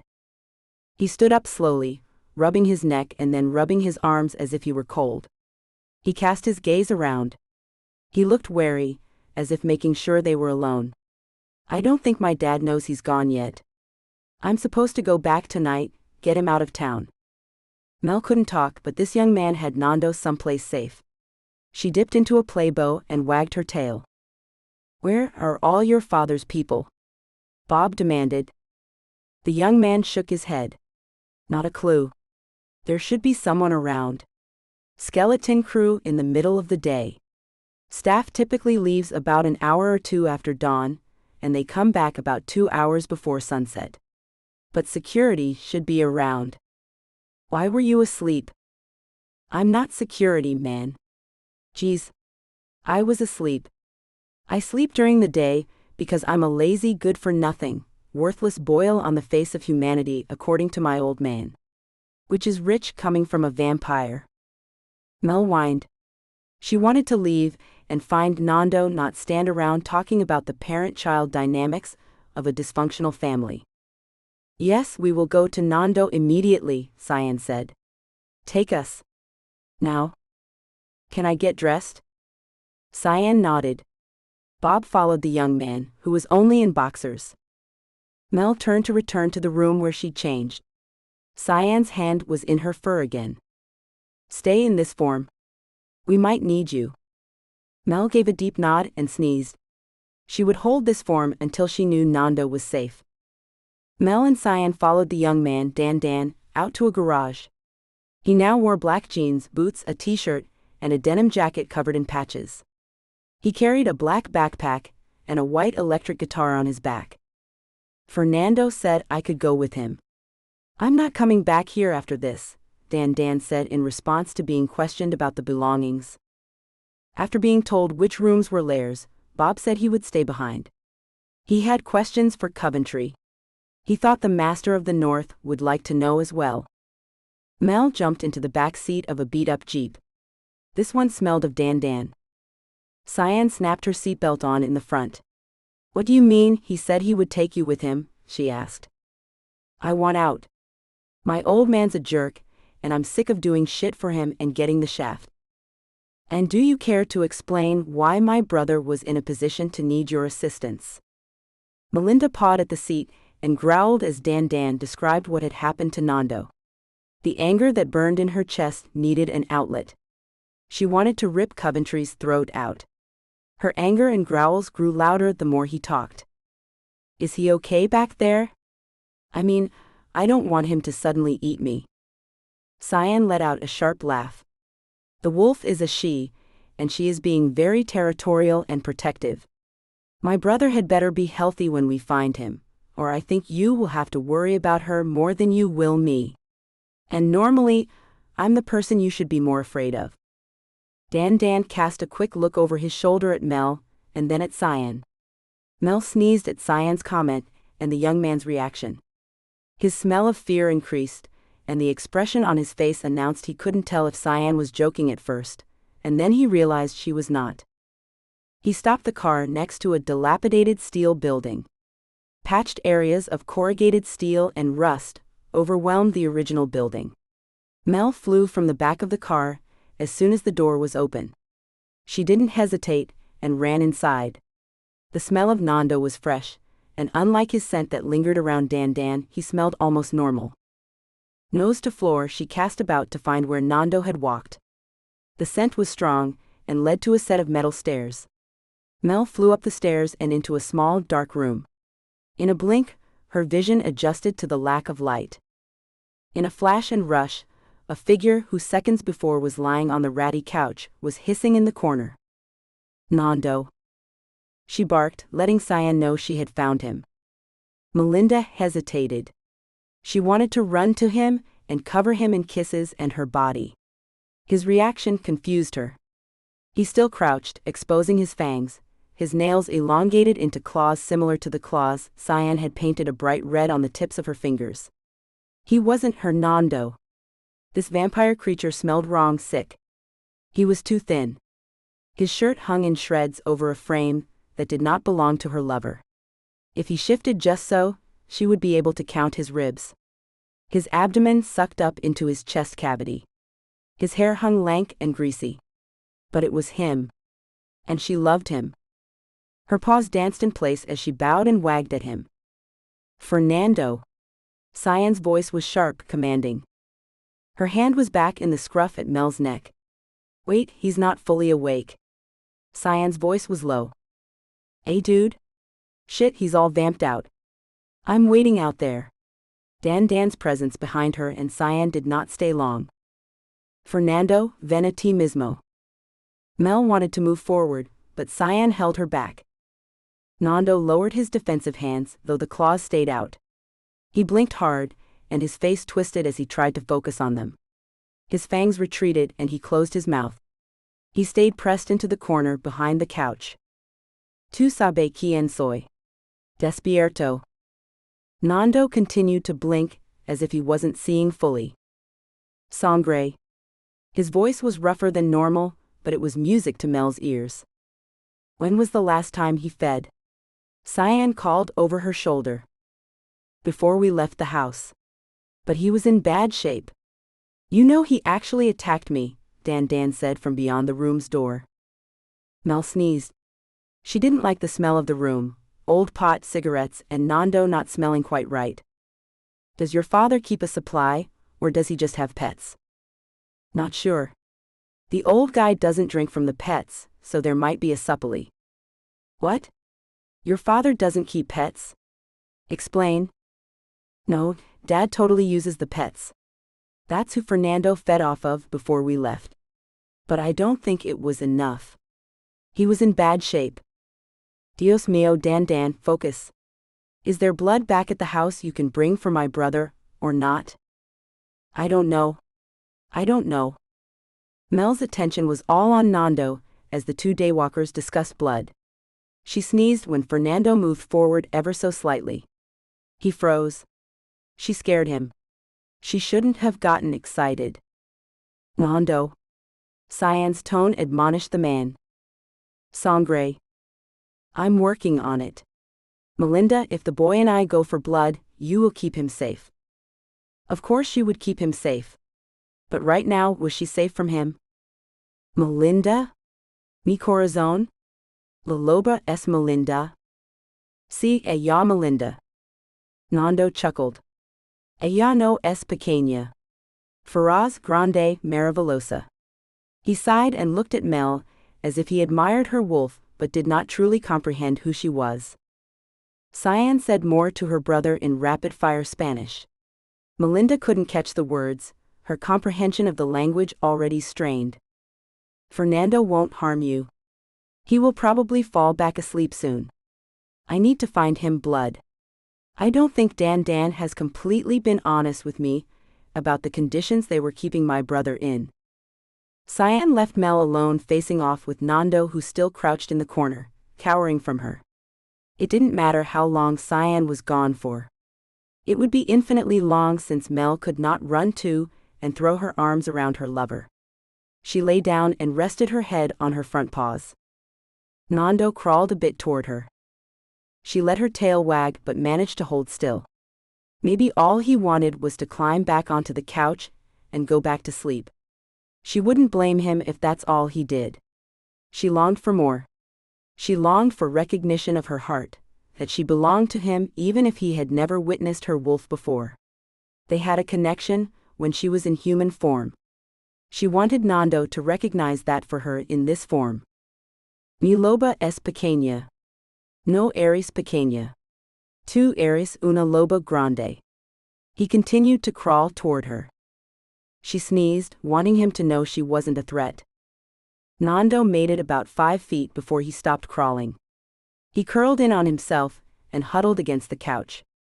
At this rate, he would never crawl over to her. Mel inched forward. Nando flinched. They approached each other this way for what felt like hours. One would inch closer, then they would both stop and wait and look at each other.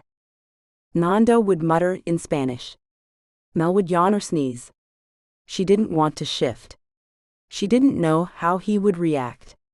She feared that if he saw a human and didn't recognize her, he might try to feed from her, and that would be disastrous. She wasn't willing to risk it. But she was willing to risk inching closer to him. Finally, they were less than a few feet apart. Nando stared into her eyes. He had to recognize her. He had seen her wolf eyes before. Please, Nando, recognize me. She pushed her will toward him. See me for who I am. I love you. Nando sighed and relaxed. Melinda? Pequeña Loba, is that you? She lunged forward and head-butted him, knocking him onto his back. Nando laughed as his arms wrapped around her neck. She rubbed her face against him. Yes, Nando had recognized her. By the time Sylvian and Dan returned with supplies, Nando had fallen asleep with his arms wrapped around Mel. Chapter 14. Fernando ran his fingers through Melinda's fur. He hadn't expected his Pequeña Loba to be so large. She was so beautiful, her fur modulated through every color. Her head rested in his lap. He felt so much better, even after the blood bank blood Dan and Sylvian had gotten for him. It was better than nothing, and while it wasn't warm or fresh, it was blood. In the front seat, Dan prattled on about how Sylvian made him run all over, back and forth. He had his stuff, he wanted to leave. He didn't want to go back to the house. They kept going back to the house. And why were they going back to the house again? Why couldn't they just leave? Fernando leaned his head against the window and closed his eyes. I don't know what she is thinking. She probably wants to have a little talk with your father about what I was doing trussed up in the cellars. Knowing her, she will strong-arm the Master of the North to levy some punishment against him. She can be very persuasive. He let his fingers play in Mel's fur. The comfort he felt with her presence was one he had never experienced before. He'd thought he had strong emotions for her before leaving, but that was nothing compared to what he actually felt once he fully recognized her. Her soul had spoken to his, and his heart knew the truth. The Master sent his own henchman. Isn't that who that Bob guy is? Melinda let out a whiny yawn. What Bob guy? Fernando asked. Big guy built like a tree. I don't know him. Well, he'll be at the house when we get there. The car turned onto a rutted, pothole-pitted road. Fernando remembered this ride, as he had approached the manor house the first time. He watched as the car passed hedgerows, and eventually turned through the wrought iron gate and up the long drive. What the hell? Dan slammed on the brakes. Fernando jerked in his seat, his hand instinctively grabbing to hold Melinda in place. Smoke and flames rose from the remains of what had once been Lord Coventry's manor house. Sylvian must be angry, Fernando said. What the hell did she do? Dan demanded. Melinda jumped from the car as soon as Fernando opened the door. He followed. Two figures stood in front of the burning remains, backlit by smoke and flames. His sister and a large man built like a tree, just as Dan had described him. Nice to see you up and about. Dan made sure you got the blood good. Sylvian had all the warmth of an outdoor ice rink in Canada in the winter. Her gaze held his a bit longer than typical for her. Maybe that was her version of a hug? She stalked toward the young man. There were no vampires here. Where does your father sleep? Did you tell him we were coming? Dan shrank back. I don't know what you're talking about. Look, I told you where his sleeping chamber was, and I told you where any other vampires in the house were. As far as I know, that's it. He looked at the burning house, fear and panic worn like a mask. Oh geez, you didn't kill everyone, did you? The large man Bob approached. There was no one in the house. Not a soul. No one living, and no dead bodies. Did you know this? What? No. All the pets were here when I got Fernando out. Then I came home like he said. I got a drink, and there was someone cleaning in the kitchen, then I went to bed. You know, trying to be as normal as possible. What time was it when you got back? Sylvian asked. After dawn. I got him, Dan hooked his thumb at Fernando, to the warehouse just at dawn. Like we barely made it, eh? So the sun was up when I got home. It was like the fog had gotten thicker, so it took me longer to get home 'cause I was on the bike. And you said there was someone here? Did you recognize them? Bob asked. Yeah, just one of the cleaning crew. I don't know her name, but I've seen her around. This isn't good. We should leave. Fernando walked the few steps over to Melinda. She stood looking at the house and whimpering. When he was next to her, She turned her large golden eyes up to meet his. Without even knowing it, I had found him. And it almost got me killed. And now Cyan is here to deal with it, and he is gone again. Him? Cyan asked from behind. See him. Didn't the kid explain? Explica. K. Fernando turned to look at Dan. He stood shivering in place, staring at the burning remains of what had once been his home. The kid was scared, out of his element and wanting to leave. Fernando didn't blame him.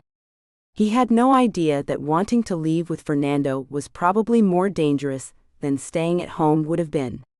Being near Fernando meant being near Cyan. Dan, didn't you explain to my sister who the other vampires your father was hosting were? Why? He was just some jerk and a creepy old man. And clearly they are gone now. Wait, Bob started. Didn't you call your father old man? Who else was here? Names, kid, give us names. Shit, I don't remember the old guy. It was Laszlo, right? Dan looked at Fernando. Lazarus, Fernando corrected. Right, and the jerk was Draven. He's the one who told my dad to knock out Fernando. Lazarus was here? Cyan cackled with laughter. Good job, Fernando. You found the needle in the haystack by getting stabbed with it. Mierda. She pressed a long-nailed finger beneath her eyes, as if she were tearing up from laughter. We need to go. They are not here. It's pointless hanging about any longer, Cyan announced. Melinda whined again. Oh right, your clothes. I had them moved to the helicopter before taking care of this. Cyan waved her hand, indicating the fire. Dan ran back to his jeep and retrieved a black backpack and a guitar. Fernando shook his head. He had told the kid to just leave, bring nothing. But it was a guitar, so he actually understood. Cyan led the way, and everyone followed her into the back of the helicopter. Fernando gave the ubiquitous assistant a nod as he saw her already sitting in the corner, buckled in. Where are we going? Dan asked as he climbed in after Fernando and before Bob. Nando needs a safe place to continue recovering and getting cleaned up. I believe Bob and I need to pay a visit to the Coven houses in the area your father managed. Dan, I think you need to tell me everything you know. Cyan's assistant in the corner picked up a receiver and said, Seattle. The helicopter lifted off. Fernando dug his hand into Melinda's fur as she whined, both to be comforted as well as to offer comfort. On the flight, Dan explained everything he had told Fernando and more. The young man's ability to focus and tell a linear story was severely lacking. No, that was before. I don't know.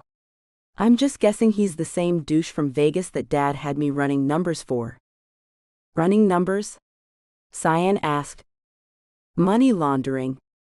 It seemed kind of odd to me, but it was a game. I mean, it was the guy's account. He would call and order Dad to get something done, and then Dad would have me play with accounts. I had the passcodes and everything. I could have hacked the account, but instead they had me running untraceable transfers all over the world. The amounts were pretty huge. And no one else seemed to know how to do it. Then it stopped. Weren't you concerned? Dan shrugged. Why should I be? It wasn't my money, and frankly I was just messing around.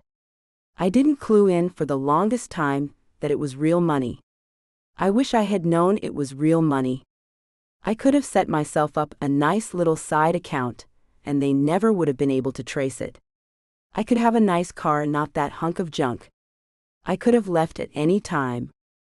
How long was Lazarus with your father? Cyan's interrogation continued. You mean at the house or bossing him around? At the house, Dan, at the house, Fernando drawled. They showed up maybe 6 months ago, but I didn't know who it was for the longest time. I just knew there were important guests down the north wing, and I was to stay out. He shrugged. Fernando wanted to laugh. Dan was infuriating Cyan. He knew that expression on her face entirely too well. She kept calm to get the information she needed, but the tightening around her eyes and that almost grin indicated she was ready to strangle Dan to get accurate information from him. Dan, Fernando said. He had meant to tell him to stop pissing Cyan off, but he realized the kid wasn't doing it on purpose. What kind of name is Dan? Daniel Coventry is too pretentious for a musician. So the guys in the band I was in? He trailed off as his eyes locked with Fernando's. It's a nickname I've had since forever. It stuck.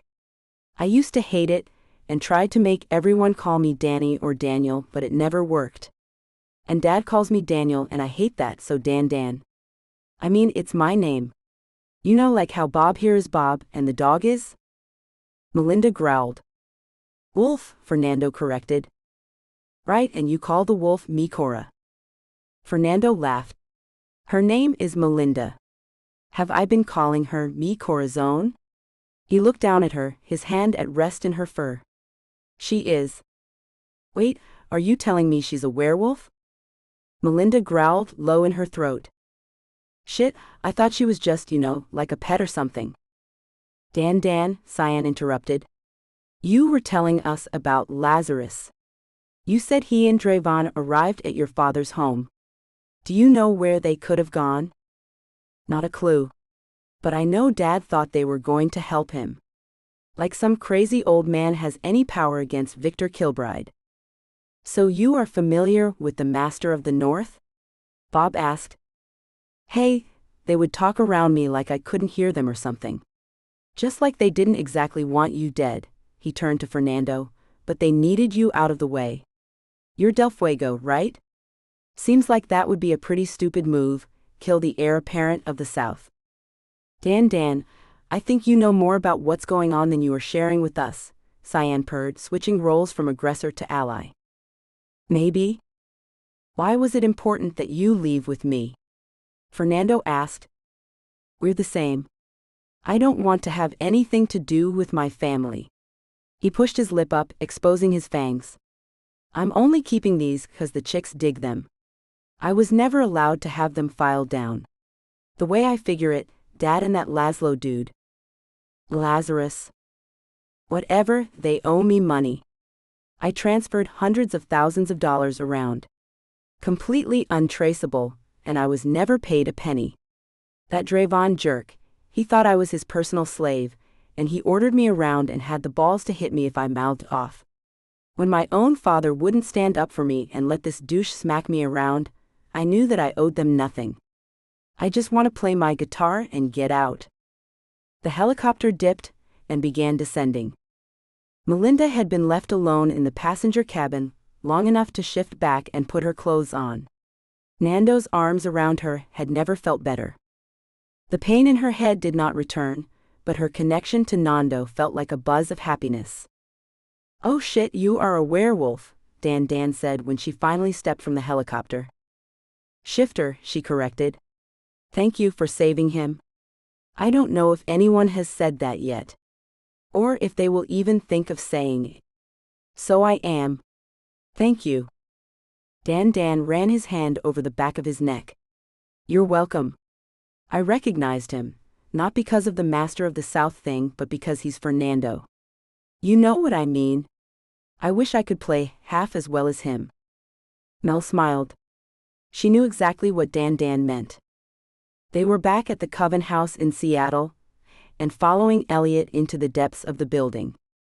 Elliot moved through the rooms like a rock star, pausing to kiss fawning fans as they reached out for him. You will be perfectly safe here. So will your guests. We have plenty of pets. You can feed to your need. Just keep the door closed. No one will bother you. Or come in unless you invite them in. Elliot gave Melinda a once-over. You're not going to want to invite anyone into the suite. Not all my vampires care that you're poison. They like a challenge, and wolf blood creates a bit of a buzz before the toxins hit. You sound like you speak from experience, Mel said. I'm old, and I've been around. He might as well have admitted to being in Las Vegas during the height of Lazarus's insanity. Mel knew the extent those vampires had tortured the wolves they held prisoner. She'd had a first-hand account from Shane. She had also gone over some of the notebooks Sylvian had acquired documenting the exact atrocities with Julia. She didn't trust this Elliot, but she trusted Sylvian. And Sylvian said this vampire would keep them safe. The suite Elliot showed them was luxurious. The only thing it was missing was a balcony and a view. There were no windows. Nando would be perfectly safe. I'll have clean clothes sent up so that you may bathe. The suite has a large bath attached. Elliot walked through the suite, showing off the amenities. Have food sent up for my guests, Sylvian demanded. Of course. Elliot gave Sylvian the slightest bow as he left. Nando.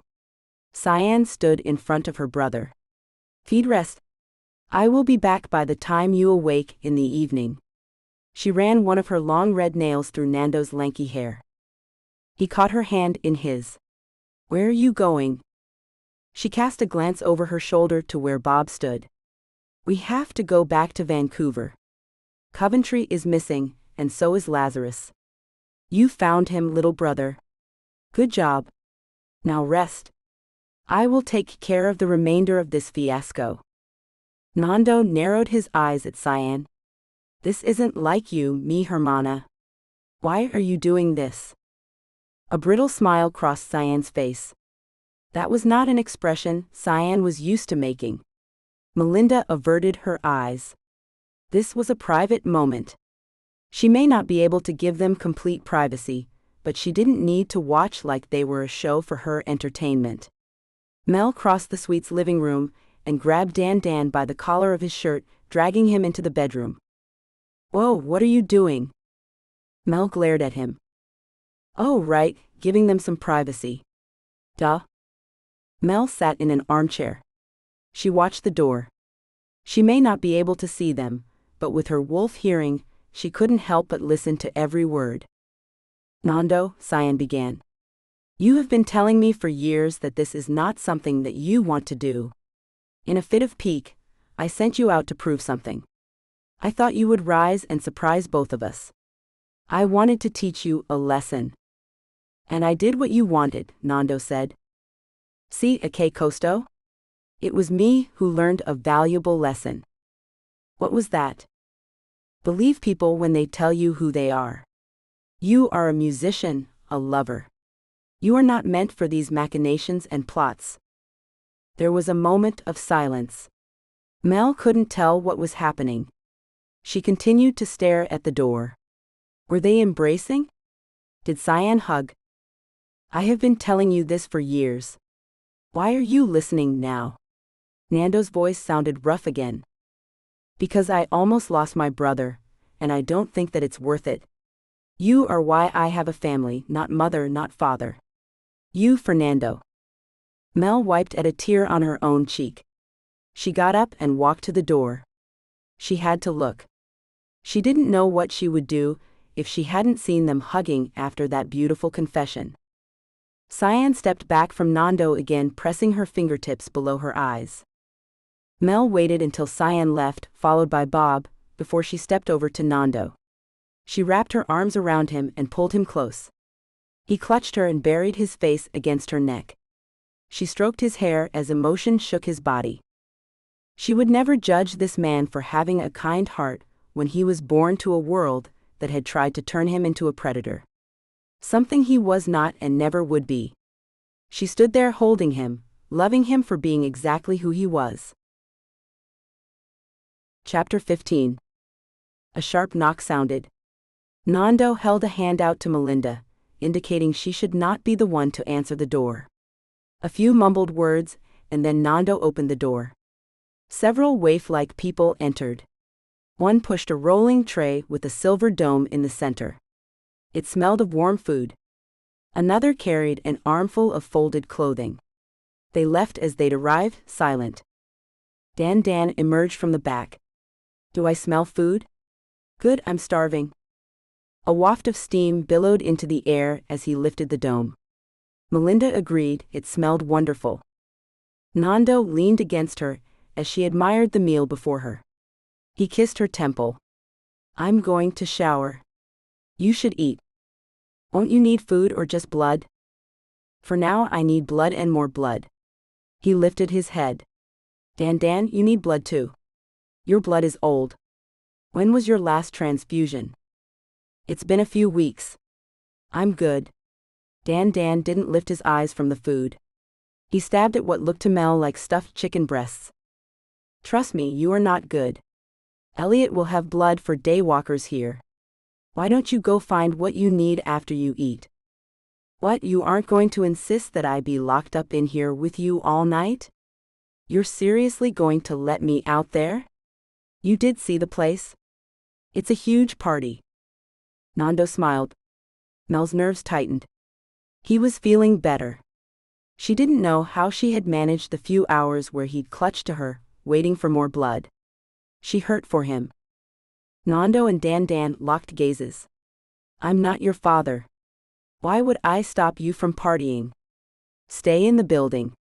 Get what you need and don't party too hard. Come back and sleep in here. Dan's eyes went wide. How did you know that's what I was thinking? How did you get in my head like that, eh? Nando closed his eyes and sighed. I fed from you. We'll be connected for a while. It should fade. That's just weird. Hey look, I don't plan on going anywhere. I'm sticking with you, until I'm well away from my father's territory. But? He stopped and chewed a bite of food. Oh, that's good. Yeah, I'll get a transfusion and maybe I'll get laid. Said like a true virgin. Mel smiled at the voice in her head. She didn't know how and she didn't care. Nando was with her in her head and she loved it.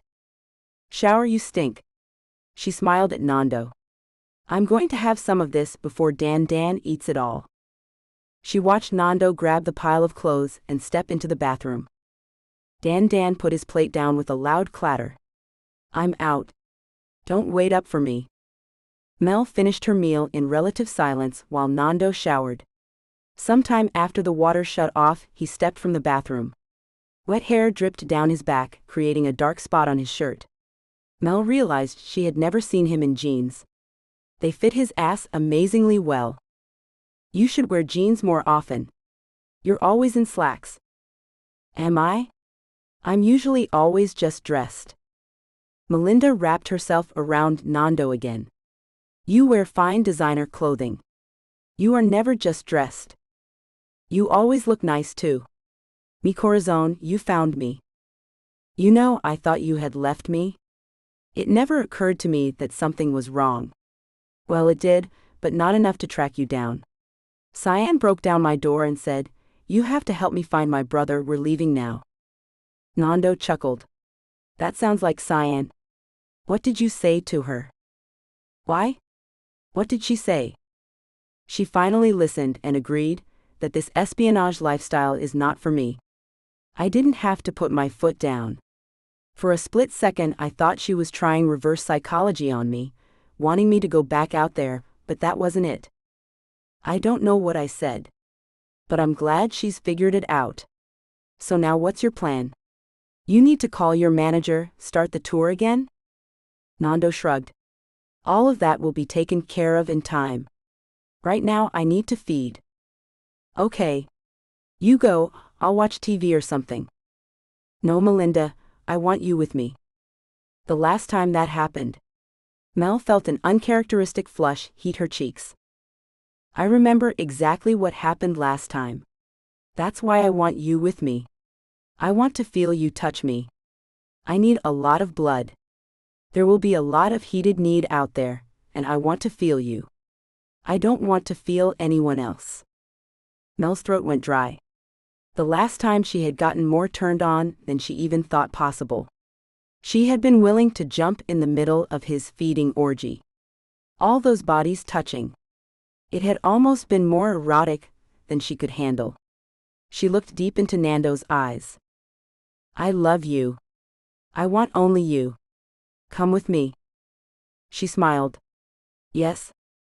Nando held her hand and led her down the quiet hallway their suite opened onto. He knew where he was going. Cyan had mentioned this was the kind of place Nando would have liked to lay low in. Maybe he had been here before. Maybe he had paid better attention on the way in than she had. Before she knew it, they walked into a dark room with colorful lights. Nando continued through to another location. Dan had been right, this place was a continuous party. Nando found a more languorous bunch, not so much throbbing music and bouncing bodies on a dance floor. The people in here, as in all the rooms they had passed, were exceptionally beautiful. A momentary pang of self-doubt stabbed at Mel. Nando was with her and none of these others. A model buff man approached them. "Master?" He ran a hand down Melinda's arm while keeping his eyes on Nando's face. Nando snaked a hand around the man's neck, turning him away but holding his back close. With his other hand, Nando tugged Mel in tight to his side, running her hand over his chest between the two. Mel watched, enraptured, as Nando's fangs elongated and he sank them into the other man's shoulder. The pet sighed and shivered. Mel sensed through her connection with Nando the flood of pleasure the pet felt. The connection between vampire and feeder was instant and sensual. A pit opened in her stomach. She wanted to crawl inside and disappear in a black hole. "Nando, how could you?" She wasn't going to cry, but she did want to get out of here. "This is so embarrassing." "Melinda." Nando captured her hands as she yanked on her pants. "Stop, no one noticed." "Look."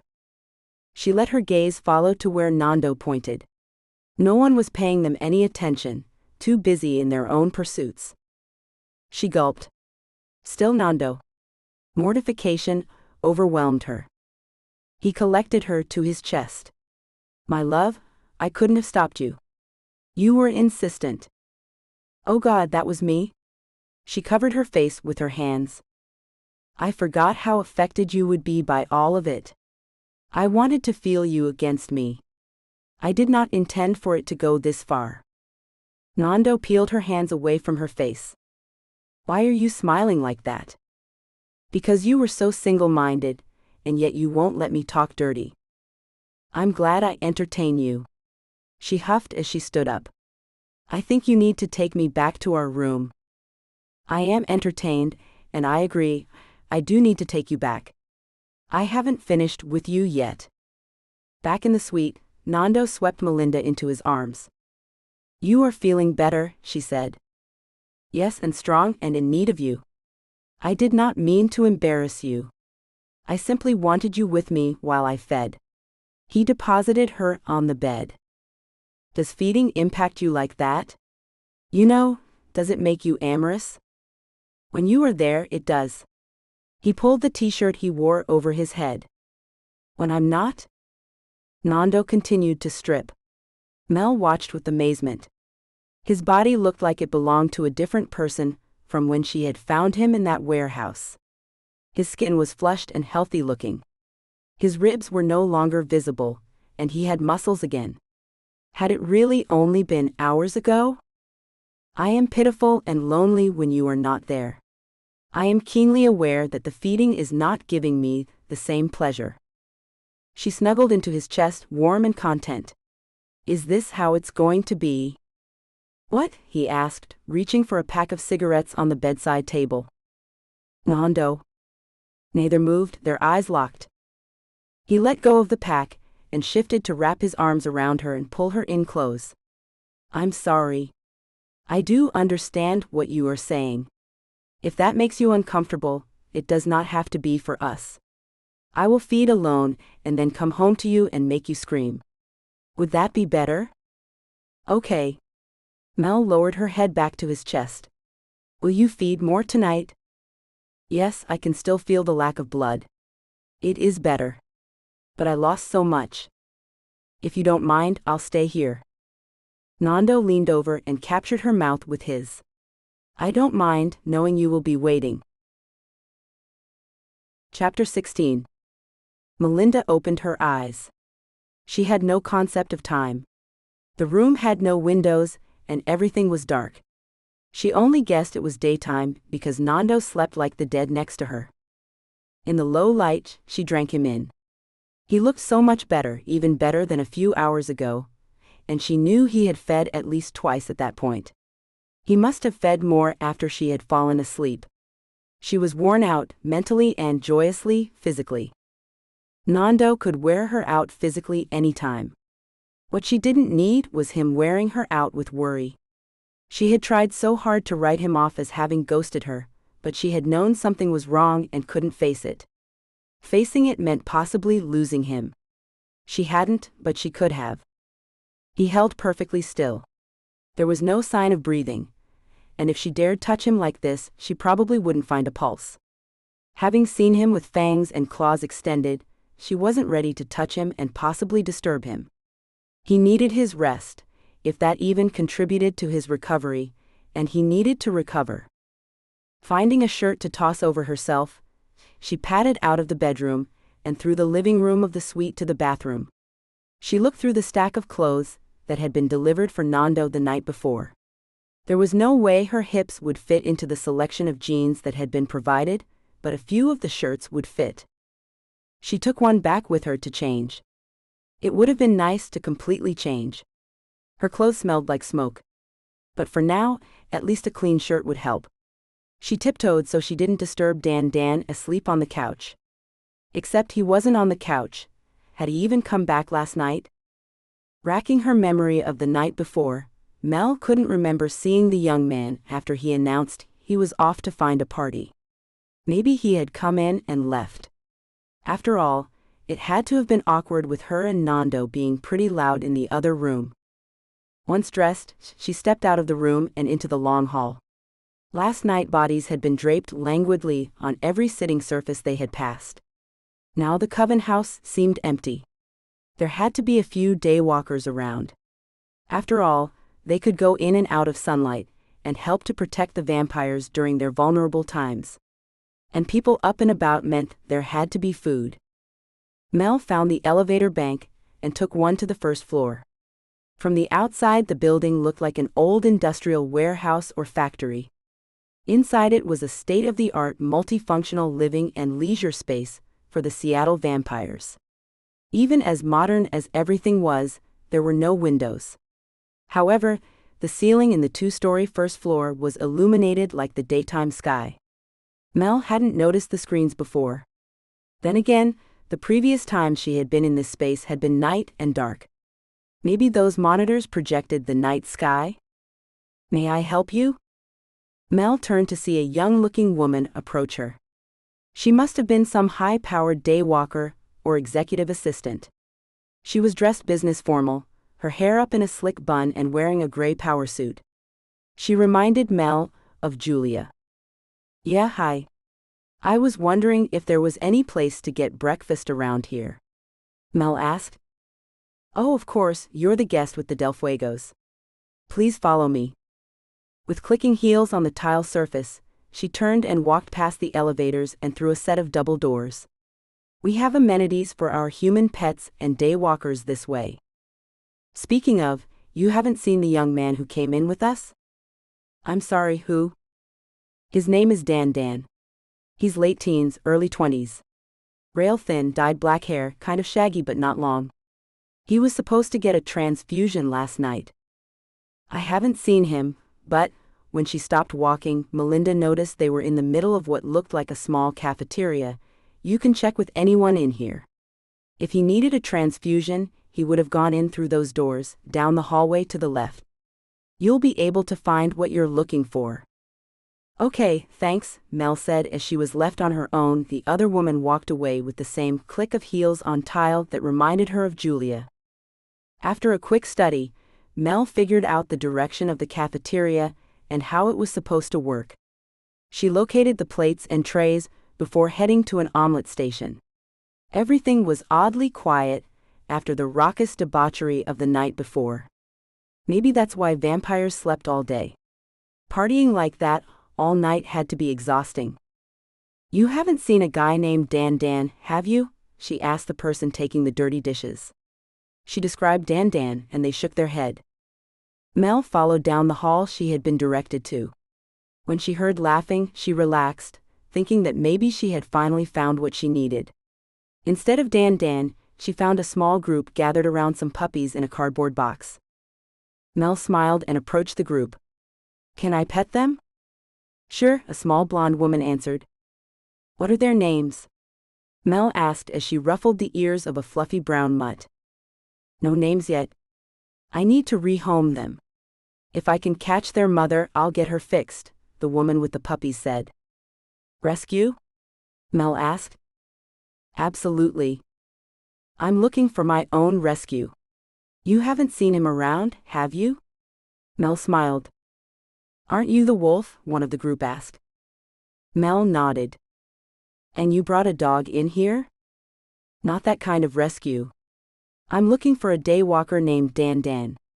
He was supposed to get a transfusion last night, but he didn't return to our rooms. I'm starting to get worried about him. Skinny guy? Plays guitar? Mel turned her attention to the young man. He looked slightly older than what she would place Dan at. Of course, with his face full of hair, nowhere near as well groomed as Bob's beard, she couldn't be certain. Yes, black hair. Baby rocker vibe? She was hopeful they knew where Dan was, sleeping off his night of excitement. Maybe he had gotten laid and was wrapped in the arms of his lover. That would be great for him.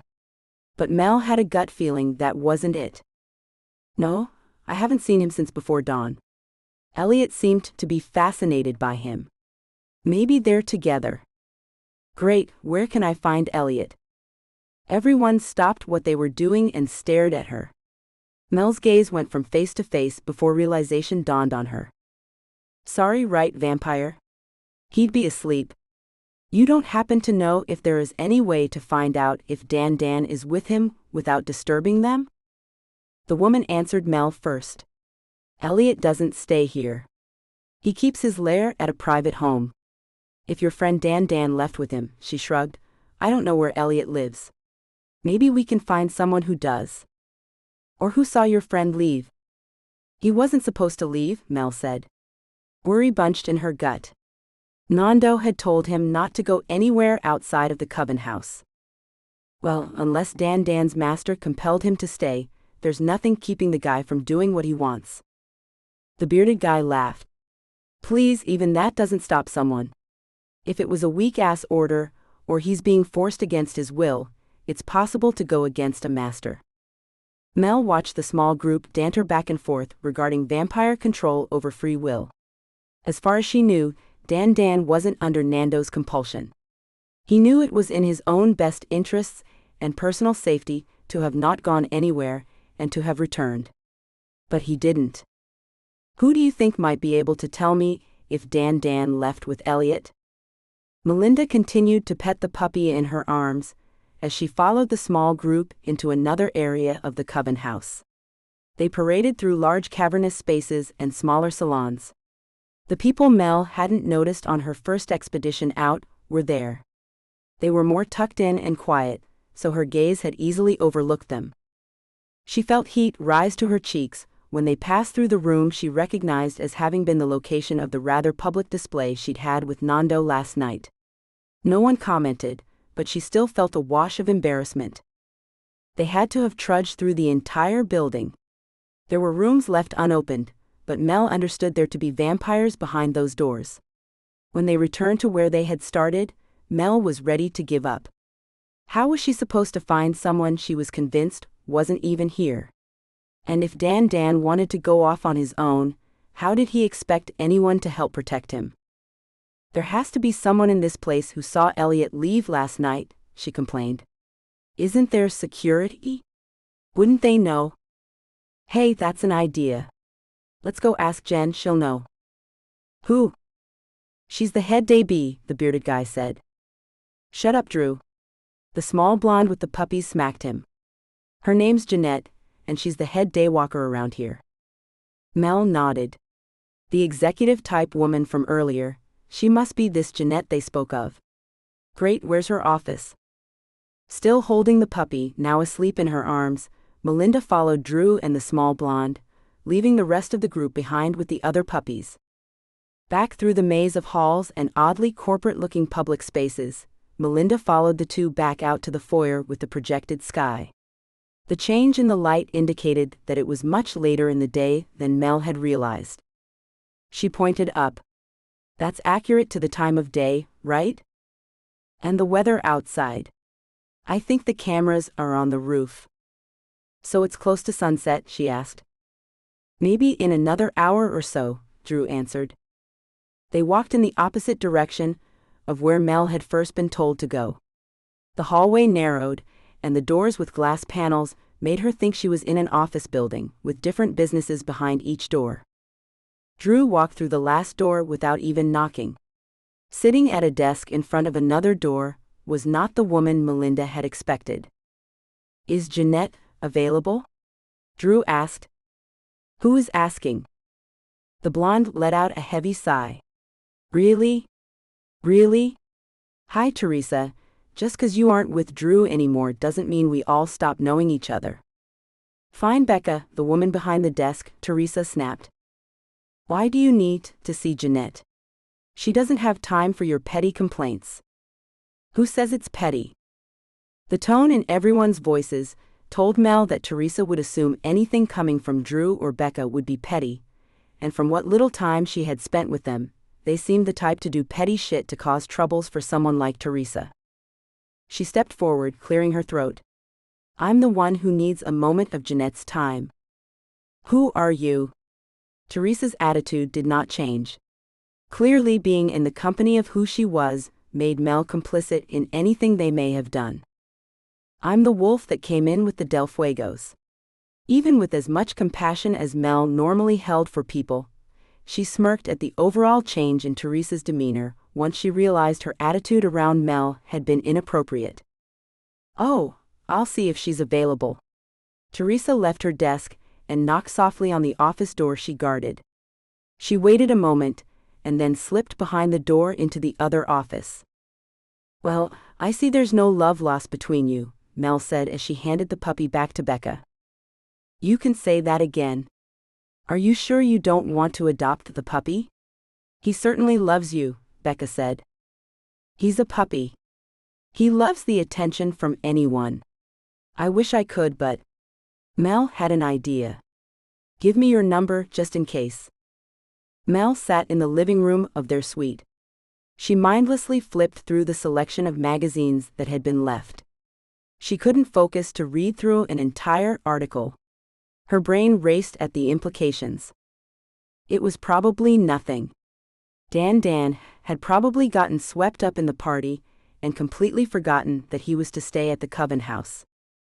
Her meeting with Jeanette had been very productive.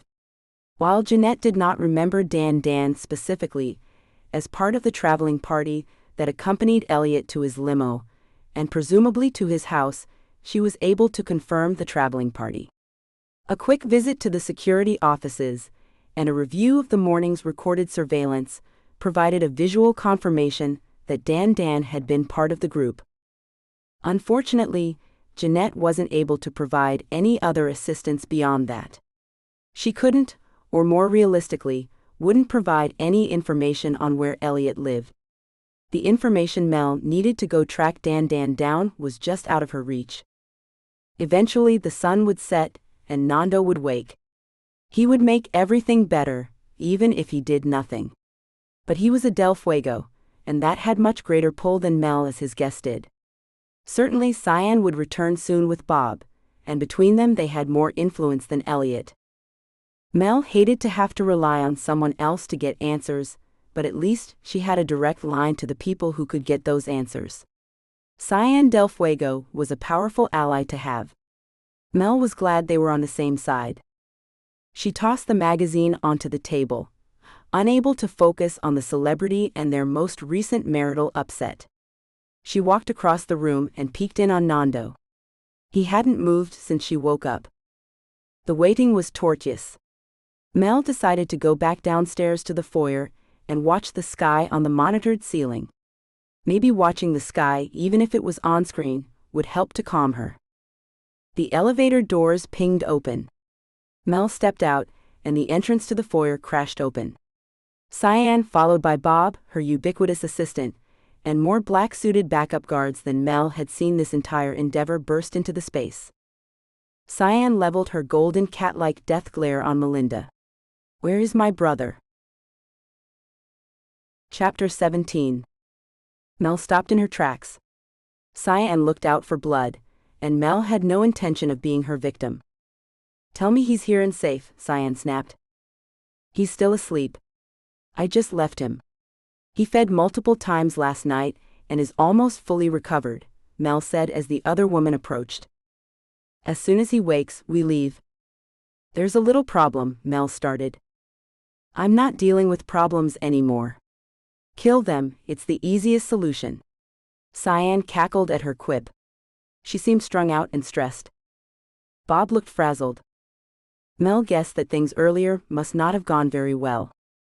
She stepped backward into a waiting elevator. Sylvian and her entourage joined.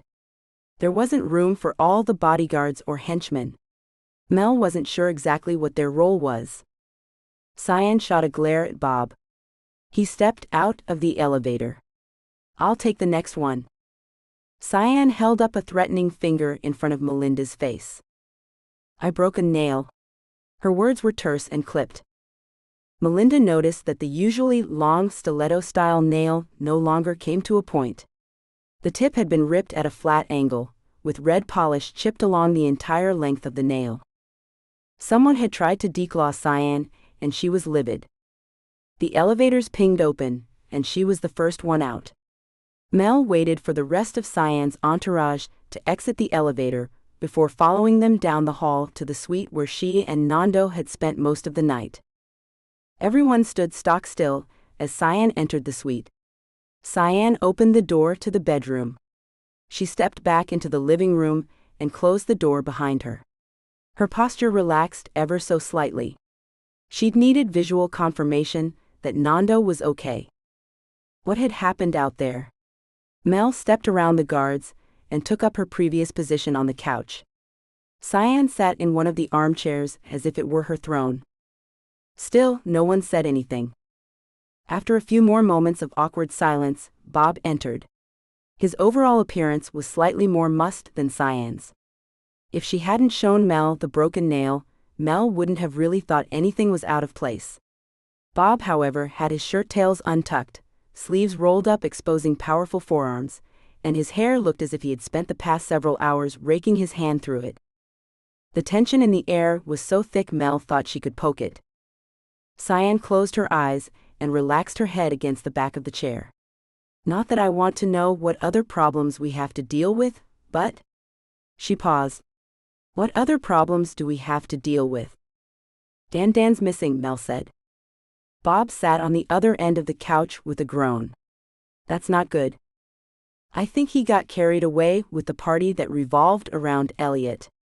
Surveillance footage shows him leaving with them." "Mirda," Sylvian spit, her eyes still closed. "I take it things didn't go too well?" Mel asked.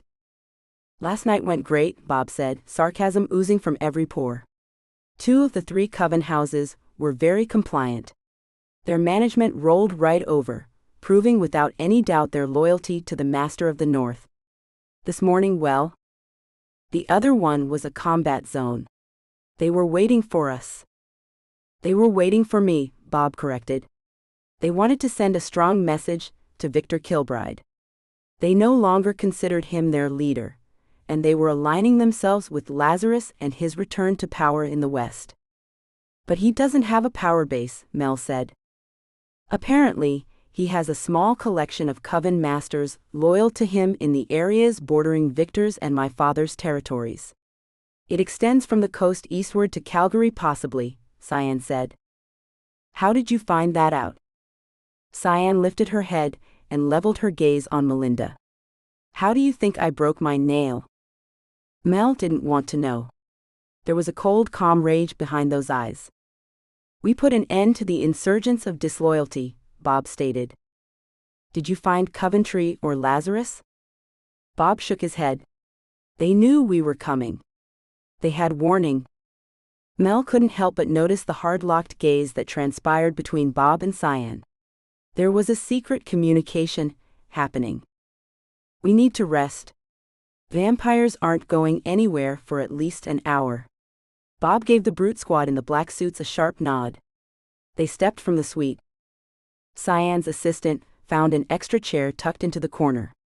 She looked as if she were going to fall over any second. It was clear everyone was going to try to rest. Mel stood up. Here, this spot will be more comfortable. She gestured to the frazzled woman in the corner. The assistant shook her head. I'm going to go lie down. Really, you'll be more comfortable on the couch. Mel quietly left and tucked into bed next to Nando. Warm and comfortable, she fell easily back to sleep. Mi pequeña loba, it's time to awake, Nando whispered in her ear. Mel smiled and opened her eyes on the smirking face of her lover. He'd earned that smirk by driving her to the edge and beyond over and over the night before. Of course, he had no idea that she had been up and out already today. She yawned and sat up. She really didn't want to burst his bubble, but it wouldn't be fair to let him stalk out into the living room to get to the suite's bathroom without any clothes on while his sister and her entourage napped in the other room. Put your pants on. Cyan's out there. She stifled another yawn. So you've been up already? Mel nodded and rubbed a hand across her face. I have. We have a little situation. Nando turned and raised an eyebrow at her. His hand closed on the cigarettes. He tapped one out of the pack. It might be nothing, it might be something. Dan left with Elliot this morning. She stumbled to continue, before Nando had an opportunity to cut her off. A lot of people left with Elliot. That's why I don't know if this is something to be concerned with, or not. Also, Nando stopped at the bedroom door. Your sister didn't have a good day. Just a warning. I want you out of Coventry's territory, as soon as possible. Cyan crossed her arms and scowled at him. This is Elliot's region, Fernando explained. He pulled on the cigarette between his lips. We're safe here. I want you back home where you'll be safe. Fernando closed his eyes and blew smoke through his nose. Cyan was always telling him what to do. At least this time, she wasn't shoving him out to the front lines where he was ill-equipped to deal with the dangers at hand. Melinda slid through the door into the living room. His balls tightened just looking at her and remembering what they had accomplished last night. Her flexibility was a glorious thing that demanded further exploration. I won't go back to Buenos Aires, he said. Cyan cast a quick glance to Melinda. Fine, San Francisco. I want you well within my protection. I won't argue with you. He reached out his arm, beckoning Mel to come into his embrace. She was warm and pliant. She was where he needed to be. She understood his strengths and did not see his inabilities as a weakness.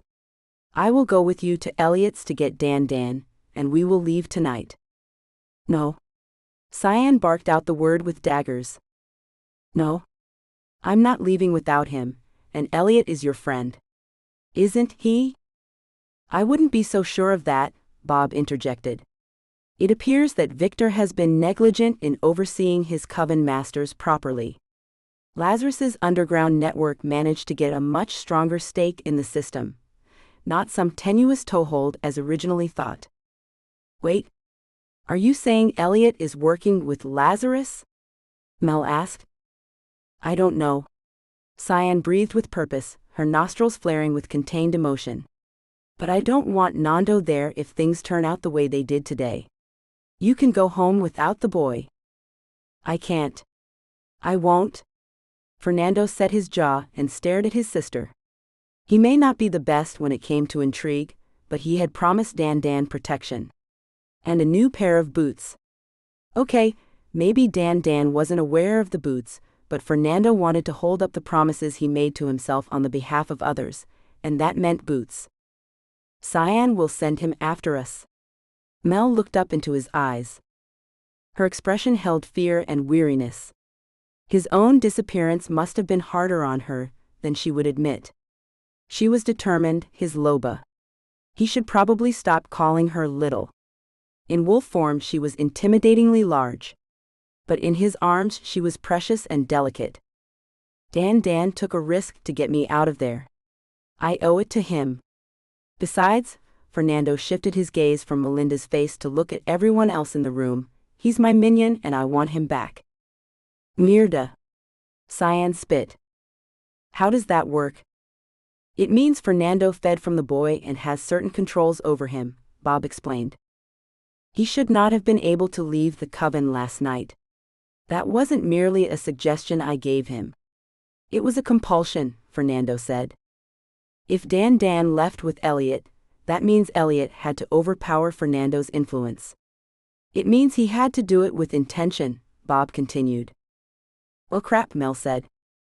Exactly. Chapter 18. After seeing Coventry's manor house, Mel was surprised at Elliot's place, a houseboat. Well, it was a house on water. There was no boat about it.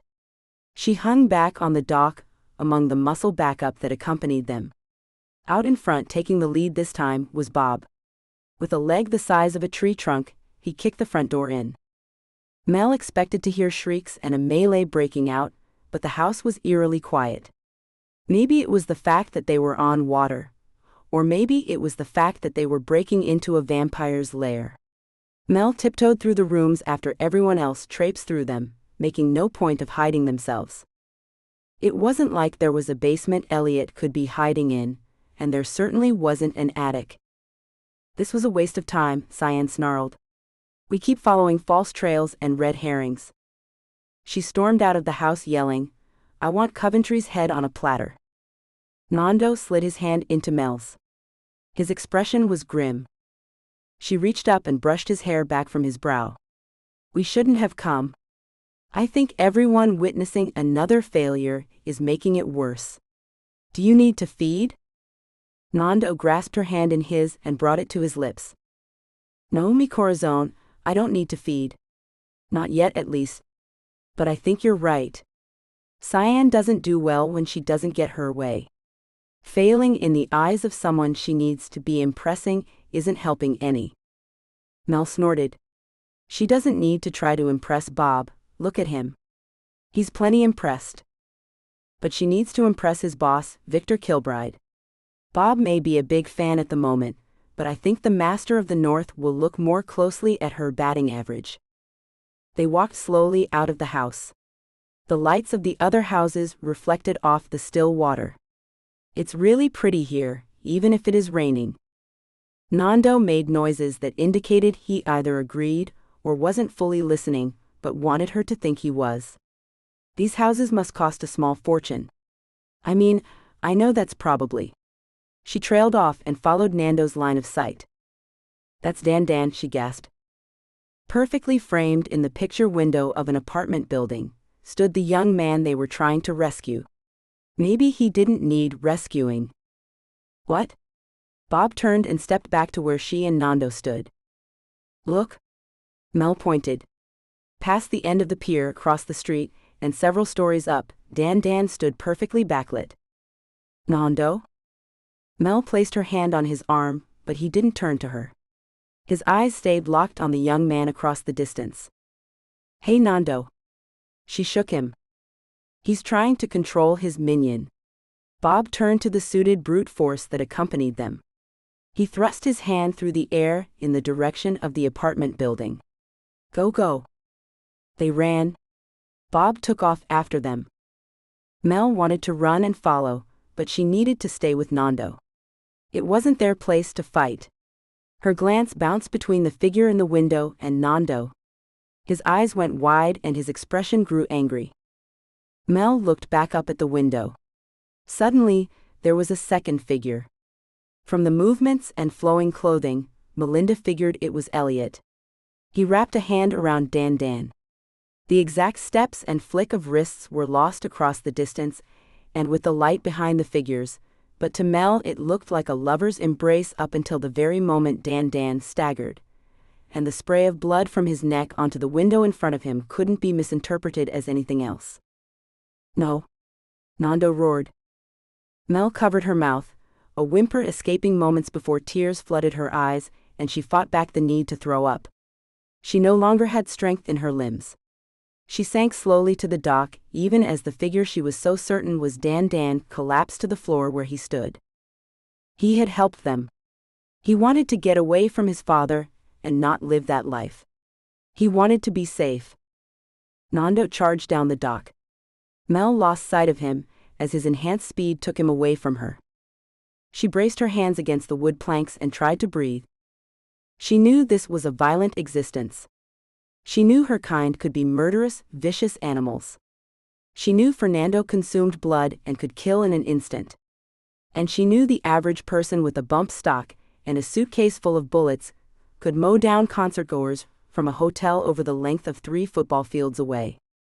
She knew all of it. She talked to her clients at length about the horrors of it, and she understood why they compartmentalized their brains to not have to live and relive those horrors again and again. The world was cruel and murderous, she knew this. It didn't mean she had ever actually seen a person killed in front of her eyes before. Someone she knew. Dan was kind and funny, and maybe a little misguided in his desires and loyalties, but he was young. She gulped in air, hoping the nausea would subside, hoping she could look up and not cry out with the pain she had witnessed. That was an arterial cut, to have had the blood to spray like that. Even if she ran now, he wouldn't be alive. Her breathing grew ragged as she worked the air into her lungs. Her head rested on the planks. The smell of the salt water sharpened in her nose. The sound of the lapping waves became a backdrop to the murmur of voices. People in their homes, going about their business, getting ready for bed and other nightly activities, no concern of the world crashing outside their doors. Mel's fingers flexed and her claws raked into the wood. She pushed up on all fours, shaking the remains of her clothing off. Dan did not deserve to die like that, not when his friends were so close, not when they were there to save him. Her hind legs bunched and launched her forward. She sprinted past Cyan and paced with Nando reaching the 4th floor at the same time Bob and his brute squad broke down the door to the apartment. The stench of fresh blood assaulted her senses. Dan's blood. She braced in the doorway, blocking anyone from coming or going. A growl rumbled low in her throat. Her lips curled, exposing her fangs. Elliot was still here. She could identify his particular reeking over the smell of the blood. Dan's blood. Loba, let me through. Nando's voice was a croon, but Mel didn't move. She may not have been able to protect Dan, but she would not let her beloved into this space while Elliot was alive. Unhand me. Do you know who I am? The egotistical sneer could only be coming from Elliot.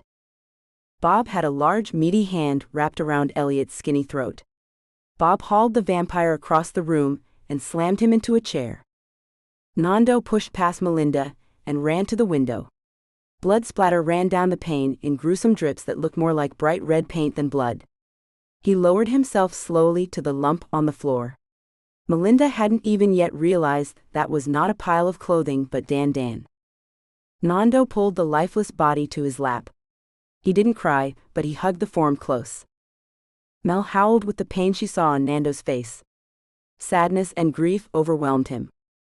I was going to buy you a pair of those boots, you fool. He rocked back and forth, holding Dan close. Bob's low voice contained untapped rage. I know exactly who you are.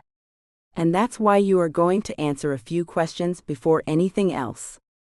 Cyan raked a slap across Elliot's face. 3 red lines bloomed to life across his cheek. I trusted you. El Cabron. Bob turned to her. Do you mind? You will allow me to kill him. Cyan's accent grew thicker with her anger. But first, allow me to interrogate him. I killed a traitor, and you are threatening me? You are nothing but lowly daywalkers, like the boy. Melinda lunged. She stopped with her paws braced on Elliot's chest, snapping her teeth together millimeters from his face. She felt thin fingers lace into the ruff at her neck. Cyan's smooth voice had an edge to it. The woman was also fighting for control. You cannot take his face off just yet. Besides, his blood is toxic to you. I don't think my brother would handle losing you very well. Without removing her gaze from the vampire, Melinda backed away. We found these 2 in the other bedroom, a deep voice announced. Vampire or human? Bob asked. In reply, he got a groan and a whimper. Human pets maybe. Someone take them back to the Coven house where they can be treated, Bob directed. He turned his attention back to Elliot. The vampire had regained his composure and smirked up at the bigger man. Bob stood. Compared to the vampires in the room, he really was massive. The houseboat? Elliot sighed and waved his hand about languidly, as if this were a friendly yet dull conversation. A little diversion, a little security. I can party there, let pets stay there, and no one knows where I actually sleep. Security? I can watch who comes for a visit, and they never see me. Elliot giggled and gave a little shrug. You killed the kid where everyone could see. Bob's tone was even, emotionless. I know. Elliot giggled again. Delightful to see everyone scramble and scream. He needed to be made an example, where you would get the full benefit. You think you have set some kind of trap for us? Cyan seethed. Her emotions were not in check. The musician needed to see he had no power over little Dan. Such a stupid name, he muttered to himself. You see, Dan's father ordered him dead the second they discovered he helped Fernando escape. Why didn't he take care of Dan himself? Bob asked. They had places to be, people to see. Empires to topple. Cyan turned to Bob. Lazarus is after the North. Lazarus is after it all. Elliot lounged back in the chair, as if he were extremely comfortable and relaxed. Mel snarled. She didn't like his laissez-faire attitude. He was in their custody, this wasn't a cocktail party. He didn't seem to care that they were here at all. She backed away. What was his game? What was his backup play? She ignored Bob's questioning and Elliot's misdirection. They were talking around each other in circles. Why? She prodded Nando with her snout. He turned his misery-laden expression to her. Wrapping one arm around her, he pulled her in so he could bury his face into her fur. They may not have had a long relationship, but she could tell he had liked the young man. She let Nando hold her close. Her gaze looked out the window. The view from up here was remarkable. The houseboats looked like quaint little neighborhoods, jutting into the sparkling water. Colors refracted and glinted as lights danced on the gentle swells. The dock with Elliot's party house only had 3 other houseboats along one side. She watched as a couple staggered along the dock, glad they hadn't encountered her earlier. One of them stooped to pick up something lying on the decking. They turned and looked up at the window where she now stood. The lights shifted, and Mel recognized Drew and Becca from earlier in the day. They were already past Elliot's house. Why were they there? Mel pulled away from Nando and stared hard into his eyes, willing him to hear the riot in her head. Dan wasn't killed so we could see him. He was killed where his father could see. Coventry is down there. Nando gently laid Dan back to the floor and stood. He grabbed a handful of fur and stared back into Mel's eyes. I hear you. I hear you. Where do you think you're going? Cyan snapped. We were at the wrong house. They're down there. Nando pointed out the window. How do you know that? Elliot sniffed in surprise at the information he let slip. You just confirmed it, Bob said. May I kill him now? Cyan practically purred. She leaned in dangerously close to Bob. You can't kill me. I'm a favorite of the Master of the North. Don't think he won't level his retribution against you if any harm comes to me. Cyan scoffed. No, darling. I'm a favorite. You don't even know him. Victor and I go way back. Darling. Elliot leaned heavily on the word, throwing it back at Cyan. She cackled. You wouldn't know Victor Kilbride if he stood right in front of you. Chapter 19. Elliot went silent. Mel turned to see him look up at Bob and blanch. So that was Bob's little game. Investigate the Coven Masters loyal to him without ever being seen. Victor? It suited him better than Bob. Melinda followed as Nando walked out the door. Nando, you must not go. Cyan turned her attention to her brother. Let Bob send his enforcers. Now that she knew his name wasn't Bob, Mel heard the pause in Cyan's speech. Clearly she had known all this time who Bob really was. I owe it to the kid, Nando said. He sounded so tired, so not prepared but determined nonetheless. I was going to get him a pair of boots like mine. He turned and ran. Melinda loped after him all the way to the dock, past the decoy boat home, to an actual houseboat moored at the end of the short dock. There was no gangplank entrance. She leapt the short distance onto the boat. Nando followed. She nosed apart clear plastic weather curtains and stepped into a furnished patio. Beyond that, a pocket door was slid most of the way closed. Mel could hear the whimpers of someone in pain and smelled blood. For vampires, they certainly spilled a lot of blood. Nando crouched next to her as she peered through the gap in the door into the interior of the house. She saw a wrist hanging over the edge of a table and an overturned chair. See, she must be dead. Melinda turned her head sharply to look at Nando. Had he just talked directly into her head? Go quietly. He reached in front of her and pushed the sliding door open. Melinda stepped through. Nando crouch walked behind her. He slid the door closed. She nudged the hand. Drained and done so quickly. Mel suppressed a whimper. The young woman with the puppies had been so friendly. She hadn't deserved this. She stepped forward and suddenly picked her paw back up from the floor. A puddle of blood spread under the table and into the middle of the room. Mel skirted the blood and eased her way past the rest of the kitchen into a narrow hall. Doors were closed, indicating multiple rooms. In one of them was another vampire, one that Nando had a personal vendetta against, and she would do everything she could to help him. She pressed her nose against the seam of the door and stifled a sneeze. Instead, she made an undignified huff. Bathroom. There were noises from behind the last door. Sounds of discomfort and subtle movement. She nodded at Nando, who stood directly behind her. He nodded in return. The rest? Melinda checked out the other rooms. There were no smells or noises behind the other doors. She shook her head.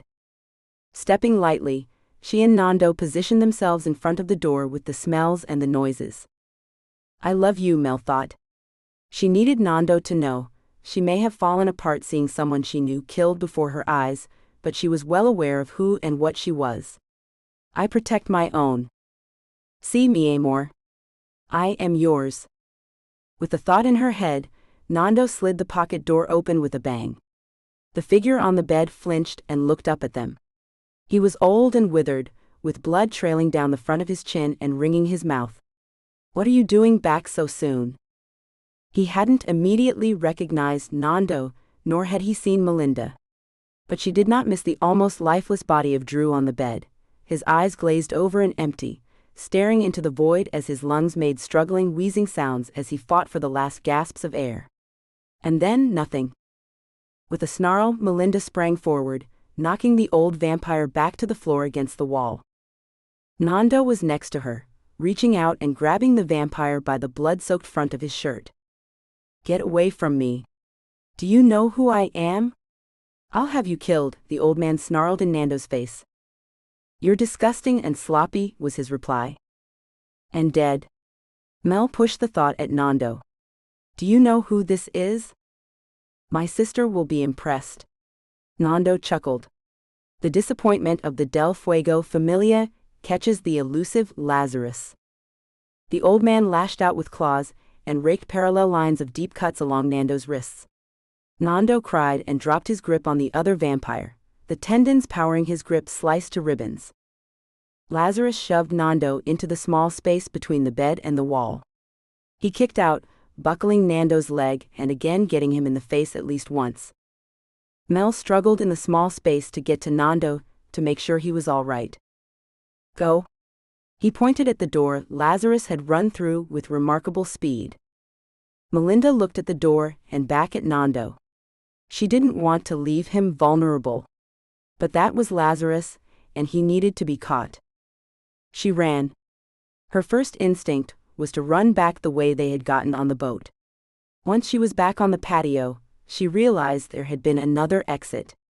She turned around and dashed through the narrow hall. The last door was closed. She scratched at it until it shifted, and she could wiggle through onto a back deck. Sniffing around, she found the vampire's scent going around the outside of the boat. A narrow walkway led to a set of stairs leading up. She tentatively took to the stairs. She didn't know what kind of weapons he would have. Once her head cleared the floor, what would he be able to hit her with? Of course, if she sped up and burst onto the upper deck, there wouldn't be time for him to attack, at least not that way. She continued up the stairs, until she was only a few steps from her head clearing the floor of the upper deck. She coiled the muscles in her back legs and launched. She scrambled to get her footing, and skidded to a stop. The entire upper deck was a single open patio, with a wet bar along the far side, and a ping-pong table in the middle, surrounded with those clear plastic weather curtains. Lazarus cowered against the bar. Melinda stalked toward him. "Draven, you useless bastard, where are you?" He called out, but no one answered him. No one came to his assistance. "You won't bite me," he taunted. He was right.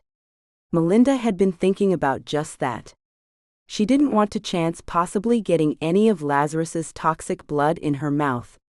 But just because she didn't plan on biting him hard enough to tear out his throat, didn't mean she didn't plan on bringing him to the justice he deserved. After all, she was a Palatine wolf, and this man had tortured and killed her friends and killed countless others.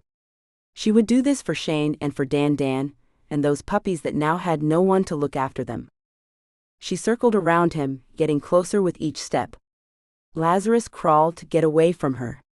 A pitiful and dangerous monster. She needed to stop thinking of him in terms of a man. After all, only a monster would do what he had done to the two bodies downstairs. She heard Nando's footsteps hit the deck. But she didn't dare look back at him. She didn't want Lazarus out of her sights. "I've got this. Go below." "I don't trust him," Nando said. "Neither do I need you to trust me. Go below." With a cry and unexpected speed, Lazarus shot out from his spot tucked under the edge of the bar and suddenly had Nando in his grasp. Those long, nasty, talon-like nails traced along Nando's neck. A trail of red showed Melinda he did not hesitate to harm Nando. Mel let out a growl more like a roar. She was up and over the ping-pong table, and crashing into the two vampires. With a shout, they broke apart. Nando slipped over the edge, and with a cry of surprise, fell with a thump and a splash into the water. Melinda didn't have time to think. She clamped down on Lazarus's upper arm, and applied pressure while twisting her neck. The torque snapped the bone. She let go before her teeth did more than pierce the fabric of the blazer. Lazarus gasped in pain. She rolled over him and stomped until he fell face first against the deck. Her fangs found the back of his neck, and with the same technique she'd used to break his arm, she shook until his neck popped with a crunch of bone. She backed away. The vampire lay still. He didn't have enough blood to heal. Someone would have to help him, but she would make sure he was properly taken care of this time. She needed hands and a large knife and fire. Lots of fire. Nando. She realized in a flash that Nando had gone overboard and had hit the boat on the way down. She flew down the stairs and looked frantically over the edge of the back deck, letting out the occasional bark. With a wet slosh, an arm reached up out of the dark water and grabbed hold of the ladder off the back of the deck. Mel wagged her tail and skipped as a soaking wet Nando hauled himself up onto the deck. He lay on the floor and laughed as she licked at his face. He reached up and ruffled her fur. "I was planning on leaving, but I guess that got me out of the way quicker." He pushed on her so he could sit up. "Lazarus?" She looked up to the upper deck and whined. Nando stood and they both crawled back up the stairs. The body still lay there, twisted and broken. "Well, that's a job that needs finishing." Nando stepped around the wet bar to the front of the upper deck. Melinda kept guard over the vampire, making sure he stayed mostly dead and didn't twitch. "Good timing, we have a present for you," Nando said. A few seconds later, Victor, aka Bob, and Cyan stood on the upper deck, along with several of the enforcers in their generic black suits and ties. Fernando. Cyan was practically breathless. You did this? Mi amor did this, he answered. Where's Coventry? Where's Drayvon? Victor barked. Nando shrugged. They weren't here, just the old man and the two dead bodies. Melinda whimpered. Elliot? Nando asked. He's been taken care of, Cyan said. The same way you plan on taking care of this? Nando pushed against the body with the toe of his boot. I need to change. Maybe there are clothes in the rooms downstairs? Nando suggested. Melinda traversed back to the lower deck. She nosed her way into one of the empty rooms. She climbed up on the bed and willed her shift. It didn't happen with the speed or ease of her initial change, but soon enough she had legs and arms and opposable thumbs.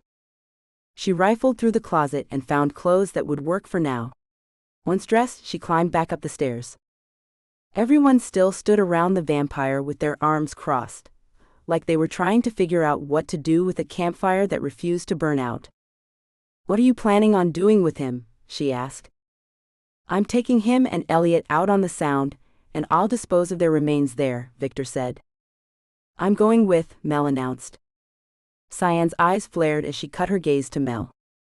I want to be able to say that yes, that body cannot come back from the dead. He's caused way too much harm to people I hold dear. I've gone this far. I'm going all the way on this. It won't be pretty, Victor started. Bob. Victor.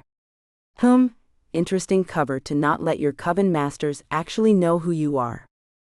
Victor shrugged. There had been problems in the past. It was easier to keep an eye on those I needed to watch if they didn't know exactly who I was. Ratted out some deeper issues successfully on this trip as Bob. Okay, Victor, it won't be pretty. I can handle it. Mel crossed her arms defiantly. Are you so certain, Melinda? Cyan asked. Mel shook her head. No, but I will see this thing through to the end. Nando wrapped an arm around her shoulder. You won't be alone. I'll be there too. Victor turned to one of his guards. We're going to need a bigger boat. Chapter 20. Melinda had thought Victor was taking an opportunity to quote a movie when he said he would need a bigger boat, but he hadn't been joking.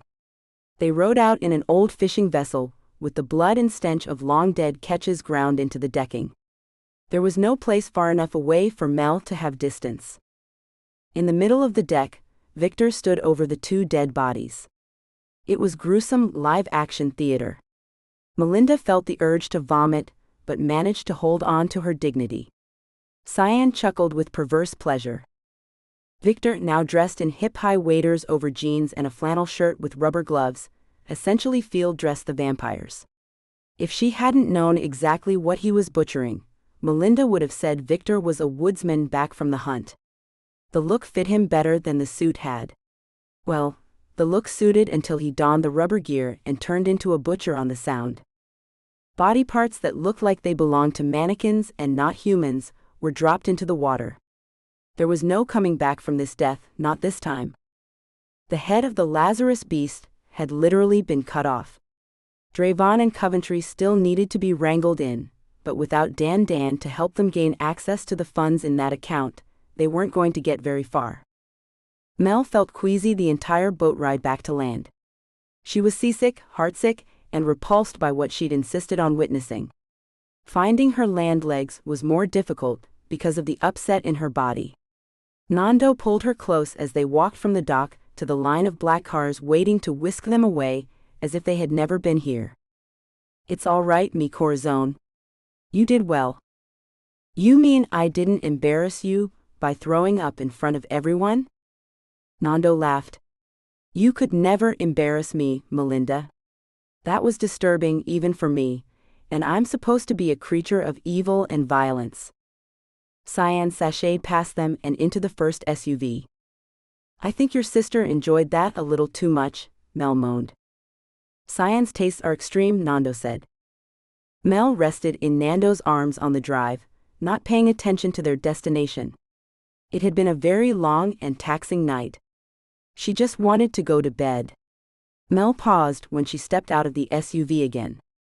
"Why are we here?" she asked as she looked up at the dilapidated Coven House facade. Cyan exited her own vehicle, followed by Victor. "Nando needs a place to rest for the day. We'll be safe here. What Elliot never knows can't hurt him any longer. No one knows anything. Let's keep it that way. Shall we?" Cyan's tone was low and threatening, her meaning very clear. No one would know anything about Elliot until either she or Victor were ready to tell them what happened. "And Lazarus? That's a situation I am looking forward to sharing with certain friends of yours. Don't worry, credit will be given where credit is due. You did very well." Mel hadn't wanted to do very well. She'd done what was necessary. As much as she hated it, she would do it again if needed. They walked in silence back to the same suite they had occupied the day before. Nando stopped at their door. "I need to feed." Mel's posture dropped. She was tired in the marrow of her bones. The thought of enthusiastic activities with Nando made her even more tired. "I love you, but I can't." Nando cupped her face. "You don't have to do anything. I don't like this place, and I wanted to let you know where I was." Mel leaned into the hand. His touch was a comfort. "Can we go home tomorrow?" "Of course, my love." Mel woke with her heart trying to pound its way out of her chest. She reached out. Nando was perfectly still next to her. At peace, no lines of worry or hint of the nightmare they had survived crossed his face. She had killed a man mostly, and had willingly witnessed the dismembering of his body. She launched out of bed and ran through the living room into the bathroom. She made it in time to throw up everything she had eaten in the past 24 hours. Though it felt as if she were vomiting everything she'd ever eaten in her entire life. After an eternity of waiting to see if she'd continue to vomit, she rinsed her mouth out with cool water and some toothpaste she found in a drawer. That poor girl Becca, the one with the puppies. She had been very sweet and helpful. She had probably been sent to that houseboat. Most pets felt safe with their vampire masters. That had to have been a hard betrayal, to have her life sucked away, instead of giving a pint or two of blood. Mel looked at her reflection and realized she still wore the clothes she had found on the boat. It didn't matter. She had done what was needed. Clothes right now kept her from being naked, and that was all. She padded back out into the living area. 3 of Victor's guards sat around looking bored. "Hey guys. Cyan around?" "She has her own suite. She'll contact you when she's up." The guard's voice was clipped and precise, just like his bearing. Mel attempted to open the door and walk into the hall. The guard's hand shot out and held the door closed. "Where do you think you're going?" She looked up at him and sighed. "I need to get something to drink, and I need to find Becca's friends." "Becca who? Dead girl on houseboat? Or weren't you at that one?" "Look," she sighed, "I know I can't tell them anything, but I want to get the puppies." The guard lifted a single eyebrow in question. "She had rescue puppies. I want them. I can't help her anymore, but I can help those puppies she had, and that's the best I can do right now." "Okay? I want the damned puppies, and I need to go find them." "Yes, ma'am." A different guard stood up, fixed the button on his blazer, and nodded to the guard on the door. "Let's go find your puppies. And get a drink." She nodded to emphasize her point. She didn't want to eat ever again, but she needed something to get the memory of throwing up out of her mouth. The toothpaste covered the taste, but not the emotions. Once out of the room, she asked the time, and wasn't surprised by how late in the afternoon it was. "Good, we'll be able to leave sooner than later." Searching for the puppies was easier than finding food the day before had been. She used her wolf senses and was able to track their strong scent. Mel smiled when she saw the puppies. They were in the same cardboard box they had been in the day before, and were a gross mess, having not been taken out to do puppy business. They whined and wiggled when they saw her. "Hey, hey, hey," she said to their greeting. When was the last time they were fed or cared for? the guard asked. Mel cut him a glare. Oh, right, he said, clearly remembering who had been caring for them. Let's get them some food and then get them cleaned up. I can carry 3, if you can get the other 2. Ma'am? Mel shook her head. He had a look of terror on his face as he cast his glance from the messy puppies to the front of his suit. Fine. She pulled off the button-down she had on over a tank top. She tied the sleeves together and turned the shirt into a makeshift sack. The puppies protested as she placed them into the sack, and whined as she lifted the bundle in her arms. I'm going to need food and water bowls. They're little, so bread and milk and scrambled eggs. The guard stared back at her. Get going, she ordered. I'll meet you back at the room. Mel had the puppies in the tub, and was washing them by the time her guard of the afternoon returned with the requested food items. Soon they were fed and cleaned again, and sleeping in a proverbial puppy pile. Since I can't leave, can I send one of you guys out for supplies? What do you need, ma'am? She really wanted to tell them to stop calling her ma'am, but she knew that wasn't going to happen. Instead, she provided them with a list of needs so she could travel with her new charges, and she requested a change of clothes and shoes. The coven should be able to provide you with clean clothes, one of the guards volunteered. I don't want to wear anything from this place, ever again. Understood.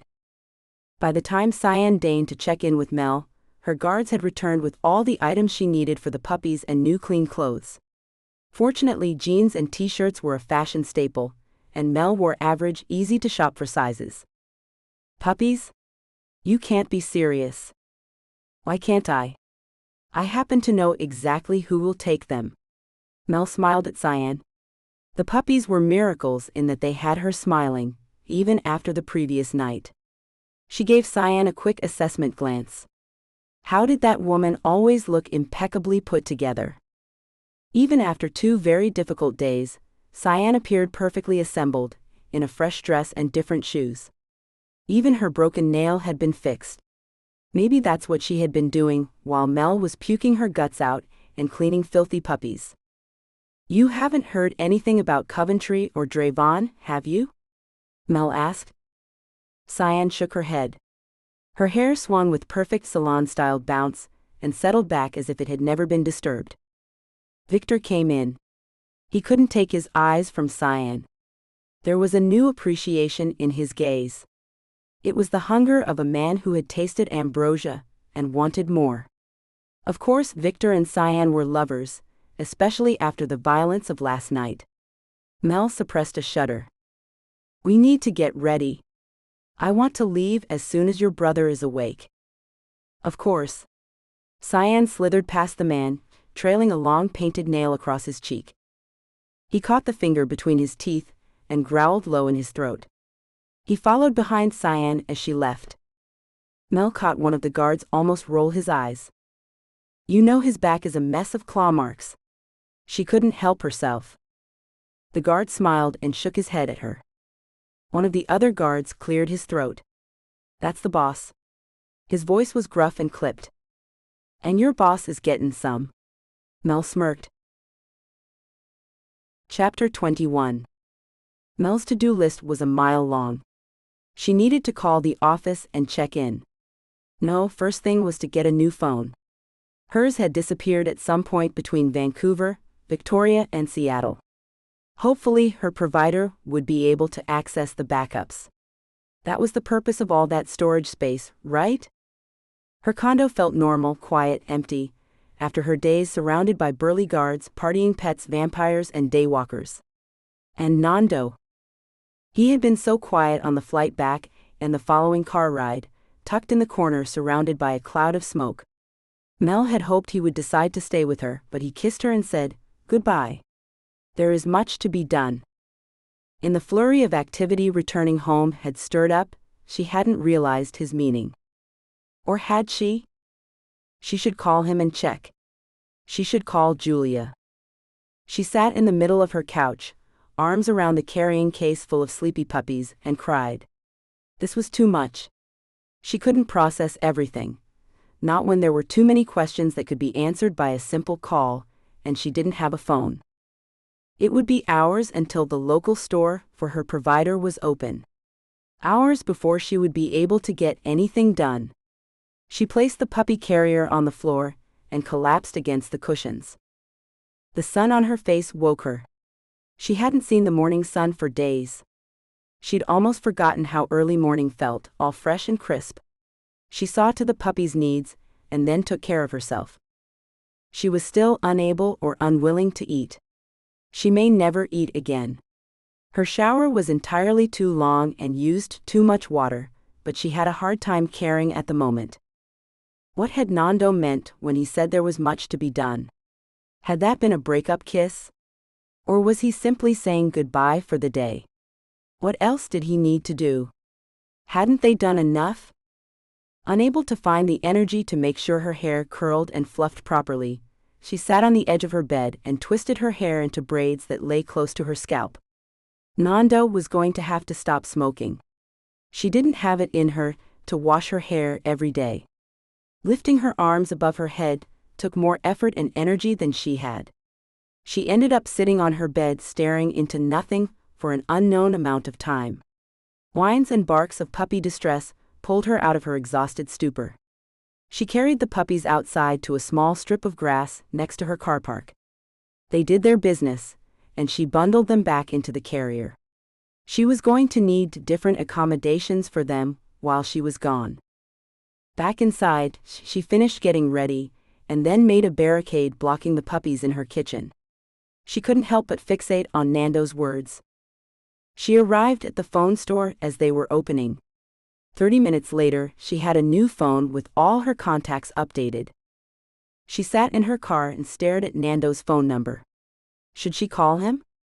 He probably needed to replace his phone as well. Would he even get her message? She drove to her office. There was no one sitting at the receptionist's desk. Mel sat down and hit a few keys on the computer to pull up her schedule.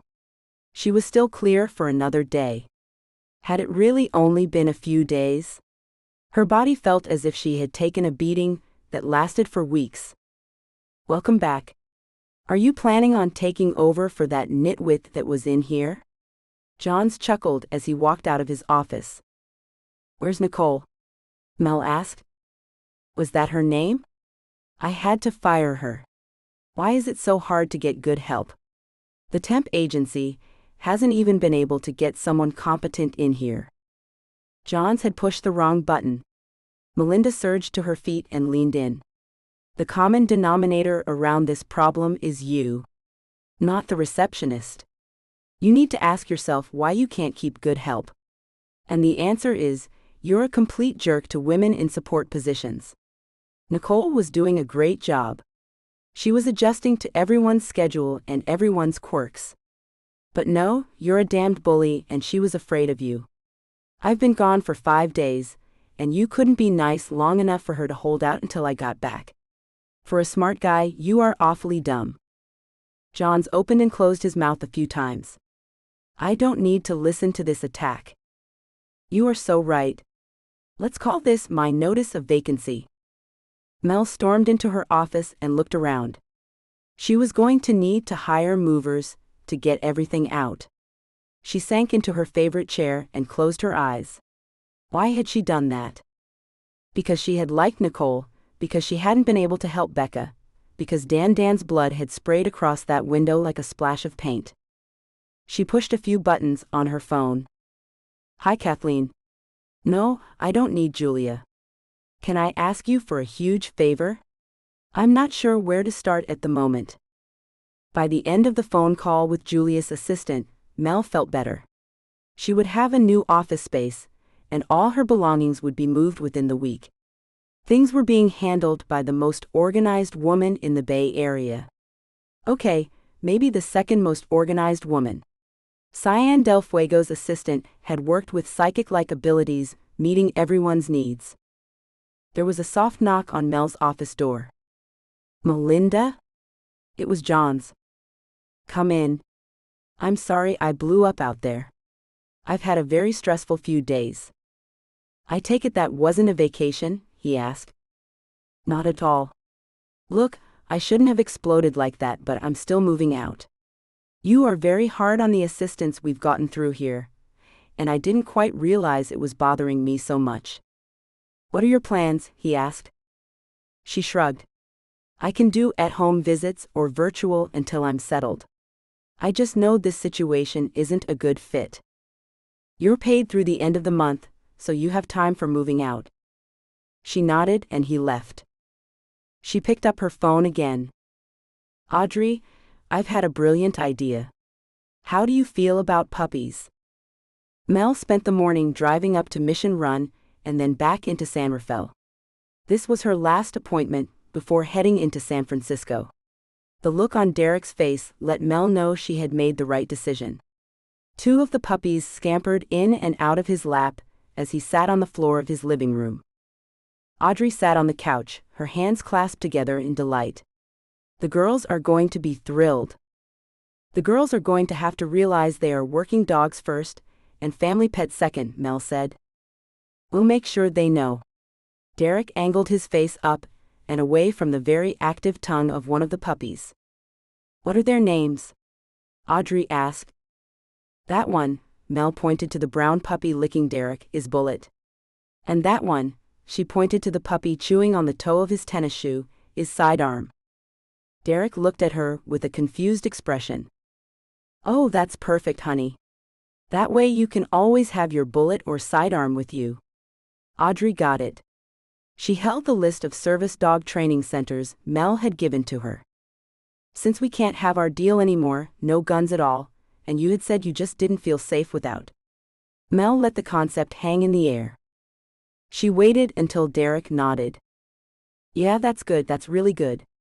Take care of your weapons, and they will take care of you. His voice slipped into the cadence of an often repeated mantra that had been drilled into him. Melinda left the house knowing Derek was in a good place, and now all the puppies had homes, 2 with him and the other 3 at Mission Run. Her office belongings were out of the old office and in stacks at a new location. Nicole should be busy unpacking boxes and making arrangements with her patients to start their visits at the new space within a few more days. Mel had only been back a short time, but motivation was on her side. She slid behind the wheel of her little car and called Nando. Straight to voicemail again. She smiled through the tears that threatened. I love you. Please let me know when you've taken care of whatever it is keeping you away. She still felt that soul-binding connection with him. Wherever he was, at least he was well. She just wished she knew where he was and when he would return. It hadn't been a full week, yet everything was changing so fast. Mel navigated her little car to a fast food drive-thru and ate her hamburger and fries on the drive to the VA. The scene that met her was blessedly the same. Too many cases, and not enough time with each person. I can't get the expression on his face out of my head. Mel understood fully. Killing someone in close contact was an intimacy she had never wanted to understand firsthand. But now she did. She leaned forward, pushing back the urge to pick up the young man's hands and hold them, as she looked deep into his eyes and told him she knew exactly what he meant. No matter how much she could relate, this wasn't about her. This was about him and his trauma and pain. I need you to remember the decisions you made before the incident. Were you angry and out to kill the first person you could? No, of course not. I didn't want to kill anyone. It was him or me. And if I fell, so would others. Right, so I want you to try to replace his face with the faces of those you protected. We want to replace the visuals, she said as she tapped on her own forehead. Will that stop the night terrors? I can't guarantee that, but it's a start. Progress is made one step at a time. Survival is one moment to the next, and then those moments become minutes, hours, days. So this is a start? She nodded. A good start. I'm glad you came in. Her appointment left, and Mel had a sense of familiarity and comfort in the overwhelming amount of paperwork. Wisps of fog met her when she exited the building. This was the perfect night to go hide in the dark and listen to live music. She hadn't been back to Club Luna for a few weeks, and she found herself craving a secluded corner, a cold beer, and being alone in a crowd. "Hi, Greg," she greeted the young man at the door. "Melinda." He tilted his head to her in greeting. A yellow rope blocking the stairs made it so Mel was unable to hide in the balcony. There seemed to be fewer tables than normal. Mel selected one close to the stage. Fewer tables and more floral settings. The waitress brought her a glass of wine before she even ordered. "Here you go," she said, placing the glass on the table. Mel smiled in surprise. "I didn't order anything yet."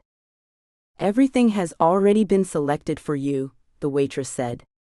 She looked over her shoulder before leaning down to whisper, "Roll with it. It'll be good. I'm trusting you on this." The waitress winked as she left. Mel propped her elbow on the table and leaned against her hand, closing her eyes. She was so tired, she could have taken a short snooze before her food arrived. Maybe she should leave. Hopefully she would feel better after she ate. If she didn't, she'd be in no shape to drive home. She wasn't doing a good job of keeping her eyes open now. She cracked her eyes open as the waitress slid a cheese tray onto the table in front of her. "Fancy?" she murmured before closing her eyes again. The plink-plink warble sound of a guitar having its tuning refined filled the club. "Open your eyes, mi pequeña loba." Mel smiled, convinced the voice was in her head. How did Nando know her eyes were closed? "Melinda, soy yo." Nando's voice softly said her name. Mel opened her eyes and looked into the smiling face of Nando sitting in the middle of the stage. Her breath caught and her heart quickened. He winked at her and began playing. She hadn't even harbored hope of the possibility that Nando would be here tonight. And here he was. She pressed both hands to her chest, her heart swelling at seeing him again. She mouthed, "I love you," and pushed the thought to him. "Te quiero." Mel knew all of Nando's musical catalog, officially recorded and unofficial songs he would include at random in live concerts. This was a song she had never heard. When he finished, he put his guitar down and stepped off the minuscule stage. He crossed to her, and she was out of her chair and in his arms. His lips descended on hers, and she knew he was home. She ran her hands through the silky strands of his hair, holding him to her. "That was new. I like it." "What's it called?" "It's Mi Mujer." Mel pulled away just enough to focus on his face. "Mujer? Isn't that woman?" "Si. Mi mujer means my wife." Holding her hands in his, Nando sank to the floor on one knee. Mel didn't let her eyes leave him for a moment. She tilted her head to the side, focusing on his words and his actions, but not instantly connecting the two. "It's your song." "My wife. Will you marry me?" Mel gulped, her throat suddenly dry. She blinked hard and nodded. "Si, Fernando. I'll marry you." He stood and his lips were on hers again. She had missed the taste of his mouth, the press of his soft lips, the eroticism of his tongue dancing with hers. Mel's hands held his face close. He broke the kiss and rubbed his cheek against hers in that cat-like way he had. "I've missed you so much. I had no idea when you would be back. But you knew I would return to you?" His breath caressed her face as he spoke. "I did. You hadn't left me behind. I could feel you in my head. But I still missed you." "Oh my God, Nando, you need to finish your set, there are people." Mel turned, expecting to catch annoyed glances from the other patrons in the club. All she saw were flowers. Nando's chest rumbled with his low laughter. His hand held hers to his chest as she stepped away. There was nobody else here. She turned back to him, her mouth open in an unasked question. "It's only you and me tonight, mi loba."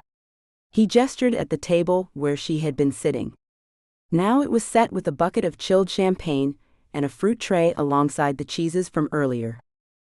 Mel let Nando guide her back to her chair and pour her a glass of champagne. "I thought lobster would be appropriate." The waitress, with the help of Greg, arrived at the table with 2 steaming red lobsters. She set one in front of Nando and then Mel.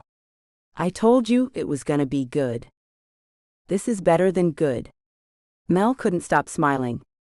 Fernando had Melinda warm and supple in his arms at last. The past few days without her had been difficult. But he could not endanger her that way again. Even though, in the end, she'd proven to be fierce and lethal. He knew it would be a toll on her, and he had not wanted that cruel part of this world for her again if he had any choice. His choice had almost been a wrong one. He could have lost her so easily. Yet here she was, loving him, willing to marry him. Her head rested against his chest, her hair tickling as she shifted ever so slightly. She held his hand in hers, playing with his fingers, examining his knuckles. Touching him. How did you manage all of that at the club? All of what? Dinner? I had Alicia and Greg make all the arrangements. Yeah, but they closed the club for you. Did you have to rent it for the night? How did you keep other people from showing up? How did you know I would come? Te conozco, te asuko. You're going to have to teach me Spanish, she teased. Sí, mi amor. He nuzzled his face into her hair, letting it tickle his nose. I own the club, he whispered. Mel pushed up and looked back at him. You what now? Fernando pulled her back down to his chest and caressed the skin on her arm. Club Luna was a little project, so that I had an excuse to stay in San Francisco. I was tired of Cyan kicking me back to Buenos Aires every chance she got. But I had free passes forever. Sí, mi pequeña loba.